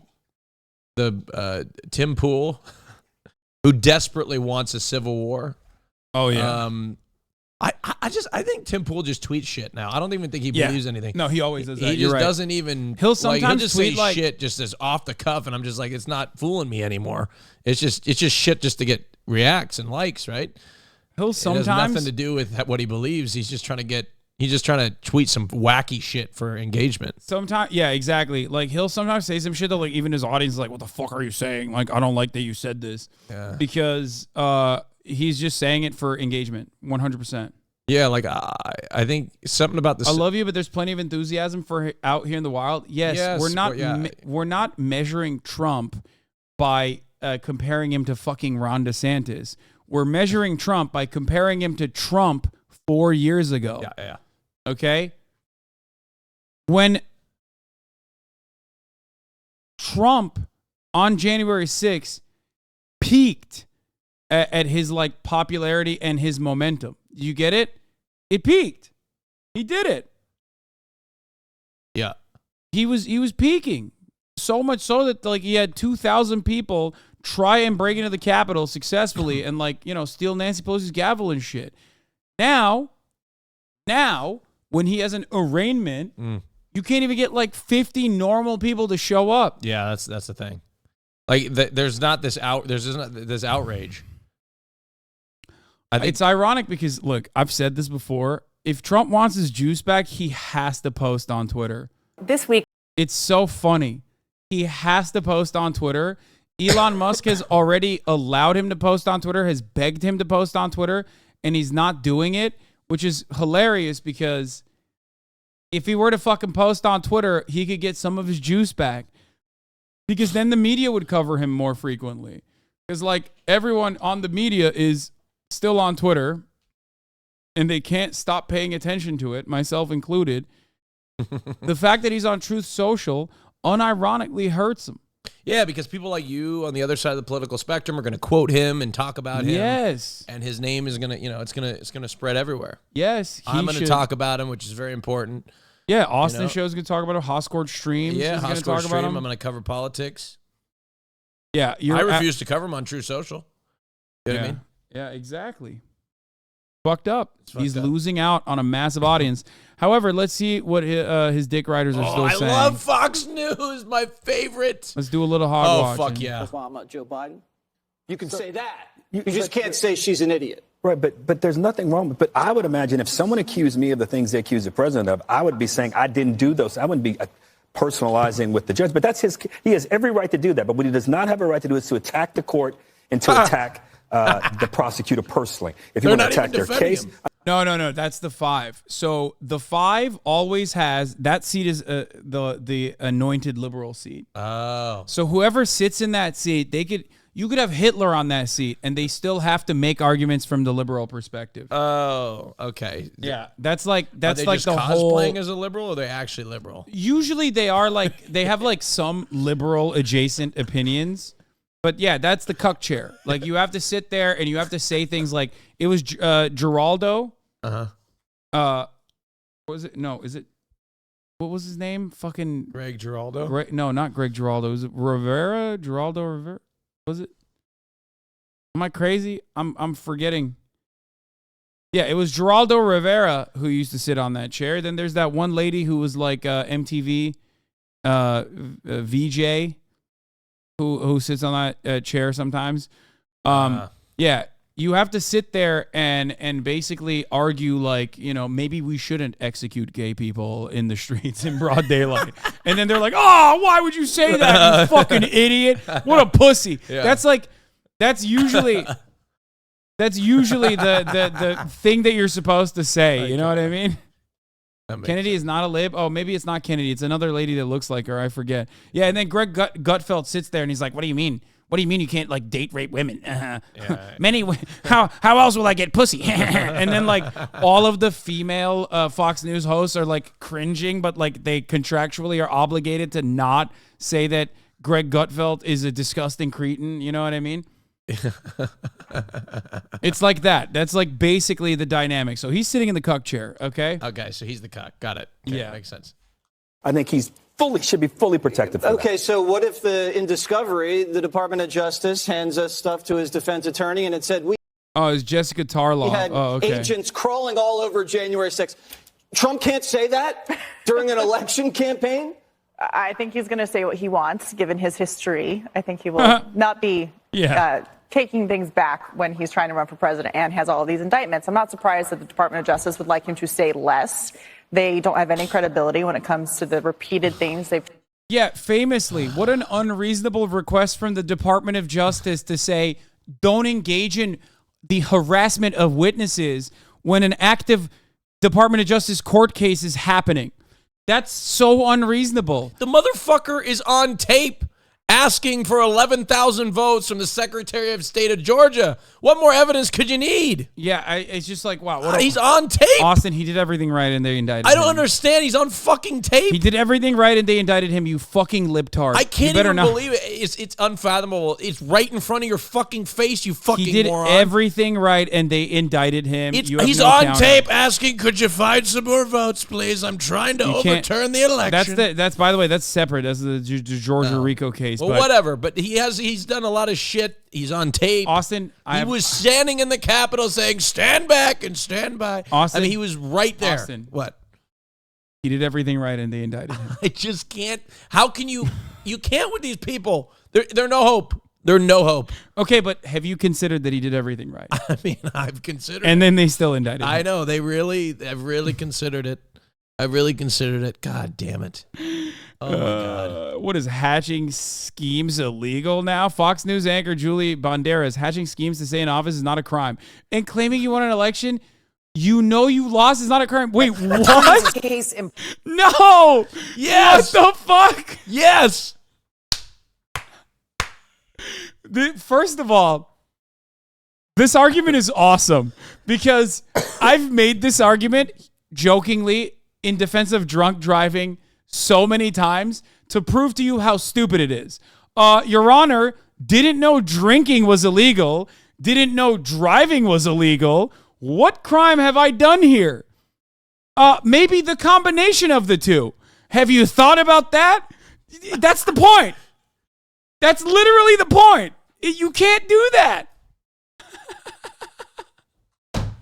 Yo, the arguments are getting dumber and dumber. I love it, dude. I fucking love it. Case impartially is impossible. I mean, if you think about it, politics written all over it. Attorneys are supposed to represent the law, not politics, okay?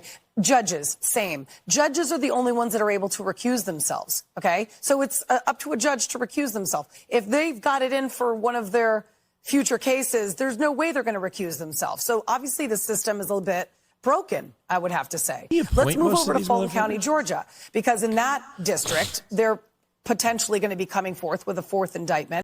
Oh, dude, I love that. I love that. Like they have to admit that like there are still more arraignments to come, and it's so stacked. It's so fucking stacked. Oh God, it's so funny. Actually, good Megaphonics link. No, there's nothing here. You just keck W'd. The attorney there, Fannie Willis, is probing whether Trump committed crimes in trying to overturn the election results in Georgia. Committing crimes. Okay, I want to talk about committing Trump's crimes. He was on crimes for tape. a second. He was on tape. Okay, you're yelling too much. He was on tape. This is what you sound like. He was on tape. Okay. What else He do you hasn't need, been lady? indicted with incitement. We know that. Come right? on. So it's not a crime to tell lies. Being a narcissist isn't a crime. Hatching schemes to stay in office. Even he's laughing like, what are you saying? Oh, it's so much funnier to see his reaction. He's like, isn't a crime. Hatching schemes to stay in office is. Look at that. Look at that. Look at that. Look at that. The moment where the eyebrows pop is so funny. Here, go back. He's like, That's crazy. Office is not a crime. And claiming you won an election that you know you lost is not a crime. With all of that said, how do you see this playing out in Georgia? Yeah, well, first, I think an indictment. That's so good. Here's the link. Reminds me of this gem. New right-wing thing is describing crimes as generically as possible to pretend they're not crimes. Someone gets convicted of conspiracy and they start yelling, wow, so it's illegal to make plans with friends now. Oh, yeah. It's always, I mean, that's what's going on here. The JD tweet, the most recent Trump indictment is a clarifying moment. They're trying to throw the former president in prison for saying bad things. The regime has crossed the line. If your response to this is to whine about Trump, you're useless. Prove to me crimes are real. Do it. Actually, there's no such thing as a crime. What is a crime, really? Are prisons obsolete? God. I love that. God, I love conservatives. I would die without conservatives. I would have no content without conservatives. I do appreciate them a lot. I do. They're so fucking stupid. God, I love them. So let's play theoretically here. Trump gets indicted. The Republicans, if you're the Republican Party right now, are you looking for another candidate? Is the establishment looking for? I mean, I know they tried with DeSantis, who is like the candidate equivalent of a flaccid penis, right? So they've got their flaccid dick. How the hell? What's their backup plan? They've obviously seen how DeSantis is negatively they have to stand back and stand by and like. Are they going to just hope? Is it a Hail Mary that they hope that Trump somehow gets through this unscathed? Right? Pretty much. What are they going to do? What are they going to run? No. They hope who that, are they going to run? No, they hope that like Trump will somehow magically lose to someone else. That's it. That they literally have nothing else right now. They can't do anything. Their big guy that they were going to put up as an alternative is getting absolutely eviscerated in the polls. Yeah, by the guy that they're trying to get replace. Him to replace. Yeah, exactly. He's getting eviscerated. Well, also the guy that they wanted to put up is also only a known entity because he was trying to basically carbon copy Donald Trump without having Donald Trump's charisma. Mm-hmm. I just noticed. I got this during the debate earlier. If you time me out, you're a pussy. Damn, dude. M-Hood catching strays. So let's hear what the brilliant legal mind of Yabba Dabba Doo, Sean Hannity has to say. Yabba Dabba Doo. Yeah, he's about to come out. He's about to come in with Fred Flintstone energy. God, I love this. You heard Donald Trump authorize up to 20,000 troops, Kash Patel, 2 days before January 6th. X video is so good. Notice it's just so good. You got to stop with that. X videos makes me think of something else. Unequivocally authorized up to 20,000 National Guardsmen and women for us to utilize should the second part of the law, the requests, come in. But those requests never did, as you highlighted. Let me be very clear. Dems ignore key facts and sham January 6th, bro. Wait, this is old. There's no way this is a new video. Both of you said this under oath, under the threat of a penalty of perjury? To the committee? Oh, absolutely, Sean. I want to be clear here that scared me. Since then, in February of 2021, Mark Meadows said on Fox News that, quote, even in January, that was a given. As many as 10,000 National Guard troops were told to be on the ready by the Secretary of Defense. Is there any accuracy to that statement? I'm not from my perspective. Okay, hold on. Question. It's not illegal to lie, Austin. No, but question. It's illegal to lie under oath. Now, I may be missing the boat, but I'm just a common voter here. Okay. Common voter, casually paying attention to CNN or whatever. If you commit a crime, right, but then you facilitate a solution to that crime, you still committed a crime. Yeah. So, like, just because you authorize National Guard doesn't erase the fact that you committed the crime. Yes, I'll give you an example. If you conspire to rob a bank, but you tell the police ahead of time that you're going to rob the bank, you go into the bank with a gun and then put the gun up in the air and say, at the top of the hour, there's a 3-minute ad break. And if you no longer want to see those ads, all you need to do is subscribe. That was so good. Now put the money in the fucking bag right now so I can gift a bunch of subs. That was a 10 out of 10. That was amazing. That was really fucking good. That's still a crime, dog. You're going to jail. Right? So that's the point, right? So this is not a defense for him inciting the January 6th riot. Exactly. Just authorizing the troops does not change the fact. The Raging Hoppa, thank you for the 10 gifted subs. But what they're trying to do, right? If I'm guessing, say if I'm right. Let me run the 3-minute ad break real quick. But yes. But this guy had a really good analogy, a better one than mine, because mine was a debate. If I shoot someone but then apply a tourniquet to the wound, I still go to jail. Yes. Yeah, but go on.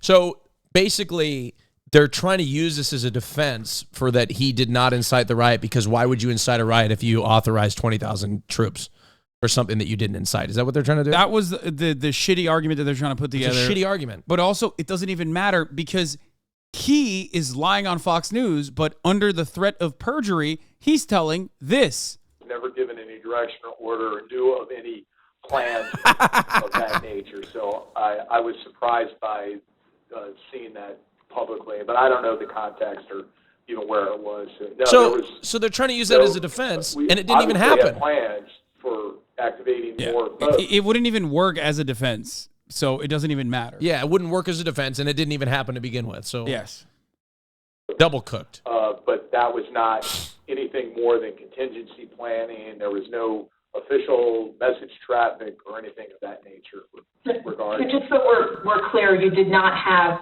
10,000 troops, quote, to be on the ready for January 6th, prior to January 6th.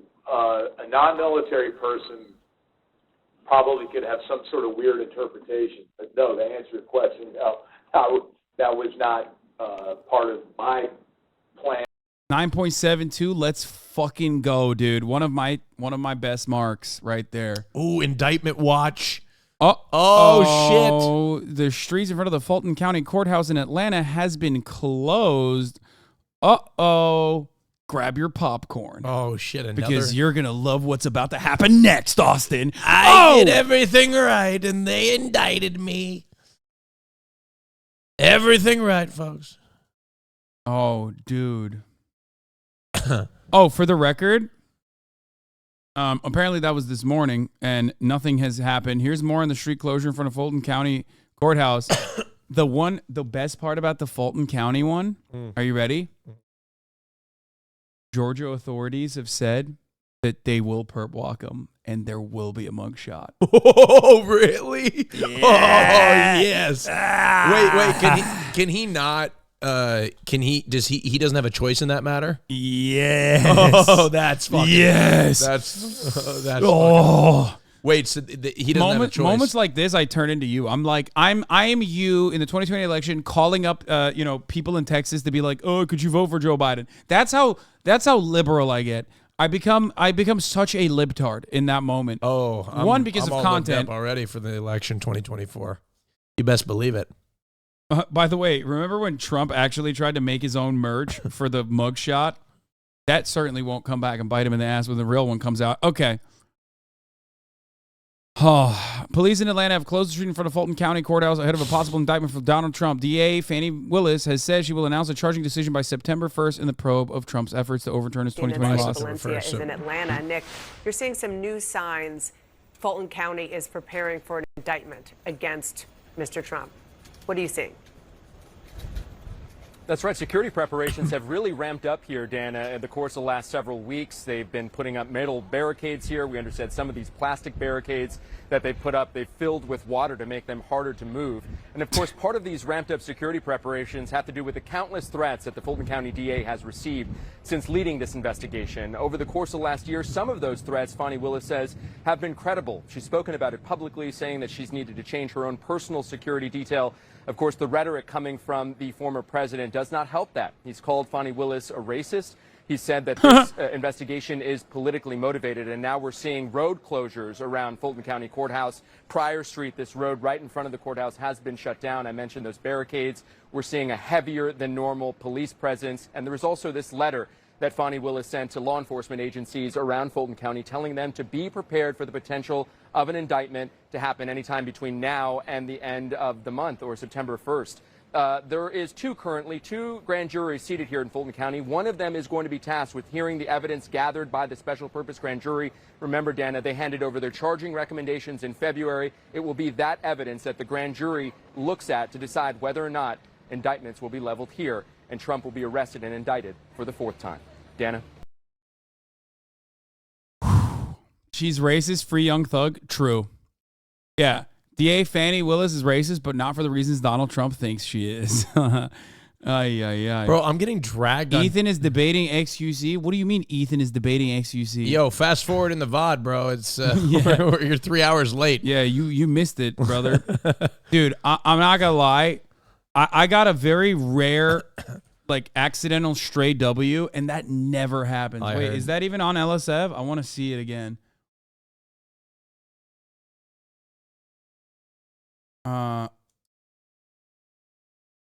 Do we have a clip of that?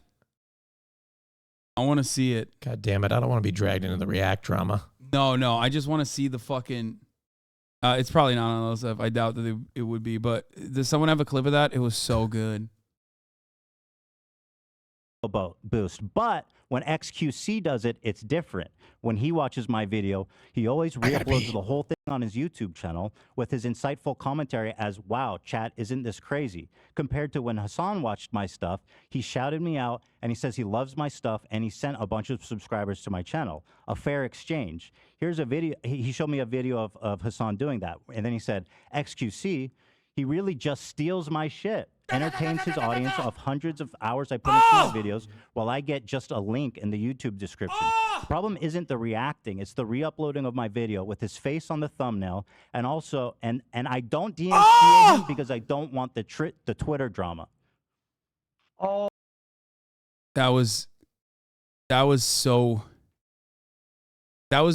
never felt that feeling before. I've actually never felt that feeling before. I don't think I've ever gotten an accidental stray.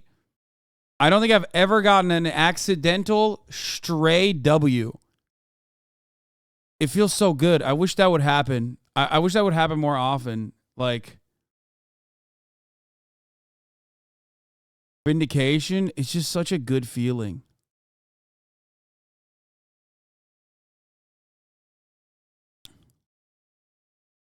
Especially because he pulled me. He tried to deliver a stray L for me. You mean like someone genuinely standing up for you? Yes. Yes. I've been in this game for a long ass time, and there are very few people that will actually swing for me. I'll swing for others that can't swing for themselves with no expectation of the return. Okay? I do not expect people to do that. I don't want them to also be in the crosshairs of some of the worst motherfuckers on the planet. So I don't expect it. Also, this pause is so perfect. Look at this. Look at his face. Look at my face.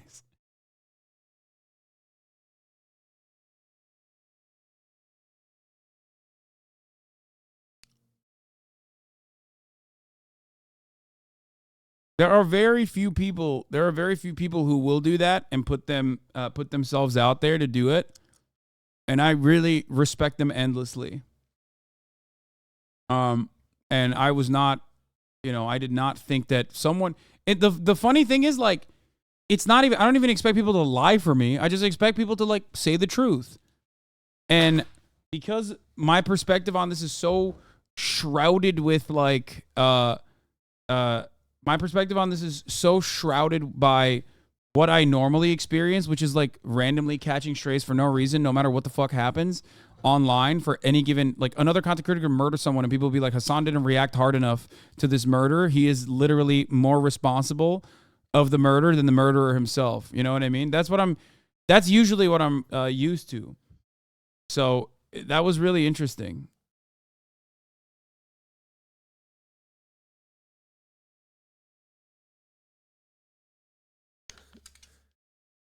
Yeah.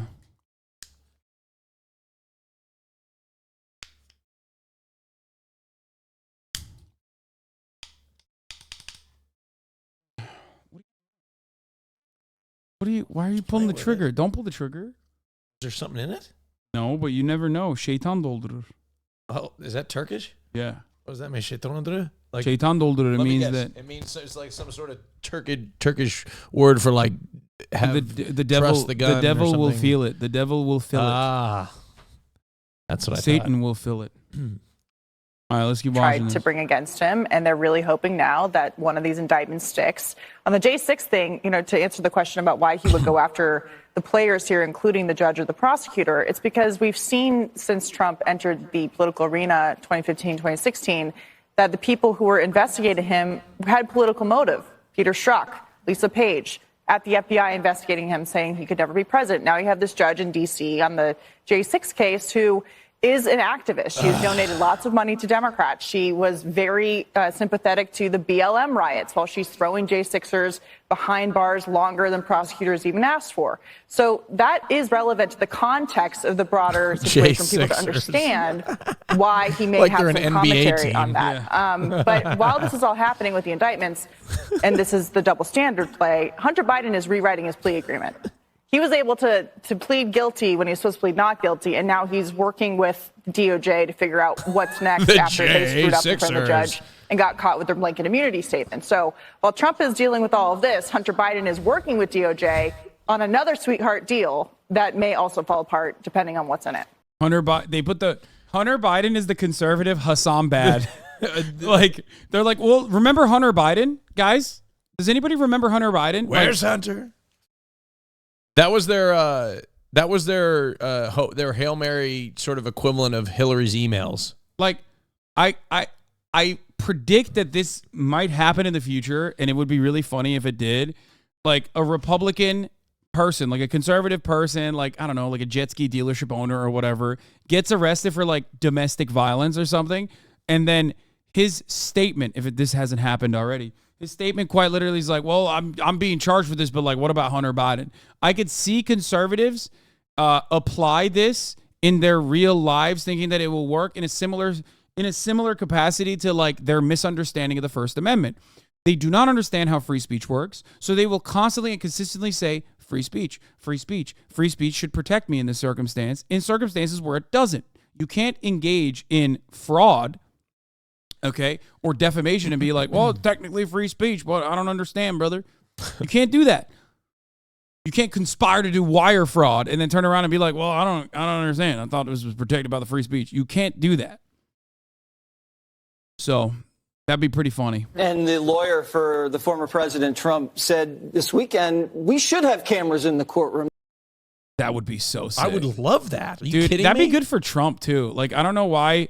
Yeah, I don't know why Fox News would be anti. Courtroom. Yeah, it'd be dumb as fuck Please not to do put that. Cameras in the courtroom. Yeah. Can they? They should do that. Let's make it a very transparent trial. Yeah, I think like there's two different arguments for this. Like, obviously, one is that like, you know, it's content. Wait, this has already happened? No fucking way. Mm-hmm. She saw beauty in the world. Right. Okay, but then again, you've got your people that have been brought up whose parents are millionaires, billionaires, and they don't respect humanity. They don't have morality. So the upbringing has nothing to do with their case. So again, it's a coin toss. The man who just dropped this bizarre Anne Frank reference perfectly encapsulates just how unhinged politics in this country have become. So, Joe Biden. Look at Hunter Biden. Mm-hmm. Okay, piece of shit, dude. He's throwing his life away. He's selling himself out to the Chinese. He's getting arrested for a DUI, and he pulls the Hunter ripcord. Oh, my God. The funniest Zoomer adjacent version of this is like, I know you're arresting me because, I'm drunk driving, but also, did you know that Hasan reacts to YouTube videos and sometimes takes a piss? Yeah, guess what? I bet you didn't know that. Bet you feel stupid now, huh? Yeah. So he was brought up in the best of worlds. Right. Well, I guess. How do you compare Hunter Biden to Anne Frank? You don't. No, I was just asking you. Well, the reason why I asked you that is because you said, how do I like being a police officer? And I said, because of social media and everything around it. And then you said humanity. And I'm saying, well, it's not. Completely different story. You were wired to be a cop. You want to help people. Yes and no. Oh, he thinks, wait, what? No, I'm not here to help people. Cop's like, no, I'm here to beat teenagers' asses, dude. Wait, what is happening here? What is going on? Is this TYT? This is TYT Sports. Like TYT Sports? A TYT Sports video. No. And what? Going off TYT on has Hunter a sports and Joe Biden. segment? It's important to note. What the hell are they doing in sports? This is not really about sports. This man is an elected Republican state representative from Indiana named Jim Lucas, who was stopped by officers after being accused of ditching his crashed car, telling them he was just taking a walk and not driving at all. Hi. Step over here. I recognize you. What's your name? Jim Lucas. Jim Lucas. Where are you coming from? Just walking.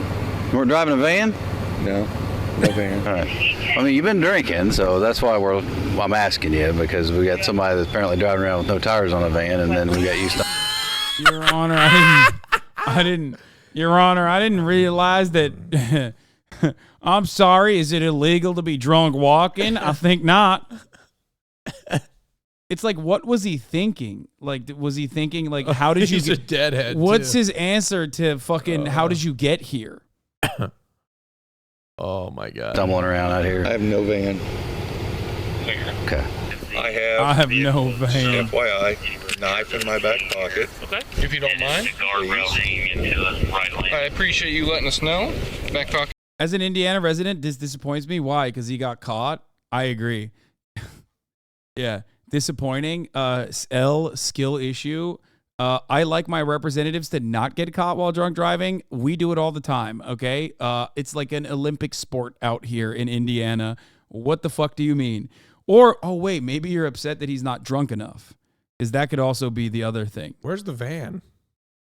He drove it into a ditch. Really? Yeah. He crashed the van when he was drunk driving and then walked away from the scene hoping that he wouldn't get caught.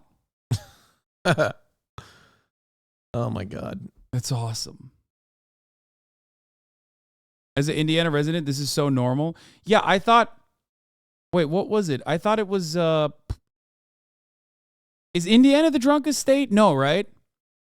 M-HUD would know. He always talks about it. He talks about one of those states is like the drunkest state. Is it Wisconsin? Oh, yeah, okay. Where they have like... what are the license plates? It's literally more dangerous to take away some people's alcohol on the road. They could seize out and crash. Ohio gives out special license plates. They're called party plates. Party plates? Yeah. That's so sick. What are they meant for people that drink and drive? Yeah. Or no, if you get a DUI. Oh, if you get a DUI, they give you party plates. That's so sick. And you can't take them off? That's so sick. So you basically get shamed for that's no, not shame, brother. It's like they fucking love that. I mean, you should be technically. That's what they invented it for, but then it turned into like this, like a badge of honor. We have plates on Minnesota. We call them whiskey plates. That's so funny. Minnesota. W plates. Okay, by the way, I've been to Minnesota. Huge Vikings fan, obviously. I don't know where this Minnesota nice came from. There's a lot of asshole. Everybody in the Midwest is just a little off. I don't know how to describe it, but the last time I was in Minnesota, I was just like, man, there's a lot of people that are different. And I don't know how to really explain it. I don't know if that's a Midwest thing. How become drunk? The driver of cars. J. Robert Oppenheimer, father of the booze cruise, after striking a minivan. Wait, did I say something wrong? What was it? I just unleashed the entire Midwest on on me. The entire Midwest. Oh no, they're saying unleashed. that's what they mean by nice is underhanded. Oh! I see. That makes sense because I thought everybody was passive aggressive. No, that's how it is in the South too. Oh fuck! It's I bless your heart. thought Minnesota nice was like they're actually. That's how it is in the. That's how it is in the South too. Okay, I get it now. Like when you get hit with a bless your I'm heart. a huge Minnesota fan. Are you kidding me? I go there every year. I spend money in your stores. I support the local government and local businesses, small businesses. If someone hits you with a bless your heart when you're down south, know that they just said "fuck you, you fucking idiot." I love Minnesota. You goddamn idiot. That makes so much sense because people were so kind of rude to me a little bit. Minnesota nice, not the same as the South, you dumbass. No, bless your heart is an insult, which is what I'm saying, where you think that like it's the juxtaposition. It's you think it's supposed to be a good thing. I've lost the but it radical actually Midwest. means you're fucking stupid. No, it means they're calling you stupid. Oh my god. Oh my god. I can never run for president. I'm getting so annoyed. I will lose the Midwest. Bless your heart is an insult in the same way that Minnesota nice is not about Minnesotans being nice. It's about Minnesotans being passive aggressive. Okay? All right. Let's wrap this up and then we'll go. Spider code. So a man of taste. I like it. After handing over his firearm and knife, one has to speculate how this officer would have reacted otherwise if he didn't know this man was an elected official with at least some shared political beliefs. Is your camera on? Yes, it's always on. Yep. You turn it off because I'm going to say something. Oh my God! You got to be kidding me. By not checking me. I volunteered my weapon. Yeah. Well, I didn't have to check you yet. Oh my plus, God. I was standing with you. Okay. Now, but you. They're always back in the blue until the blue has got them in handcuffs. I'm not arguing. I know. You always check something. I had a weapon. Right. If I were a bad guy, right. I had the advantage. Yes and no. I'm trained. I didn't say you weren't. No, and I'm not arguing that. Right. But you don't know that I'm not. I know that. Does he think he's a cop too? I don't. And see, here's the thing. Okay, I am the biggest supporter of 2A rights. Same. Everybody has a right. That's so funny, bro. He's trying to hit it from every angle, dude. He's like, hey, listen, I love Back in the Blue. Okay, my minivan. If it was here right now, you'd see I got a Blue Lives Matter sticker on it. It's suspiciously crashed in a ditch at the moment. But if you saw my minivan, you'd know. Big supporter of the blue, okay?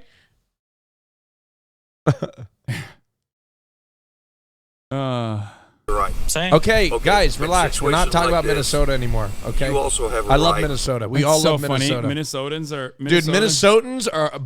I didn't realize how many were in here. No, you know what it is? It's because Minnesota mentioned. That's why. And Skol Vikings. Okay. And Minnesota never gets mentioned in this broadcast. So the one time it is, they have to go buck wild. No, Minnesota. Are you kidding me? Go Minnesota. Fuck Wisconsin. That's what I'm about. I'm about fuck Wisconsin. Skol Vikings. Okay, now the Wisconsin fuck the Packers. Now the Wisconsin and Wisconsin are gonna get so mad at you. Oh yeah, all 5 of them are gonna get pissed.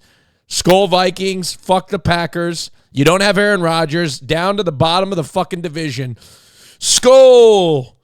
Skol for the next decade. Skol! That's what I say to the Green Bay Packers. How about that? Most communist team in the NFL, you fucking asshole. You better watch it. Better watch it before I start defending them, even though they don't recognize that they have cooperative ownership. Let me tell you, Kirk Cousins is a good-hearted or collective ownership. Good-hearted American soldier, patriot. Loves Jesus and this country, and he throws touchdowns for the Minnesota Vikings. You know what? And he's unvaccinated, but you know what? I think that's his choice. What if it came out if he was homophobic? I'd make an exception. He's the quarterback of the Minnesota Vikings. I mean, come on. He's throwing touchdowns. Get me a Super Bowl. You can be anything you want. You'd be like, he's right and he should say it. Yeah. These homosexuals are getting out of control. That'd be his, like, he probably is homophobic, to be honest. I mean, he probably would pray for me. I think that's where it is. I don't think he's a hateful person. I think he's the type of religious who doesn't like gay people, but he doesn't hate anybody. I think that's it. Right? I think he'd welcome me into his home and give me a meal if I was struggling, regardless of my sexuality. I think he's a good man. Why are you fantasizing about him? Yeah, and then he would let me fuck him. No, he would be like, I ain't gay, but that's not. Austin, you supported the Minnesota Vikings for so long. I do not want to. No. I will throw it back for you. I do not know. Smash my back walls, Austin. That is show. my quarterback. Okay. This cannot get back to him. Fuck him? No. This cannot get back to him? This cannot get back to him. What if he was watching the Hasanabi? What if I was about to collab with Kirk Cousins and this clip ends up in his fucking Instagram DMs? All right. Would you bottom for Kirk Cousins? No, I will not discuss that about my quarterback. So you're not denying it? No, it's inappropriate discussion about my quarterback. Okay, and we're strictly football. Okay, we don't talk about that stuff. That's inappropriate. Okay, and frankly, it's disgusting. In my opinion, you would throw it back for Kirk Cousins if he were to get you a Super Bowl. No. I'm not throwing it back for no man. All right. What? If he were to win you a Super Bowl, you wouldn't throw the bussy out? Oh fuck yeah! You kidding me? If that's what it took to win a Super Bowl, yeah, of course. I would do a lot of things for the Vikings to win a Super Bowl. What about a conference championship? No, it doesn't. Not the same thing. Doesn't matter. I want the Super Bowl. We need the conference championships to get the Super Bowl. I know. You wouldn't do it for a conference championship.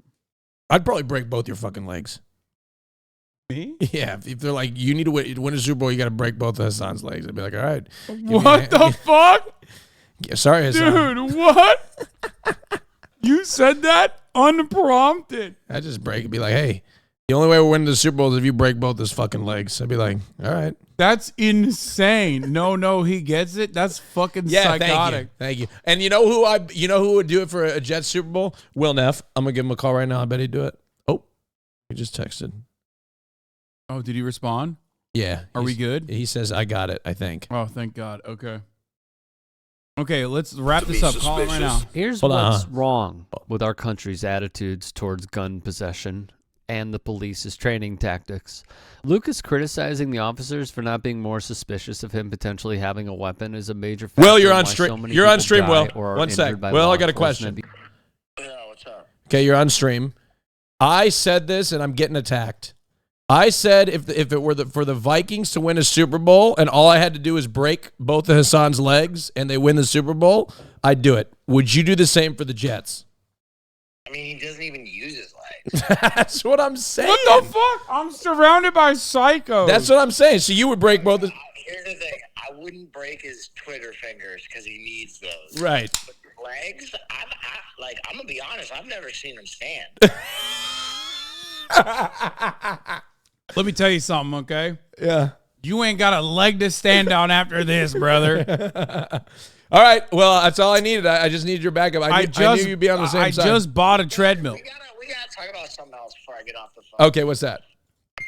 This man said that he wouldn't bottom for Tom Brady. Oh, I would bottom for Tom Brady. I'm talking about Hasan. Oh, yeah, Will. You saw the clip. You wouldn't bottom for... Yeah, let's talk about this. I don't give a shit. Taking that long and strong dong. Yeah.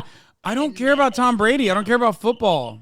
Well, if Tom Brady was like, yeah, I'll come on your stream and I'll talk about geopolitical events and we can talk about you're off base. Bernie, maybe. Tom Brady, no. You gotta let me fuck you. You'd be like, yes, sir. Not for Tom Brady. I agree. I think he'd. Wait, did you say you get fucked by Tom Brady too, Will? I didn't see the clip. I think he would just. Yeah, he would do it for fun. Okay.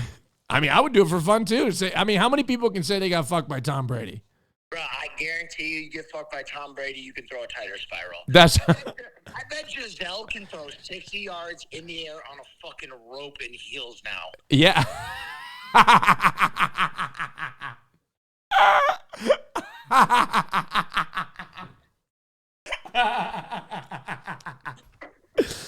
His sons, man, his sons. They're gonna be fucking. Those are NFL prospects already.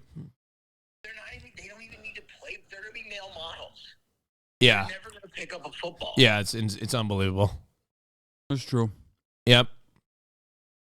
All right. What are you guys even doing? We're just. I wanted to give you a call because I was talking about Minnesota, and then Hasan asked me if I'd bought him for Kirk Cousins, and then it went into me saying I'd do a lot of things. By the way, okay, Will. Yeah. Austin tried to make it seem like he wouldn't get fucked by Kirk Cousins. But here's the deal: the reason I said in general is I was like, what if Kirk was watching this and it ruined my chances of meeting Kirk Cousins? Here's my thing. I agree with that take. If Kirk brings home a Super Bowl ring, yeah, maybe Austin will get down and receive a little Mormon cock. I would totally. Until we get a championship in that fucking display case. Oh, yeah. Oh, you're saying I got to use it as sort of an incentive. Yeah, exactly. I see what you mean. I mean, that's true. Because it is tighter than a Tom Brady spiral. So I gotta make him work for it. Yeah. What are you doing today, Hasan? You on stream right now? Yeah, he's gonna get off in time for our podcast. Yeah. I'm streaming. I caught a rare stray W for once. XQC and Ethan were debating. We'll talk about it later, though. Nice. I'm probably gonna die because I had them playing Baldur's Gate, and now Dark and Darker is coming out today, apparently. So, yeah, I'm probably gonna die. No, you're not. You're indestructible. You're fucking Will Neff. I don't know, man. I woke up today like an Alzheimer's patient. I was confused. I look at myself in the mirror. I have a beard now. I don't know where that came from. It's a lot. It can't be worse than staying at the Hasanabi mansion, okay? Bro. You are the most... Bro, God. I have a fucking update. Oh, yeah. We'll talk about that in a little bit. Okay. We're talking about it on the podcast. Save it on the podcast. I am going to fucking eviscerate Austin's bussy harder than Kirk Cousins ever could. I can't wait. I think it has to do with last night, doesn't it? Okay, we'll talk about it. No, we'll talk about it on the. Wait, is there something that I don't know about? No, you know about it. You just haven't thought about it. Oh shit. Yeah, don't worry. Okay. Did I put the wrong food in the recycling or some shit? No. I dumped an entire chicken tiki masala in the recycling. I could in the recycling bin. The trash was full. What the fuck am I supposed to?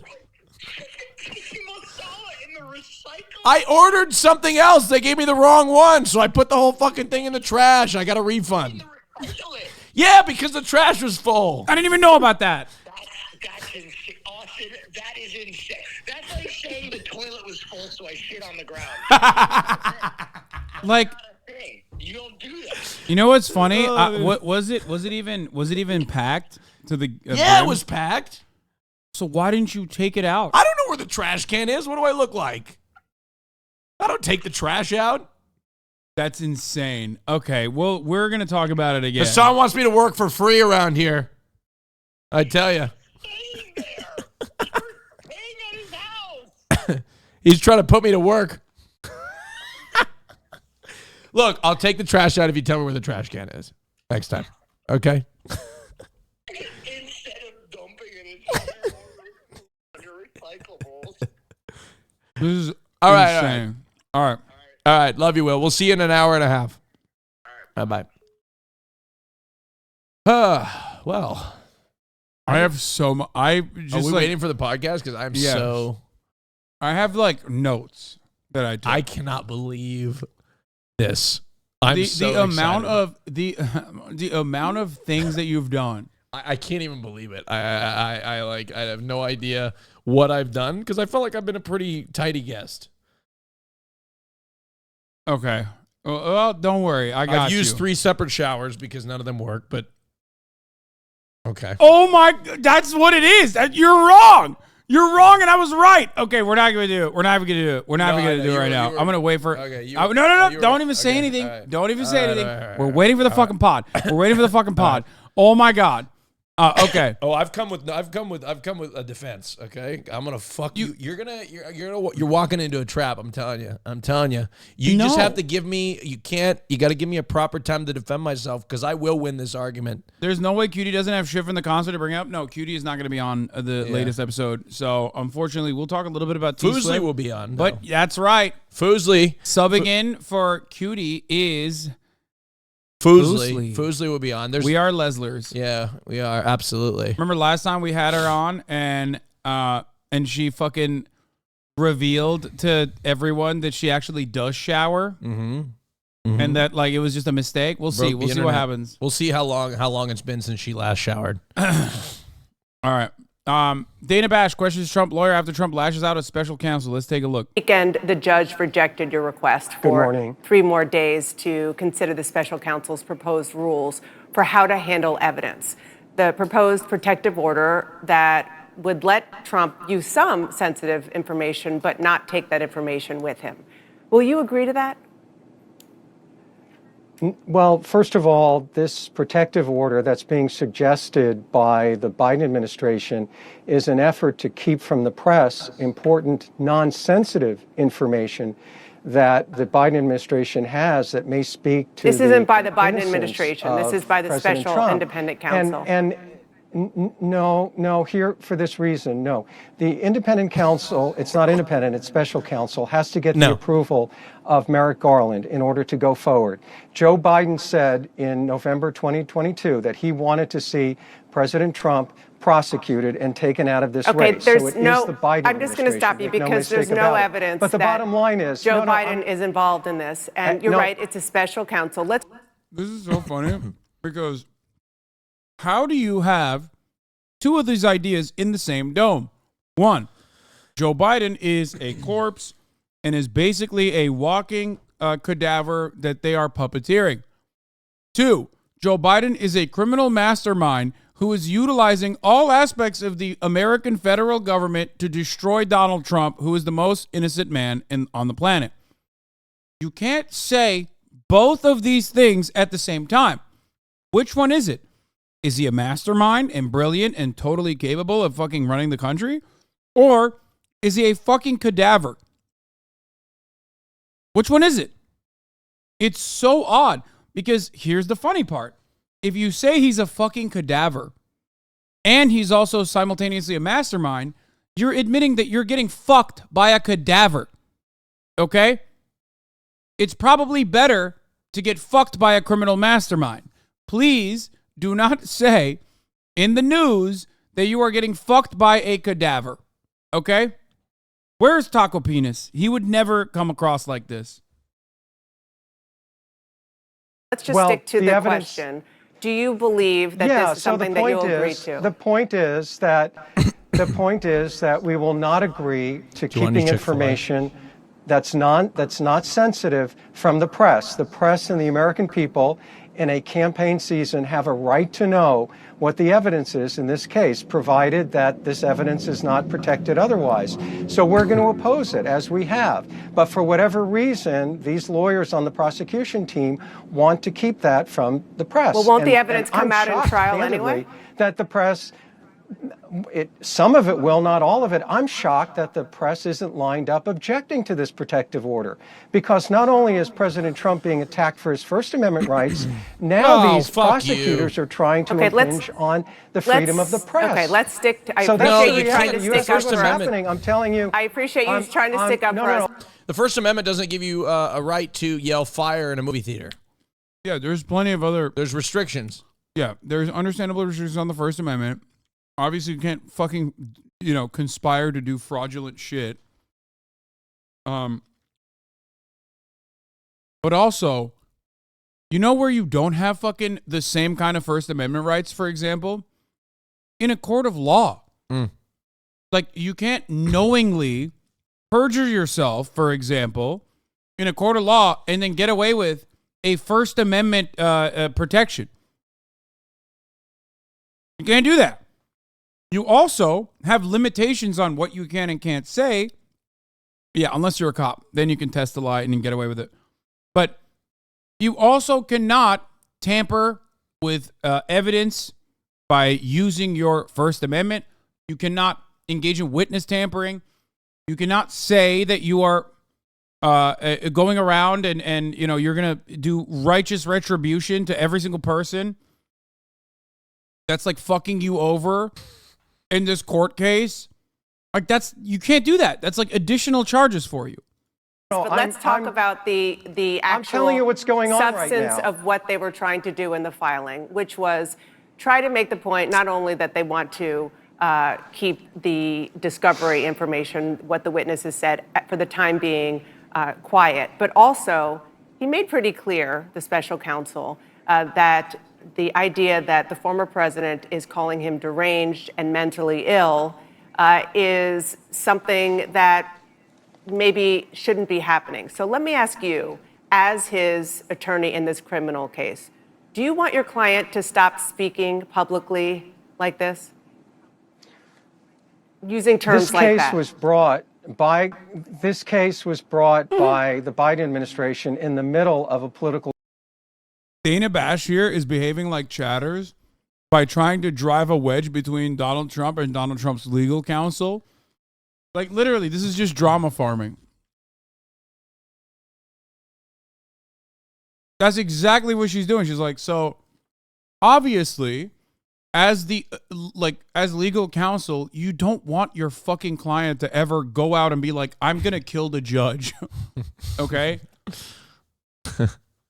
Why would you do that? That you would never want your client to do that. But he can't say that because Donald Trump's temperament does not allow him to say anything critical of Donald Trump. Dana knows that, so she's trying to drive a wedge there. Campaign. And with the realization. To be fair, by the way, this guy is like a much more competent judge. I mean, a much more competent lawyer than all of Trump's other lawyers for the first time ever. So, like, he's not going to eat that bait, probably.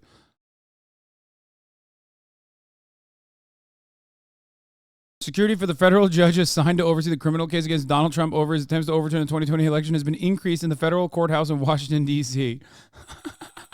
Desantis. That people are out there campaigning for office. I'm not involved in the campaign. I'm involved in representing. Totally understand. Mr. You're Trump not in his a criminal campaign proceeding. manager. You are his lawyer. As his lawyer, would you want a client to say things like this about the special counsel? One thing that we are going to do is fight this very, very unusual, outside of the bounds, criminal prosecution of First Amendment rights vigorously in court. My focus is on addressing the issues. One of the issues that the Biden administration will have to prove beyond a reasonable doubt is that Donald Trump had corrupt intent, had criminal intent when he protested the results of the 2020 election. That's core freedom of speech. That's core let's talk political about this. speech, You've talked which about is protected freedom of speech. under our Constitution. You've talked about freedom of speech a lot. I want you to listen to what Donald Trump's own former attorney general said about that argument.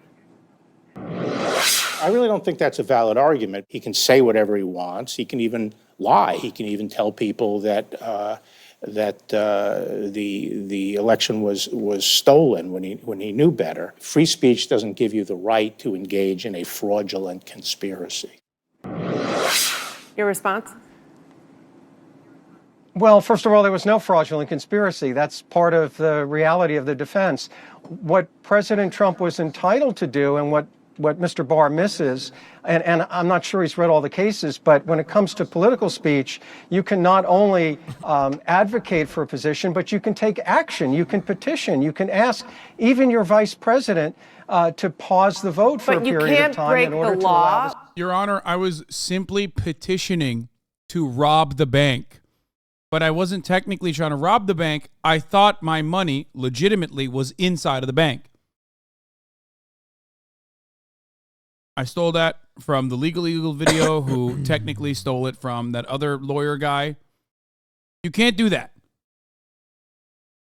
You can't say, give up on the analogy. Shut the fuck up. That's a good analogy. It is a good analogy.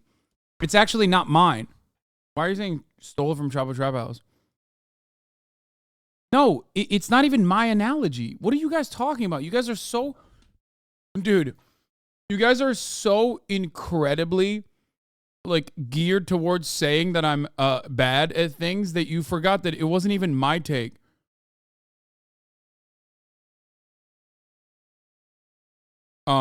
It literally is fuck, what's the name? He was on the legal video. It's a really good analogy. You can't say you can't conspire to rob a bank and then turn around and say, well, I literally believe genuinely that my money was in the bank. I thought my money was in the bank. And I thought I was getting my money back. You can't do that. Can't do it. Thank you. Please say it's a good analogy. It's a great analogy. I mean, thank you. It's the best analogy. That you got it from me. Anyway. Which is what this indictment alleges. What was it? It alleges that he caused actions like approving fake. What was it? I'll tell you what the indictment.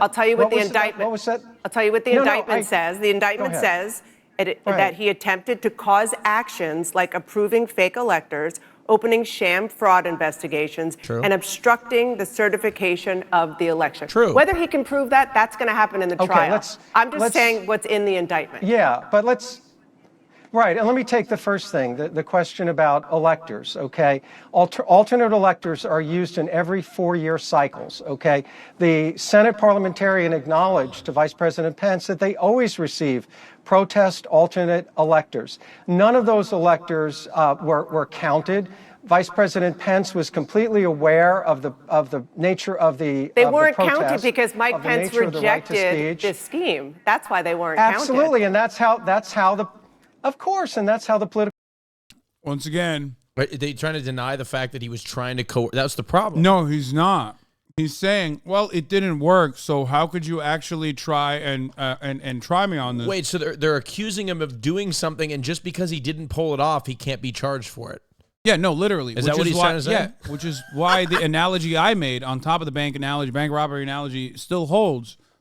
You can't conspire to try and rob a bank and then fail to do so, and then turn around and say, well, I couldn't rob the bank. The cops came. Or even better, you can't try to kill somebody and then they don't die, and you go, well, they didn't die, did they? Right? They're still alive, right?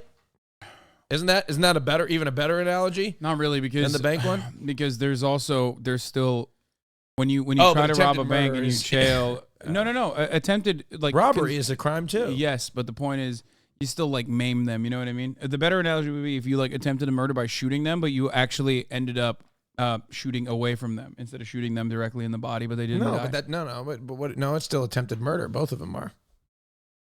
It is, yes. But I thought you said you shot someone, they didn't die. Yep. Well, then that's a separate crime. Attempted murder in this situation would be better.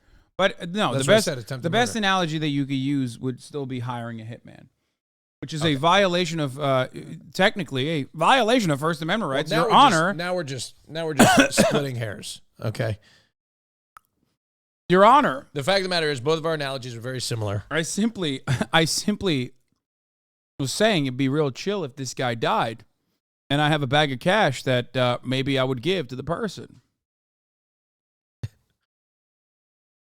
Political process works, but there was no defrauding, there was no trickery, there was no deceit. Because if Mike Pence had said yes, then that's exactly what would have happened. No, because and that's only one. Because thankfully, with freedom of the press, you I don't have want to go to down. let me finish though, because no, but you asked me a question, and I hope you can let me finish, because the government alleges deceit or trickery. What he should do at this point is do the worm. Which is why, if he did the worm, he would win. Okay, he just dropped down. Just dropped down and said, "No, you did. You're bald," and then fucking did the worm. He would win. I'm just saying. Has he thought about doing the worm? He would literally win if he did the worm. And all of this played out. Yeah, why isn't my lawyer saying that Dana Bash is high roading? Dana Bash dead! You're high roading! In the open, it's all free speech. There was a Supreme Court decision, Hammerschmidt, which is right on point, that says when you're exercising free speech, you're not engaging in a fraud on the government. And that's what, unfortunately, most people don't understand. That's just one example of the actions. That's just one example of the. It's so funny that, yes, if Mike Pence had followed through on Trump's demands, well, technically, there could have been another court case right now, a very different one, when Mike Pence was also on trial. Okay? Like, it doesn't matter. That doesn't change the reality. Like, let's say, once again, you petitioned to hire a hitman. Okay? And the hitman was actually a cop. Or the hitman said no and then told on you. That's still illegal. You can't turn around and go, well, he didn't fucking kill somebody. Or imagine if my hitman had killed someone, things would be much worse. It's like, yeah, but then you guys would both still go to jail. Fortunately, most people don't understand. That's just one example of the actions. That's just one example of the actions in this indictment. But you're entitled. And this is a long list that we've compiled from the indictment. I mean, it's more than a dozen, not speech, actions that the former president allegedly took. Like what? I mean, where do I even start? What? Tell me. Asking the Arizona speaker to interfere. Damn, he's getting fucking heated right now. What actions? He's going to say free speech to this one. Watch. I've actually not seen this guy get this heated before. It was kind of funny. Here with ascertaining Arizona's electors, the Justice Department to conduct a speech. But any. No. Oh, these guys do need to employ. There's no way that's their fucking defense. These guys, no, it is absolutely their defense. They have no defense. No They're way. fucked. No way. No, of course they have no Asking defense. somebody to do something is free speech. So that means that, like you said, you could hire a hitman and that'd be free speech. Yeah, exactly. Asking somebody to listen, short of doing the fucking worm right now, he's got no defense. If he did the worm, he would win.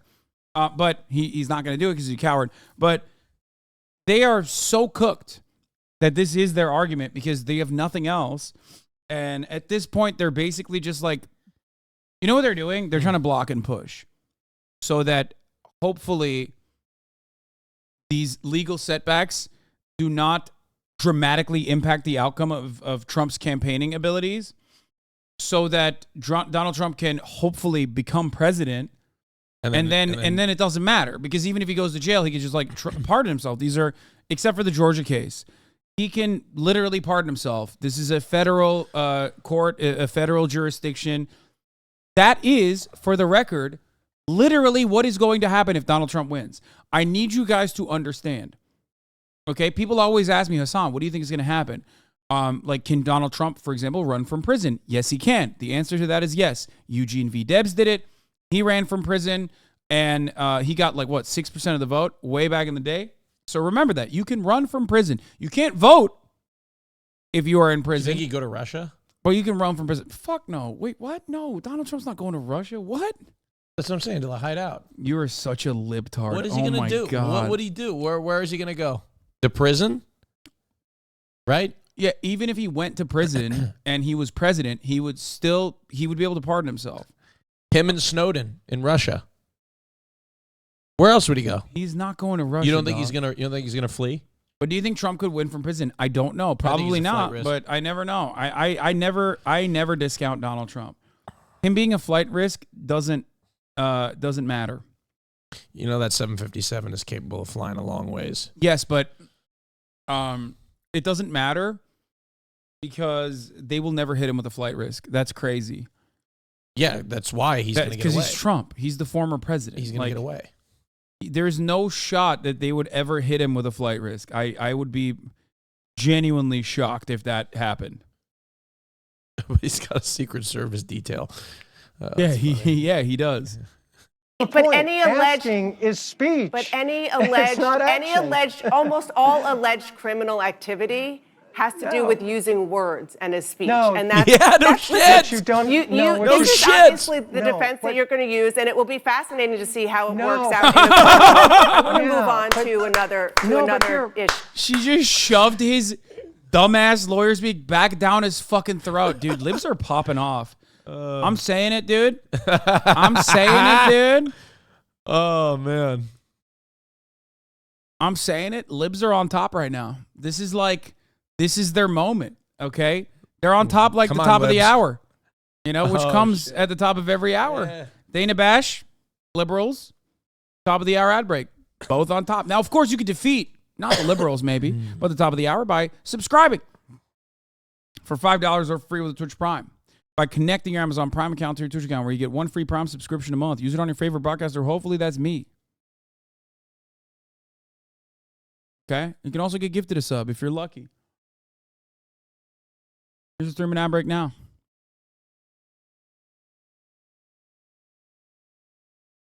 No, I got to tell you that. Amazon piss bottle.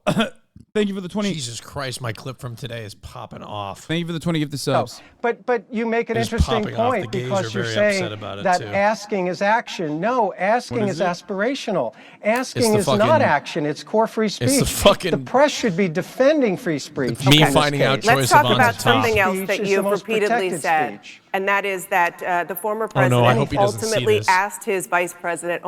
Got 66,000 views so far. Oh, in an hour? Oh, fuck. That's going supernova. Oh, yeah. Wait, how much has it got? It's got 66,000 views in an hour. That shit is going to pop off, dude. Are you commenting on it? No. Be a good friend. No. Only for a pause in the electoral count. Right. But it followed. That was one of the things. We- Ultimately, took the a fucking final, phone the call with final no ask, noise gate. Right. Okay. The final ask in the ellipse speech was that, which The was word- I don't know what is dumber. The fact that like XQC sounds like this lawyer, or the fact that this lawyer sounds like XQC when he's debating.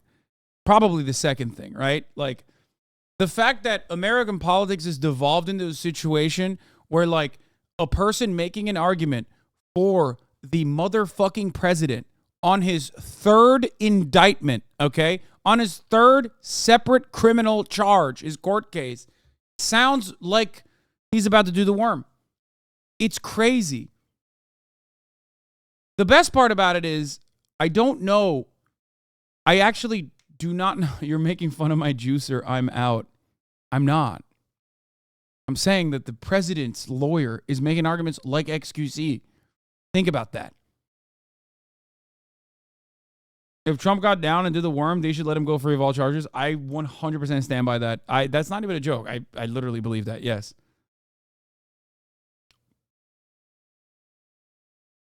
Like actually, not even a joke.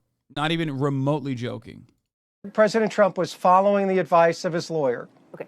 The word ultimately, I've heard you use many times. The word ultimately is doing a lot of Yes. work in that sentence. I know you're intentionally using the word ultimately because I'm using ultimately because it's the truth. I know. You're right. It is the truth because at that point he was asking for a Right. pause, but it's And I'm only entitled because to advocate on behalf of a it's client. only because for many other asks before that, what the former president was asking Mike Pence to do was to completely stop it and reject it. And that is the point that Mike Pence is making. It's that it got to the point where he said pause because Mike Pence says, I'm not going to reject it. Sure. Okay. So what we have, and many people don't understand this, is a memo from John Eastman, an esteemed constitutional scholar, laying out a number of scenarios. Those scenarios were presented to Vice President Pence. He considered them, and as a constitutional matter, he rejected them. One of the last and the ultimate requests that President Trump made was to pause the voting for 10 days to allow the states to recertify or certify or audit, and Mr. Pence rejected that as well. After that, there was a peaceful transition of power. So that's how the constitutional works. Okay. What happened Now, on one thing January that needs 6th to be was not clear is peaceful. I want to ask you something about John Eastman because I- you've talked a lot about well, wait a how minute. he's a respected constitutional Right. attorney. The transfer He of power also, was certainly peaceful. Did you see what happened on January 6th? Did that look and by the way,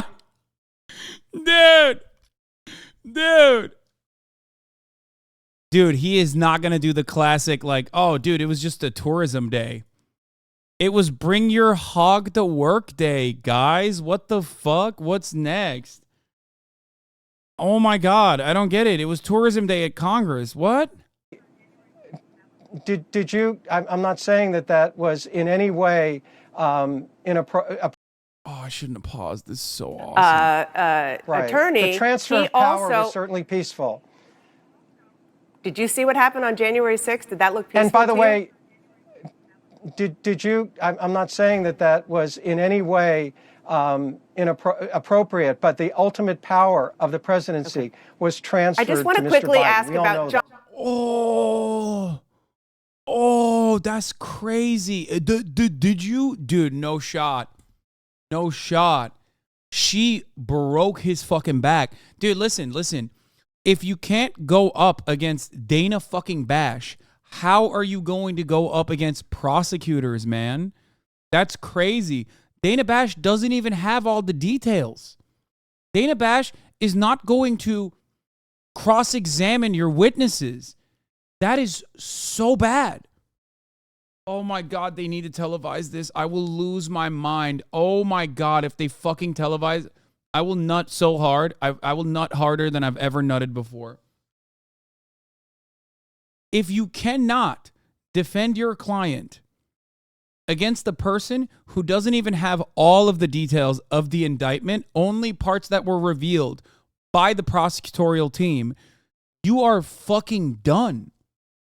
Why are they even going on CNN? It's at a certain point you have to stop going on contentious interviews because you're making your client, who does this to himself really, worse somehow. I don't know how you're making Donald Trump look worse, even though he's trying really hard. It's like a race on, it's like a race between Donald Trump and John Laro on who can fuck him harder.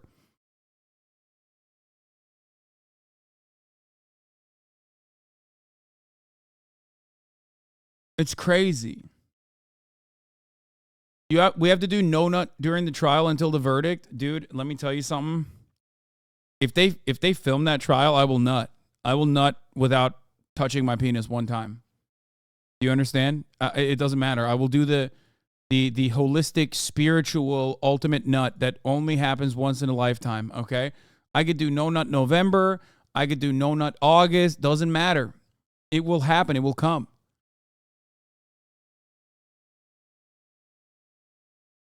What is the condition for them televising it? Well, federal courts do not have cameras in them. You can have journalists in the room. You can have, documentation, but you unfortunately cannot. There will most likely be live tweeting happening from the courtroom, which I will be paying close attention to, but actually, no. They sometimes also don't let you live tweet either because, they don't let you bring your phone in or they don't let you tweet. But the point is, yeah. Sure. John Eastman said, according to this indictment, that he actually, even when he was talking to the vice president's counsel, that he thought that his plan to reject the slate of electors would be rejected by the Supreme Court. 9-0. He thought he was right. And by the way, that proposal was not the ultimate one presented to Vice President Pence. But what happens in the course of a constitutional discussion like this is all legal theories are discussed and analyzed. And once again, what President Trump was doing is within the reality and the realm of free speech. He's asking his vice president. If they allowed cameras in the courtroom, I'd turn into one of those O.J. Simpson white ladies that stayed at home and watched his trial and recorded it. Oh, dude, yeah, VHS tapes and everything. I will be all up and down. I will not sleep for the entire duration of that trial. Oh my God. It would be, oh fuck, dude. I'm just I'm salivating thinking about. People will say, oh, Hasan, it's for the fucking views. You'll get a lot of view counts, which no shit. Of course I would. But it's not just that. It's like a once-in-a-lifetime opportunity to make world-changing content. You know what I mean? God damn. It's just like being able to watch history unfold and be able to, in real time, commentate on it. Holy fuck. Oh, fucking holy moly.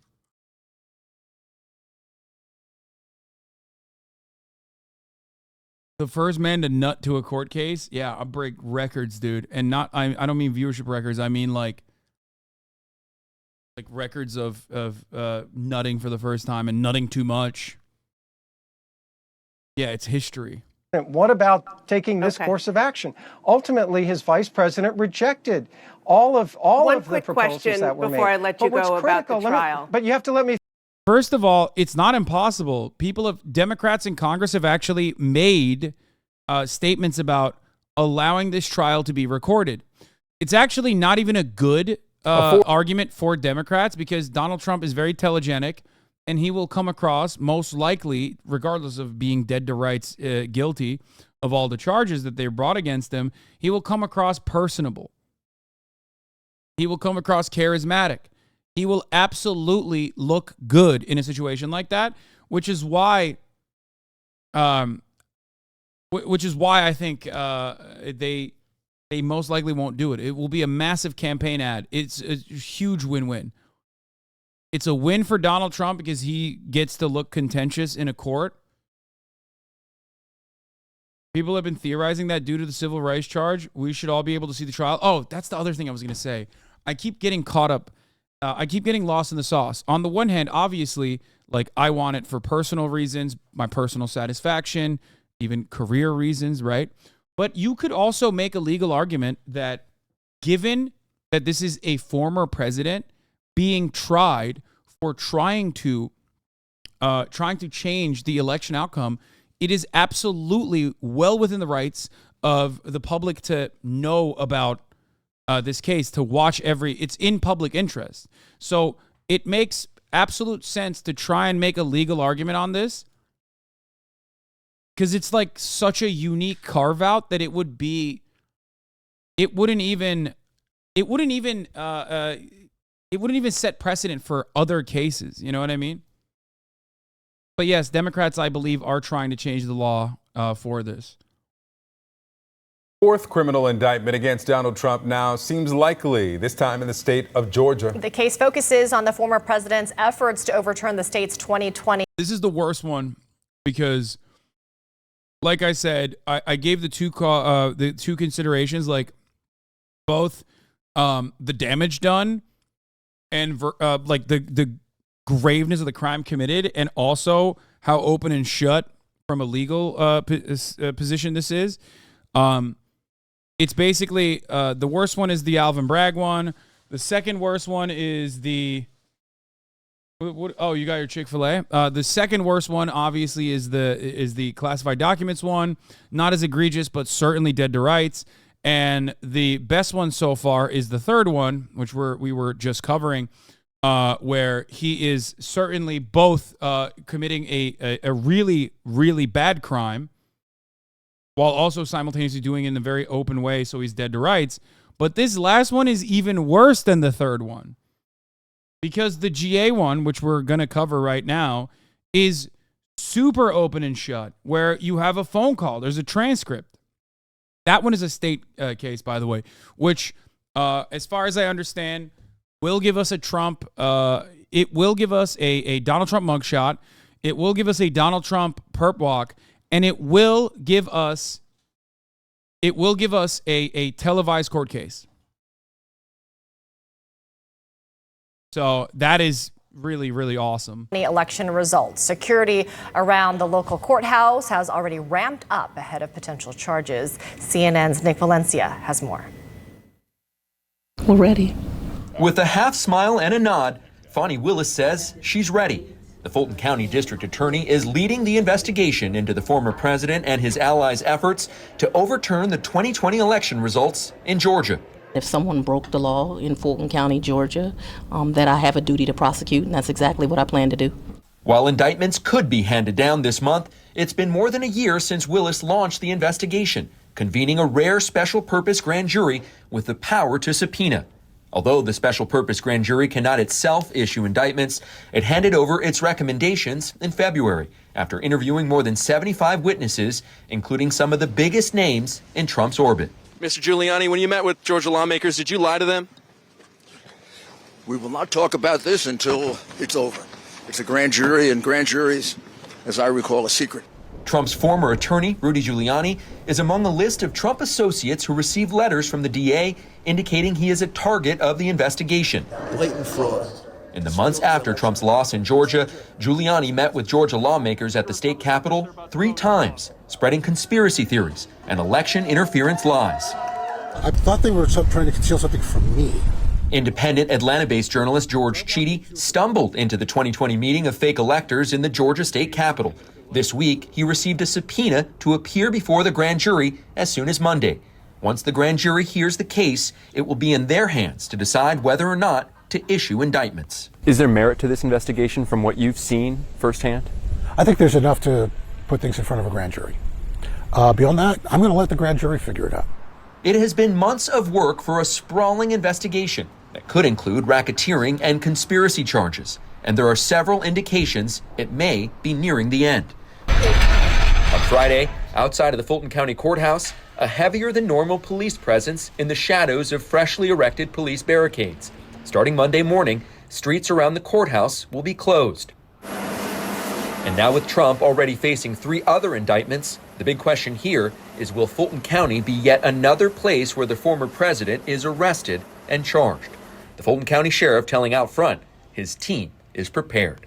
We understand what courthouse security looks like, and quite simply, we are ready.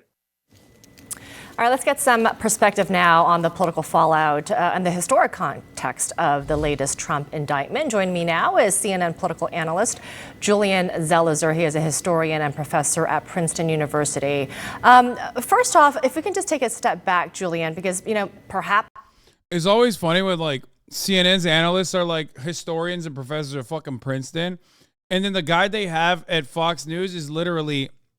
Well, I guess technically Alan Dershowitz was a tenured professor at Harvard, but the guy that they will bring on is Alan Dershowitz, most notably, the biggest pedophile defender on the planet. And then the fucking former wrestler guy to come on and be like, yeah, Trump is innocent. I know. It's in my heart of hearts. Some voters, people have gotten a bit desensitized. And now that we're talking about a potential 4th indictment being handed up, but let's not get lost in the details here because, there is a very historic and consequential nature. No, not Jesse Ventura, the fucking guy. No, man. Yeah, they'll be they'll bring someone like fucking legal analyst Forgiato Blow or the guy that always walks around with his former wrestling belt. The fuck's his name? The WWE guy that's on Fox News all the time. Is his name Tyrus?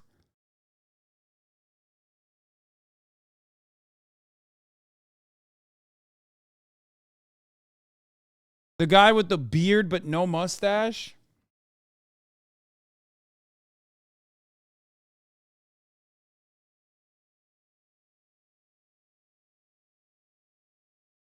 Yeah, Tyrus. Yeah, his name is Tyrus.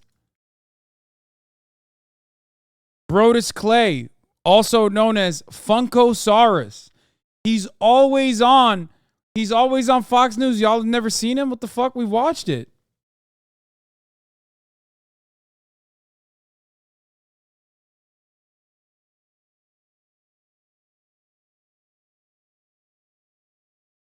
This is the first Tyrus video that popped up. Yeah. The airplane seat might be a good rep. Yeah, look, see? Listen, genetically, I'm a freak. I got it, right? 6'8". Yeah, 6'8", 341 pounds. But we sit in the same chair, okay? So my knees get in the back, but I fly first class. It's like, yeah, Trump did nothing wrong. I played the role of a lawyer one time. WWE.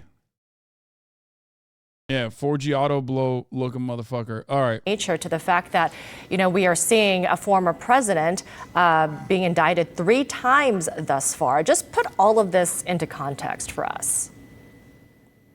Yes, it's historic to see a former president indicted so many times. It's a break from a precedent set by President Gerald Ford in 1974 when he pardoned Richard Nixon after Watergate and prevented legal proceedings from going forward. But it's also historic, and we can never forget in terms of what the substance is in this indictment. This is about a former president who was involved in an effort to overturn a presidential election that he lost. And that remains the central issue. And that's why this particular indictment is so important, as will be the trial. You had in your most recent CNN.com piece, you talk about, the Watergate scandal, comparing that to what's happening now, but also, the fact that this country learned just how powerful the presidency was from the Watergate scandal. Yet it doesn't seem like we learned much from it because the Oval Office has become increasingly powerful since, then. That's exactly right. There was this moment in the 1970s in the United States after Vietnam, after Watergate, where there was a lot of pressure to curb the power of what was called the imperial presidency. But since that time, many of the efforts to constrain the power have failed. And the presidency, the executive branch, has gone stronger and stronger.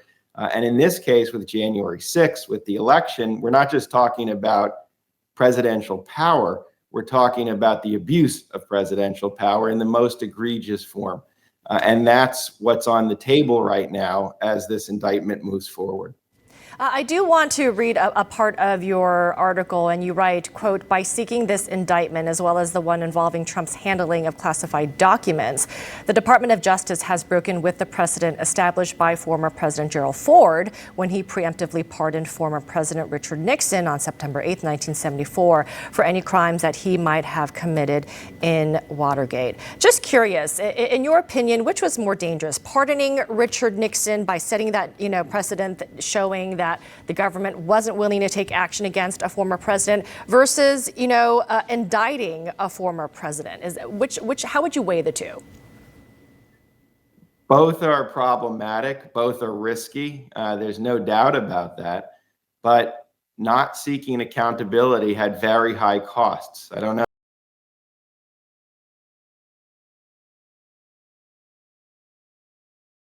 if dangerous is the right word. But certainly we.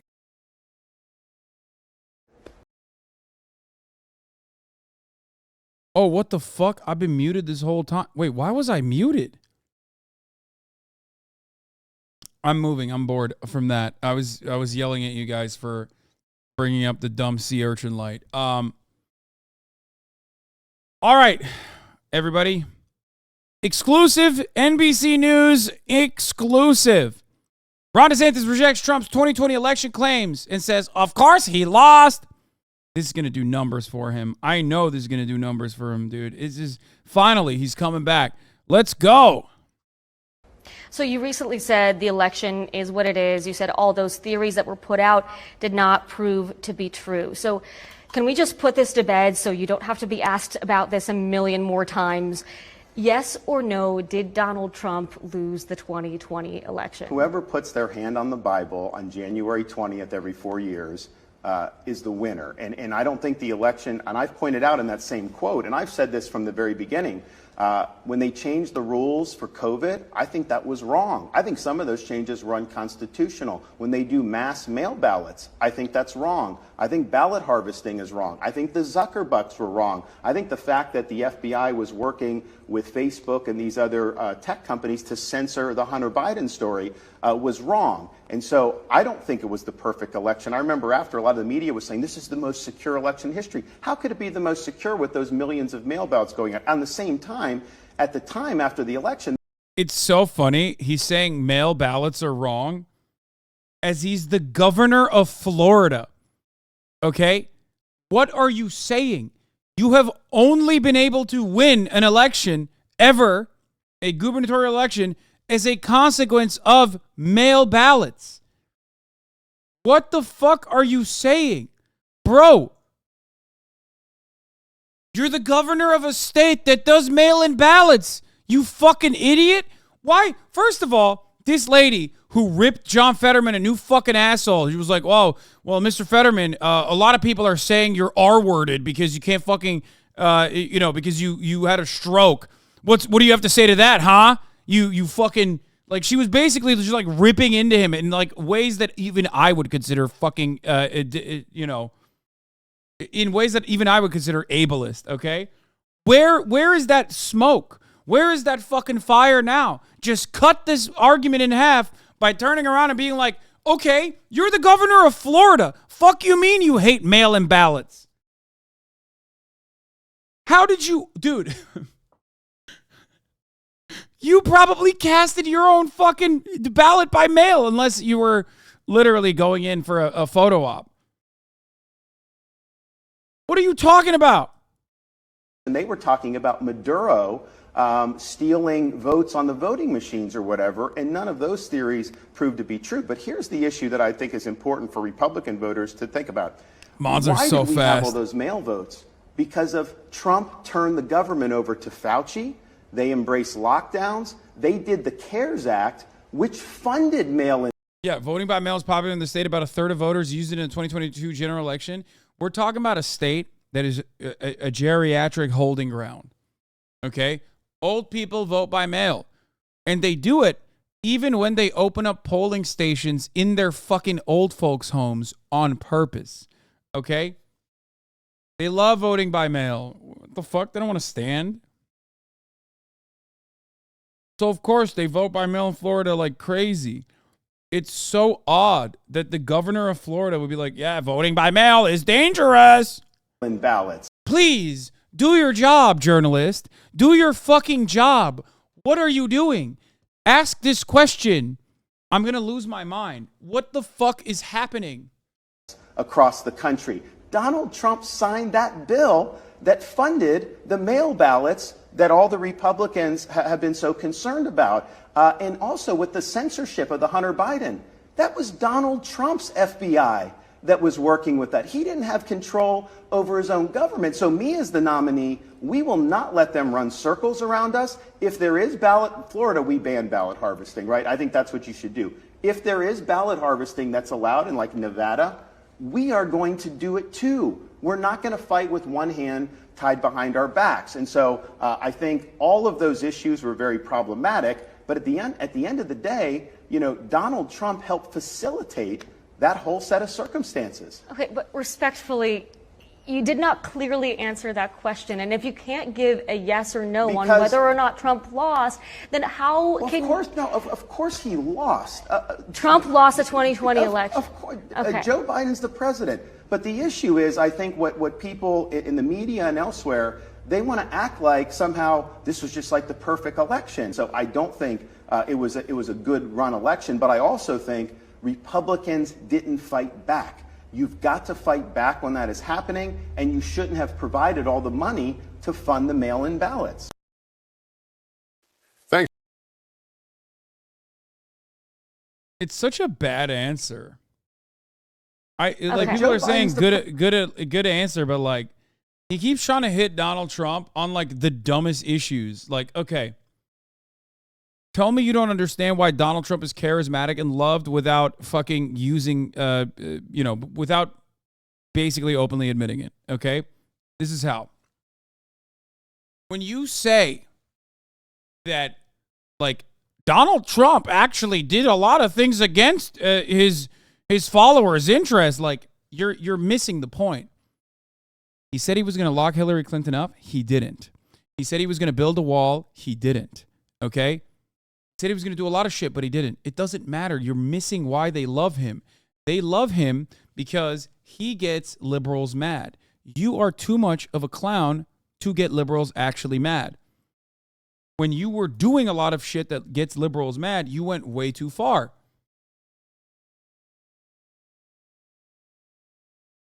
The only reason why you have any kind of clout in the Republican Party is because You copied Donald Trump.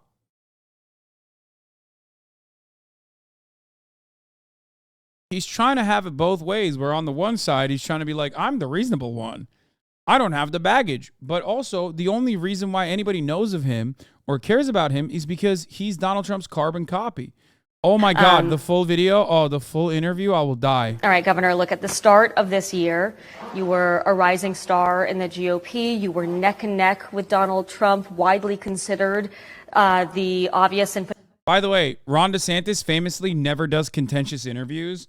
That's how you know she's like such a shark. She ripped Fetterman an asshole, a new asshole, and suspiciously, the first time Ron DeSantis is giving an exclusive interview, it's to NBC, and like I doubt that she actually did anything that was contentious. Potentially the only viable primary challenger to the former president. Then you jumped in the race, and the story kind of changed. Trump has gained ground. You've lost ground. Donors are starting to look elsewhere. Challengers for the Trump alternative mantle are feeling emboldened. What happened? Well, that's a narrative. I don't think that's an accurate narrative. I mean, at the end of the day, we're here on the ground building the type of organization that you need in Iowa. We're doing the same thing in New Hampshire, and we are getting people every single day to sign up. Look, at the end of the day, in these early states, they want to see you. They know that I'm governor of Florida. They know we've done good things. People have positive view. Republican voters have positive views, but they want to know why you to be the next president of the United States. And so as we deliver that message, we get a good response. This stuff is something you got to work at. Some of these polls, I've never put stock in them, and at that time I was saying that stuff was a lot of a mirage, basically who was in the news at the time. Now we're getting down to nitty gritty, and we're going to be here, and we are going to outwork everybody.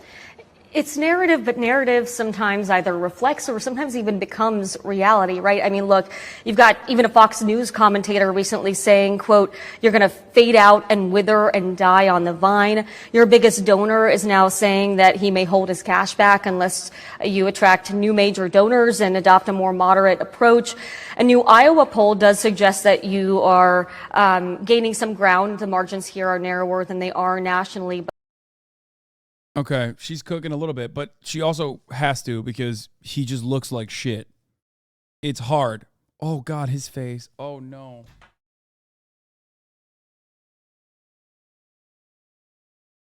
Oh, no. Oh, no. That's what happens when you're fucking completely not tested, bro. He looks like he's about to cry. Who put him up for this? Like, who put him up? Why was he like, I'm going to be the governor one day? How did he get so much success?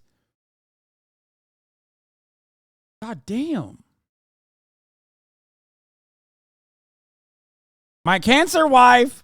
But still, overall, Trump's lead has only grown since you began campaigning in earnest.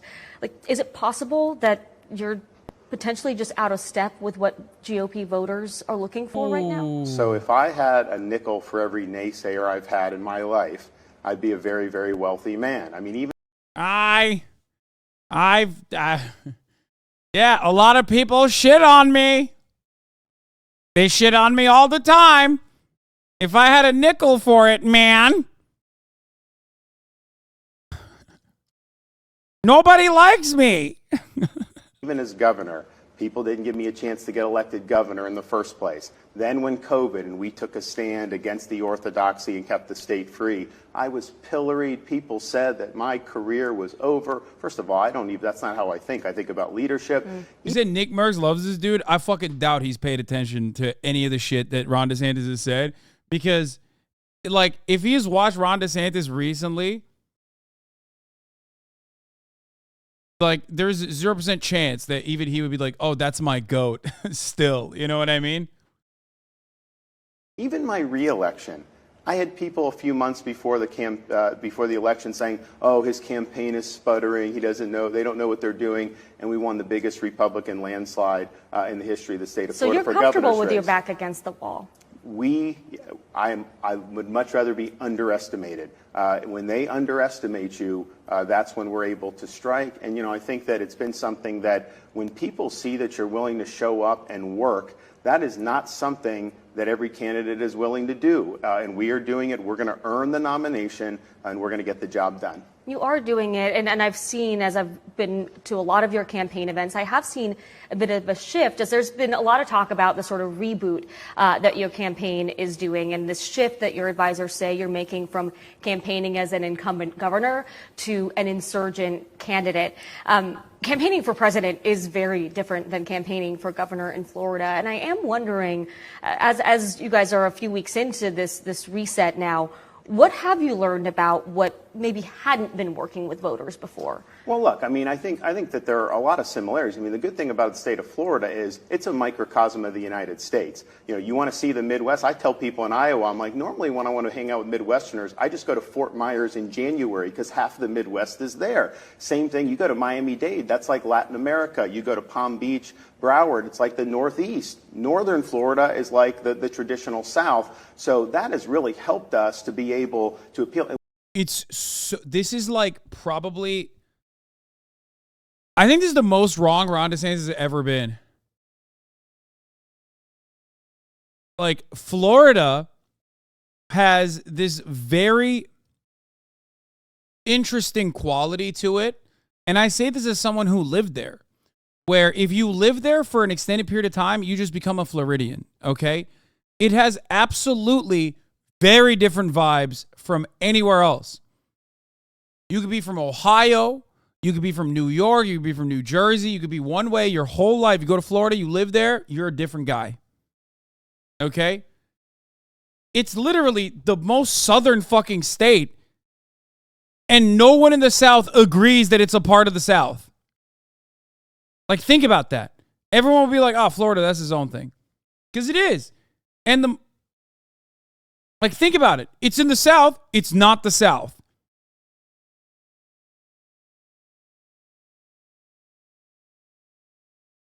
Parts of it are maybe like Alabama, right? I guess you could say that. But even then, not really.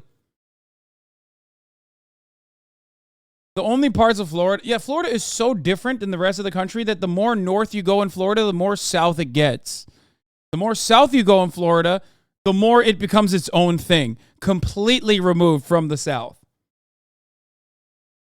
That's how weird of a place Florida is. So to say like, oh man, Florida is like a part of every part of the country is like insane. No. It's very odd. It's its own thing. It's totally in a unique category. And what's happened is I get the most rural part of Iowa, someone will have a Florida connection.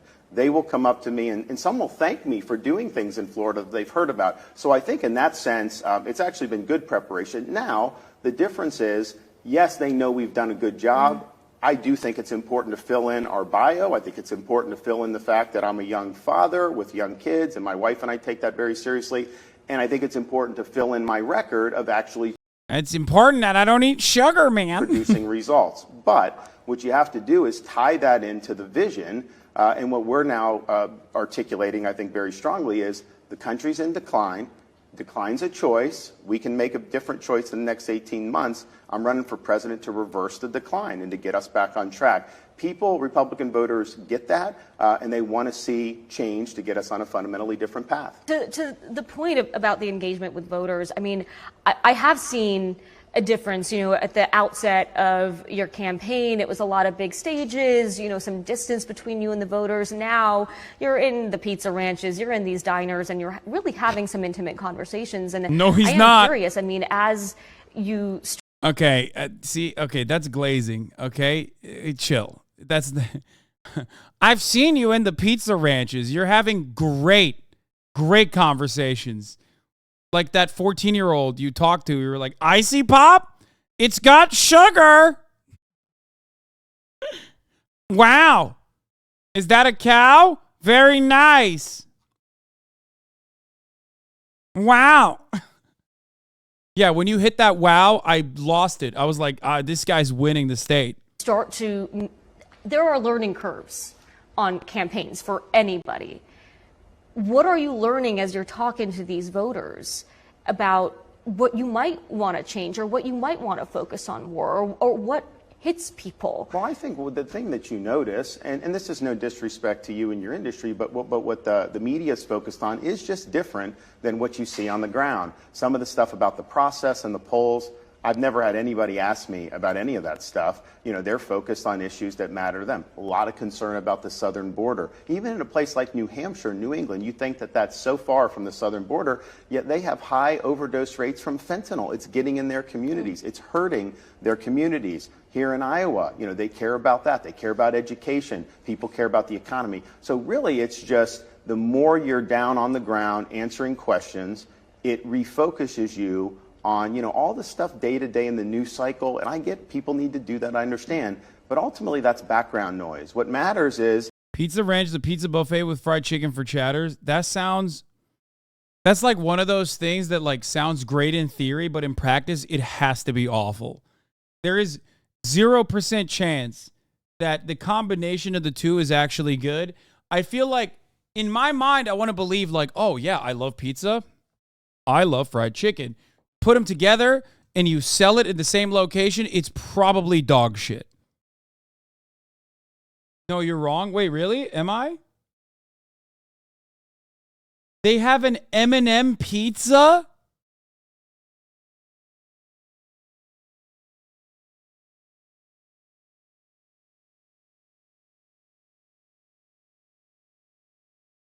It's genuinely disgusting. The crust tastes like Play-Doh and the chicken smells like manure. Also, their politics are why my mom calls them Nazi Ranch.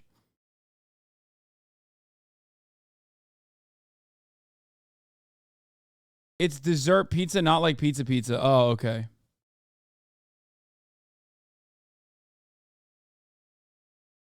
God, Americans have two speeds on ingenuity, okay? When they're coming up with a new way to be racist and when they're making like insane desserts. God, they're so fucking good. Well, I guess Pizza Ranch has both. Never mind. Never mind. I just realized why people like Pizza Ranch. the future of the country, and being on the ground with voters reminds you of where that focus should be. Have you been refocused after some of the conversations that you've had? Do you think you've honed your message based on what you've heard from voters, or have you? I think when you do this business, you know, you get up in front of folks, and there are things that really sing, and you see the response. There's other things that you may get a polite response for, but it may not be as much. And so, you know, it's all about kind of weaving that in. And I think what we've been able to do. See, this is what I mean. That looks fire. I'm not gonna lie. I'm not even gonna hide it. That looks fucking incredible. That is just, for the record, for those of you who are not in the United States of America, a lot of times when they do like a pizza cookie or whatever, it's just a cookie.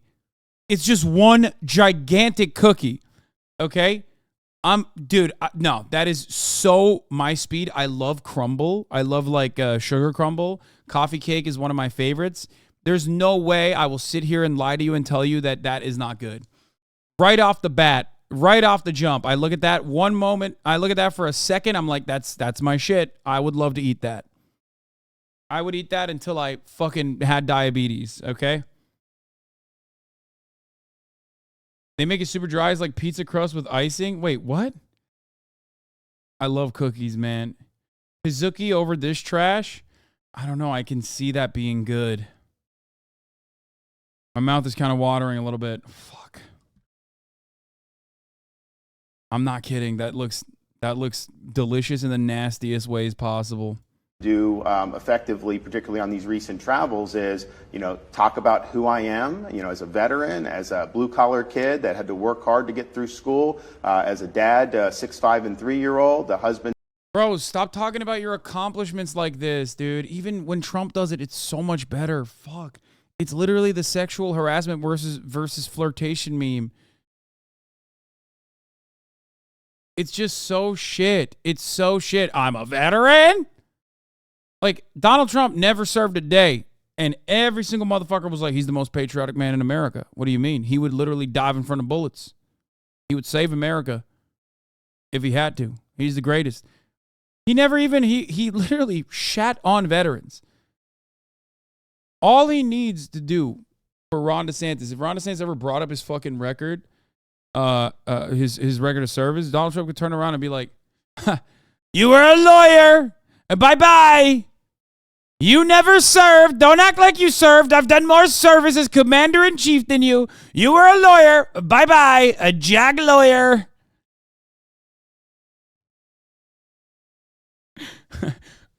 He calls him JAG lawyer. I call him another name. I can't say it. Liberals won't let me say it. Boom. Literally landslide. Landslide, okay? I'm going to say it, but I can't say it. You can't say any words now, folks. You can't do it. Into a great wife, what we've done in Florida, but how that projects to the country's future. And I think Republican voters are sick of people that overpromise and underdeliver. That's kind of the norm in politics. And what I can show a record of doing is every commitment I made, we honored, and then we over-delivered on our promises. Do you think you might be wasting time trying to win over those hardcore Trump voters? I'm trying to win over every voter. I think that's a misconception. I mean, at the end of the day, you know, like Popeye said, I am what I am. You know, I was a bold governor. As Reagan said, we govern in bold colors, not pale pastels. And I think part of the reason that I did so well in the election was because people knew where I stood and they knew I was a strong leader. So we haven't really, I think sometimes people overanalyze what you're doing. I want every Republican voter out there. When I won re-election as Florida governor, I got 97% of the Republican vote. That's a record. And in Florida, yes, we have a lot of conservative Republicans. We have some that are more traditional, some that are more liberal. I want to get all of those voters because you need a cross-section of voters to be able to do well. We showed that in Florida, and we're going to show that here. And here's the thing I think that people appreciate. Regardless of your view on each of these issues, and you know, even within our party, we've got diversity of views, all these voters will acknowledge I'm a guy that gets things done. I'm a strong leader, and I will be able to deliver results. And that's very important for them. And look, there are some strategists, to your credit, who say the polling and the widening gap between you and the former president has less to do with anything you are or are not doing. It has more to do with these indictments that do tend to boost the momentum, boost the fundraising, just give the president more support. In fact, one of your supporters, Congressman Massey, recently joked. He said, quote, "We got to find some judge in Florida that'll indict DeSantis quick to close this indictment gap." It's a truism that anytime someone is being persecuted, the camp rallies to their defense. Look, it's a joke, but the point made is a legitimate point there. I mean, each time he's been indicted, most of his primary opponents, yourself included, have kind of rallied to his defense as well. You've made your position clear that you believe the justice system is two-tiered, that it's weaponized. But when Trump is spending his arraignment day attacking you, I mean, why not fight back and point out the downsides of being a president who is under 3, maybe 4 indictments? Well, couple things. One, it's not really about Donald Trump, because I think that if the justice system is not fair, if it is weaponized, and I talk more about Mark Houck, who was just a pro-life. say it. Just say it's because you're a pussy. Just say it. The activist had a SWAT team go to his house. I talk about the parents that were identified going to school board meetings in Virginia. Talk about the fact that the FBI had a memo identifying traditional Roman Catholics. Don't push the microphone away. It ends up being about Trump. But that is ultimately why it's more important than just one former elected official. Second thing is, you know, at the end of the day, I've been very clear about how we win the election. If the election is a referendum on Joe Biden's policies and the failures that we've seen, and we are presenting a positive vision for the future, we will win the presidency and we will have a chance to turn the country around. If, on the other hand, the election is not about January 20th, 2025, but January 6th, 2021, or what document was left by the toilet at Mar-a-Lago, If it's a referendum on that, we are going to lose. But and with that's Trump just in the the reality. race, with Trump in the race, that is largely what it's going to be about. And right now, And you're that's not fighting against Joe Biden. You're fighting against that's Trump. That's not a pathway for success for the Republican Party. I think a lot of our voters understand that. Look, one of the reasons I ran for president was because I think I'm the only candidate who can win the primary, win the general, and then actually get all this stuff done. The reality is you don't want distractions. I mean, this is hard enough, the issues facing the country. You've got to be focused. You've got to be disciplined. You've got to go in there knowing you want to talk about slaying the administrative state. They are not going to give up power willingly. You got to be somebody that knows how to operate. You can't be suffering under distractions. You can't have all this other drama that's doing it. So I have made that point, and I think more and more Republican voters agree, yes, we think he's been treated poorly and unfairly, but that doesn't mean then that he's the guy you want to nominate against Joe Biden. So you recently said the election is what it is. You said all those theories that were put out did not prove to be true. So can we just put this to bed so you don't have to be asked about this a million more times?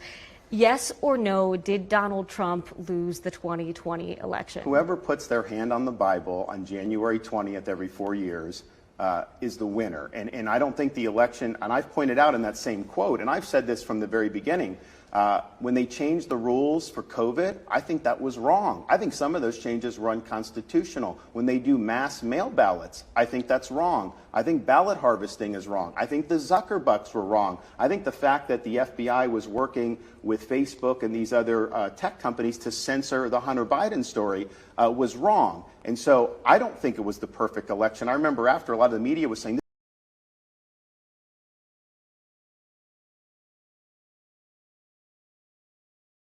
if cartels are trying to run product on that, and we can talk about that. It's both policy parallel. And if we do that, we'll be able to win. And to your point, I do talk to a lot of voters who are frustrated with these indictments because they do distract from the issues. And in Iowa and so many other places, No, the fuck you don't, okay? This idea is like, even if they're saying that, they're still pro-Trump, okay? I know, I fast-forwarded because we already watched that part. It's just like, it's so annoying. Yeah, I talk to a lot of voters that defend you, except why does it not reflect in the polls then? You know what I mean? It's just it's so dumb. Right, Kaya? Kaya knows it's dumb. Kaya's like, Ron DeSantis is not winning shit, dog. That's what she thinks. GOP primary voters care a lot about immigration and other issues. So I do want to talk to you about some of the policy plans that you've rolled out. You're one of the few candidates that's been very vocal and outspoken and have put out those platforms. So credit to you on that, and we can talk about that. So when it comes to immigration, you went down to the border, you put out a plan to secure the border where you outlined some pretty severe consequences for those who come into our country illegally. You've said that folks can use deadly force, that law enforcement can use deadly force, saying if cartels are trying to run product into this country, they're going to end up stone cold dead.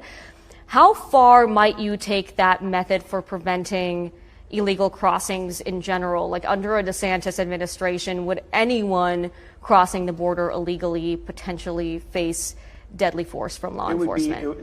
It's similar to like if you're in the military, you have rules of engagement. Anyone that's hostile intent or a hostile act, which the cartels are, you would then engage with lethal force. I think these cartels are basically foreign terrorist organizations. They are responsible for killing more Americans on an annual basis than any other group or country throughout the entire world. And yet this is just happening, and it's happening in communities all across the United States. You can find these angel mothers who've lost children to fentanyl overdose in virtually any community in the United States. And it really hit me when I was down in Arizona. Most of the border doesn't have a wall, of course, but there was parts where there was a wall.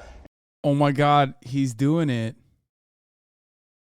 He's doing the thing. He's like, Trump said he would build a border, but he did not. You see that? He would build a wall, but he did not.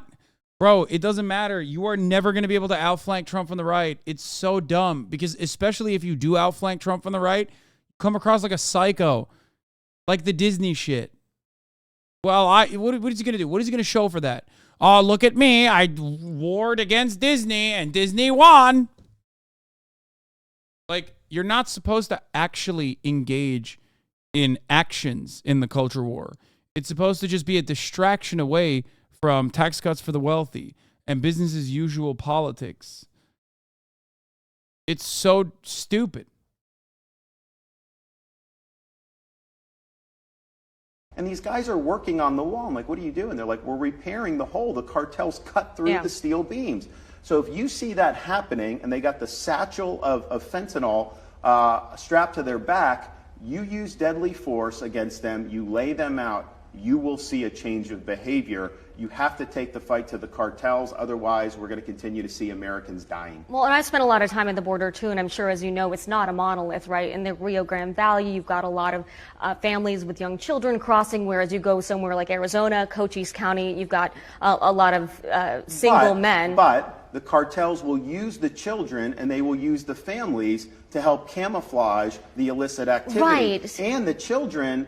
I mean, so we actually are doing, we have a statewide grand jury in Florida that's investigating all the illegal migration because we've had it come into Florida. They've actually found instances where a mother will basically rent out children to military-age males because if you come in with a minor, it's better for you to do that than if you come in as an... What kind of a policy is this that is incentivizing that type of behavior? So what we're going to do, we're going to stop it. We're going to put Remain in Mexico back in. We are not going to accept bogus asylum claims. Right now, you come in, you do a bogus asylum claim, they give you a sheet of paper, come back in 3 years for a court date. How is that a disincentive to come illegally? And the thing is yes, there's massive drugs killing people. Sex trafficking, human trafficking, horrible. You do have criminal aliens coming across. But put all of that aside, the sheer number of people, communities are overwhelmed. You can't have, even if it was legal immigration, you can't have that many people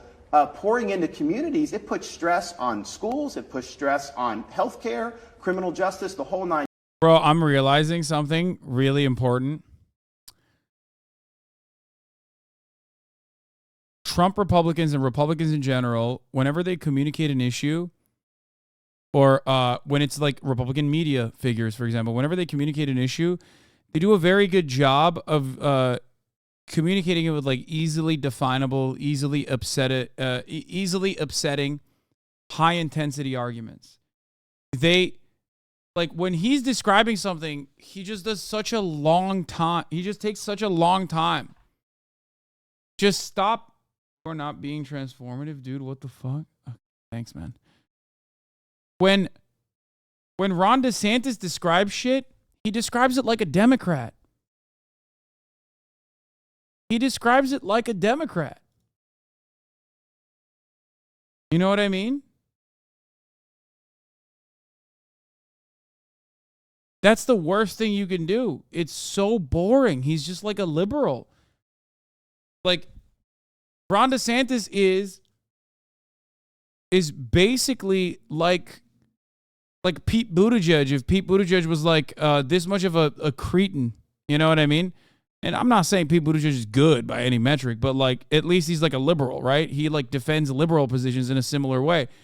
That kind of, I guess, appeals to a certain degree to a specific type of Democratic voter. But Ron DeSantis, on the other hand, is just like trying to appeal. He is like Elizabeth Warren. Yeah. He is. He is like Elizabeth Warren, but with like Hillary Clinton's charisma. Like what he was, basically what he just described is he's going to start killing babies crossing the border next to military age males because there's this scheme in his mind, right?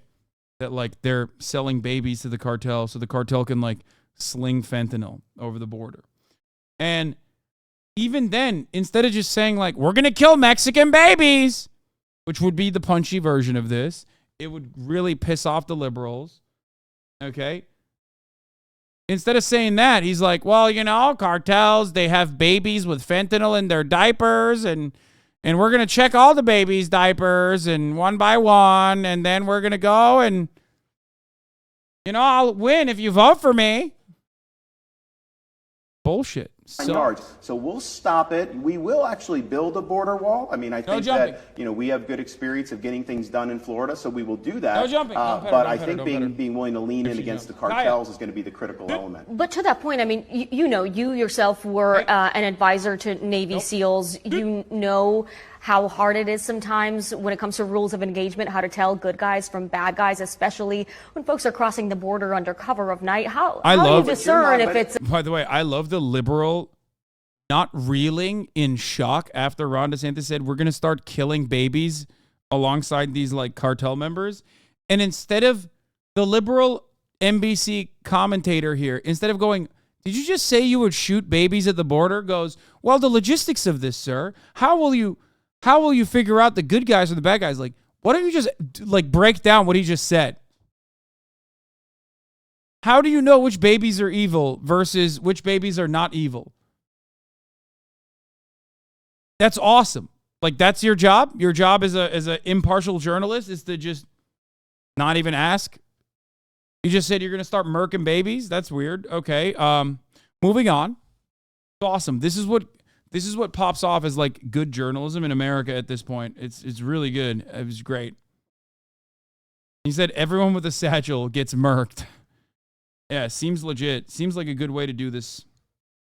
It's a child, a mother, or Obviously, a cartel if member. it's a child, I mean, you're not going to do that. But I mean, they have. Right, but a pregnant mom in a baseball cap with a backpack. They have versus... indications. Okay. I mean, if you have people blow torching through a border wall, that is not going to be. That's not. But as you mentioned, the wall isn't everywhere. How do you know you're using deadly force against the right people? It's the same way you would do in any situation. Same way a police officer would know. Same way somebody operating in Iraq would know. These people in Iraq at the time, they all look the same. You didn't know who had a bomb strapped to them, so those guys have to make judgments. But the fact that we're going to stop the phony asylum claims and stop the invasion, that's going to be half of it. Because here's the thing. If people know that coming illegally is not going to be a benefit, they're not going to make that whole trek knowing that they're not going to be able to get entry. The reason why people keep coming is because they know the United States has a ridiculous policy where they're literally on an app. All right, folks. That's gonna do it for the time being. Billy Ichiban is here, and I am going to. We're gonna start setting up for the broadcast. There's a lot to cover. We got through a lot today. The XQC debate was pretty good. It was fun content at least, but unfortunately, I'm chilling if Austin's not here. Well, okay. I mean, we can keep going. Oh fuck. Kaya is so unhinged right now. Holy shit. Invite Will to the fuck off. Oh, dude, you want to hear something funny? Sure. So, Austin and I had an argument yesterday where he thinks I would not be able to outfuck him if I was a gay man. He couldn't fuck his way out of a paper bag. Yeah, I was like, Austin. He's a tadpole. We're full motherfucking frogs. I was like, Austin, I fuck women. Like, that is infinitely more complex and more difficult than having sex with men. Like, it's just not even a thing. So he tried to challenge me to a fuck off. You know? He's drowning where the infinite swims. I mean, especially challenging you. Yeah. That's like having played basketball for a week and walking up to Wilt Chamberlain and being like, hey, bud, I'm going to post you up. Yeah. That's crazy. I don't know why he thought he could, like, he tried to hit me with like the cardio angle where it's like, no. Cardio angle? No. Just because you eat chicken doesn't mean you can fuck, brother. Come on. He's new. Listen, give him a few years, you know? Yeah. Let him pick up his game. Let him learn a crossover. Let him polish up that fadeaway jumper. You know what I mean? Yeah. Pick up a signature move like the electric chair drop. Yeah. And then come back to us. New chatters don't know how much Hasan fucked. I don't fuck at all. I don't know what that is about. Hasan fucked. I don't know in what. the past tense. Ow, bitch! Did she just bite you? That Hey! was my mouth! Hey! Here. Enough. That fucking hurt. No biting. I love you, but that hurt. That's what I'm saying. She's like getting unruly and rowdier by the second. It's because I'm a wild uncle. She knows I'm a that is true. Let her hurt. You have a beard. Yeah. What's going on? Dude, here's my plan. Are you ready for this? This Okay. is the Will Neff 10-step plan. I'm going full dirty man till my hair is long. Okay. Okay. Then at 10,000 subs, I keep the mustache. It's wait. Soul patch. You pointed not to where the mustache currently ends. You pointed to here. I'm going dirty man. I'm getting my hair back. I want like Doc Holliday, soul patch, dangly earring. That's the plan. I like that. And I like that I'm plan. not eating till then either. So I'm going to be ripped. Oh, dude. Okay, I don't like that plan. I hate that. Then I'm just going to jerk off in the mirror, bro. That's the 3-step plan. Kaya, dude, how's I love you, but you're being a naughty puppy. I know. You want attention? I will give it to you, but positively. Don't pet her if she bites you. You're beautiful. You're sweet, and we appreciate your self-control. How's Baldur's Gate been? It's the best game ever. I've heard a lot of great things. I'm telling you. 17,000 different endings? That's insane. Bro, I'm telling you, it is less like a video game and more like stepping in to like D&D. Like you are in D&D. Bro, let me tell you something. You think you know the best girl, your One Piece girl?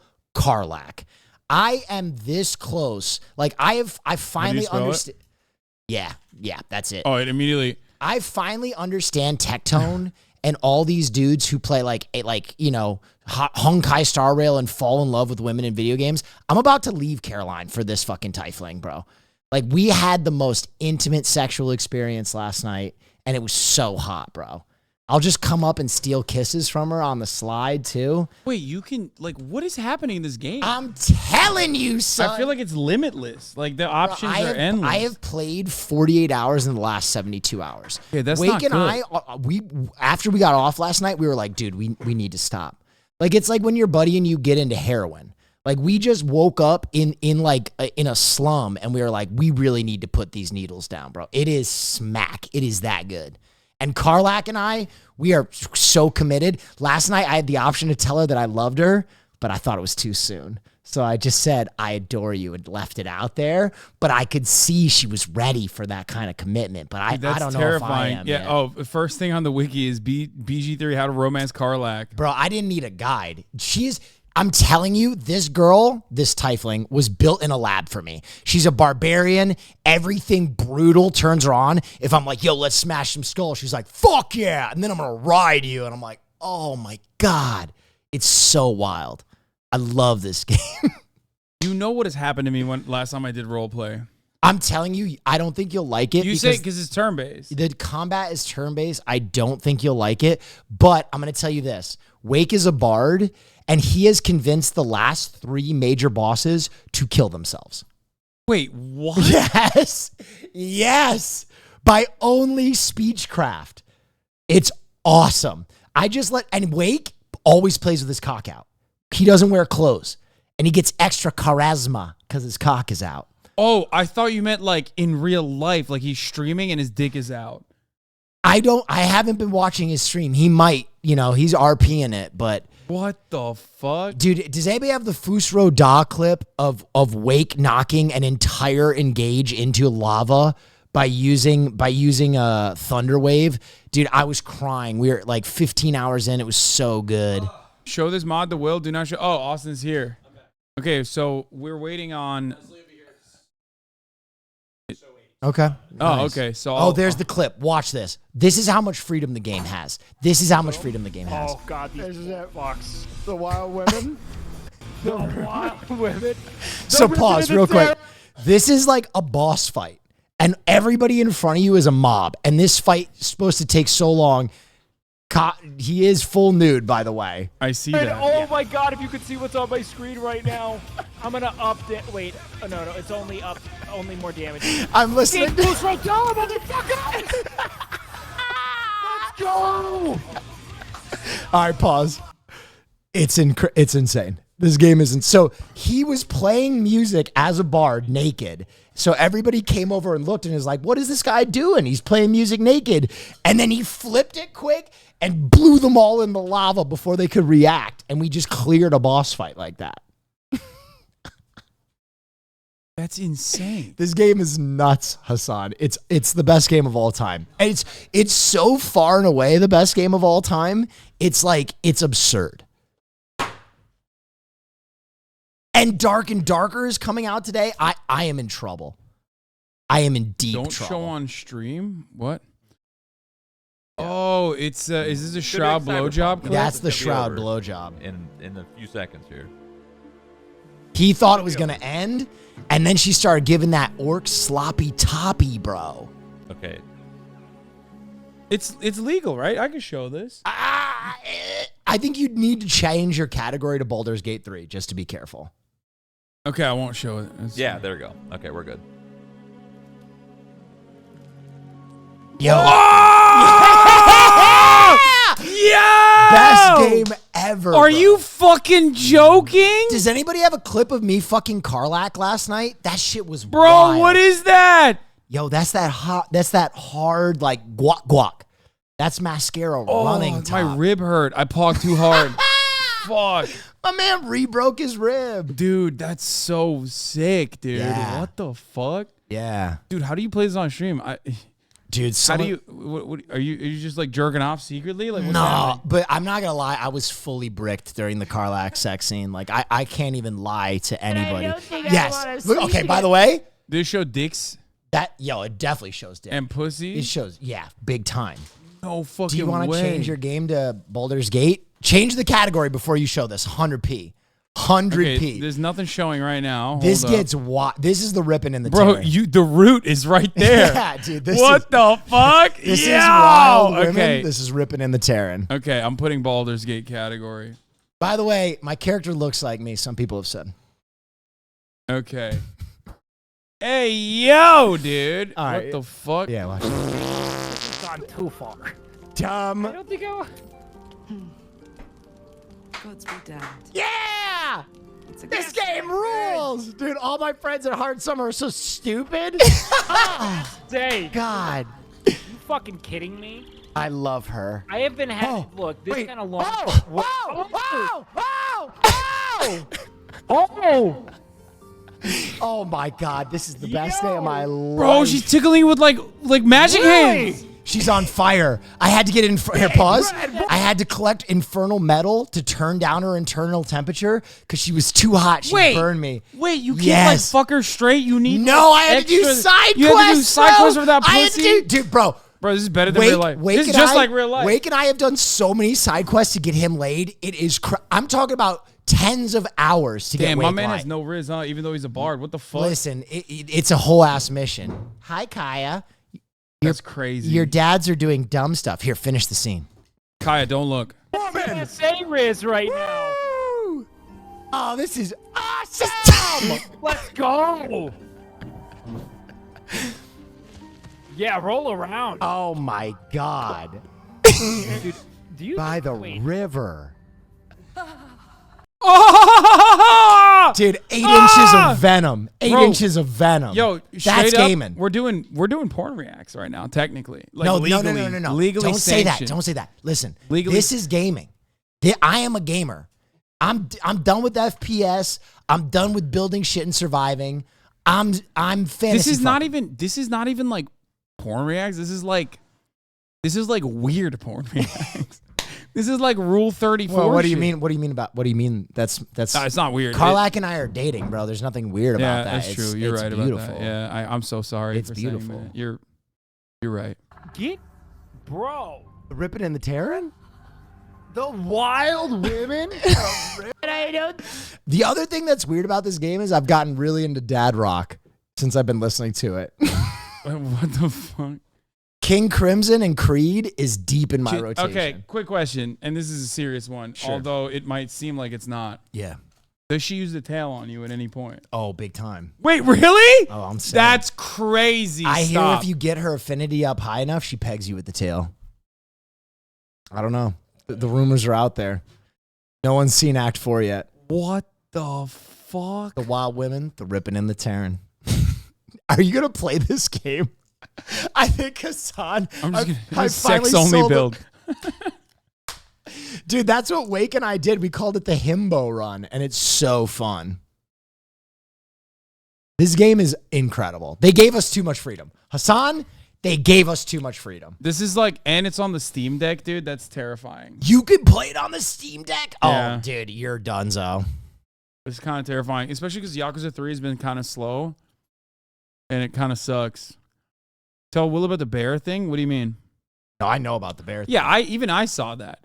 I thought that was like a one-off, though. I didn't realize it was like actually... Oh, yeah, this is Soda. Yes, you can. I can't do it. I'm a sub. Advantage. They put it in. I can't put it in. Not on the rerolls. Oh no. Do it. Just send it. Come on. No. I gotta pray to God. I'm gonna get on my knees and pray. Inspiration.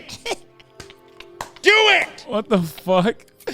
Bro, the best part, hold on, pause. The best part is Soda does this character when he's like being a nerd where he's like, come on, do it. He's not even trying to do the character right now. Like his mind has just become the comic book guy. I mean, I've been there. I don't like that. That's what I'm saying. It's like scary. Roleplay is very scary territory for me. Yeah. I've been it. I've been deeply and undesirably addicted to roleplay before. Roll for clitoral stimulation. I mean, this is literally no pixel, but in like an actually well-crafted universe built for no pixels type activities. Listen, I have to say this because it wouldn't be fair to these devs if we only focus on the sex stuff. I'm going to say this sincerely. The amount of freedom you have in the game to just affect the events of the game are so unbelievable. Like, if you can dream it in a situation, you can do it.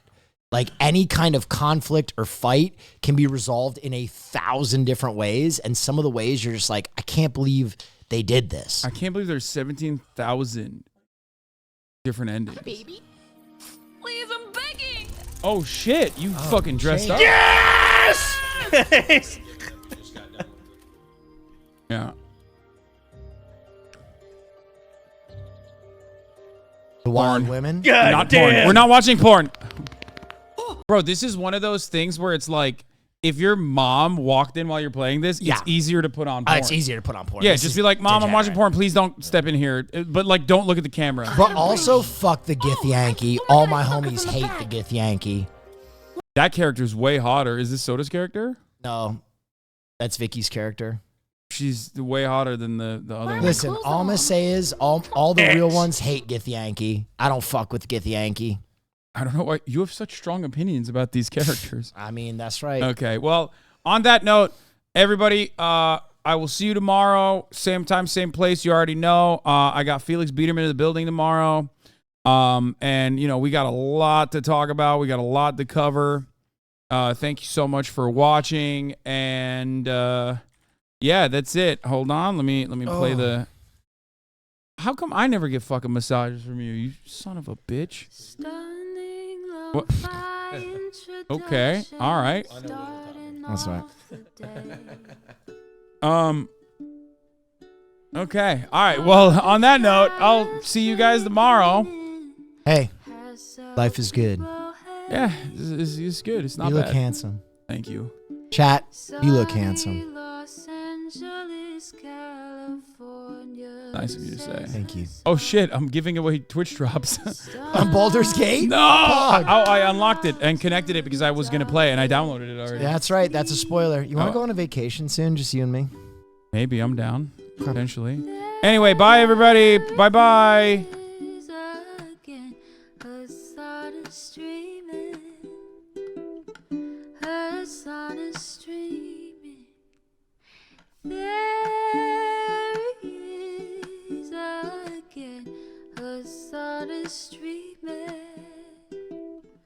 Hasan is streaming.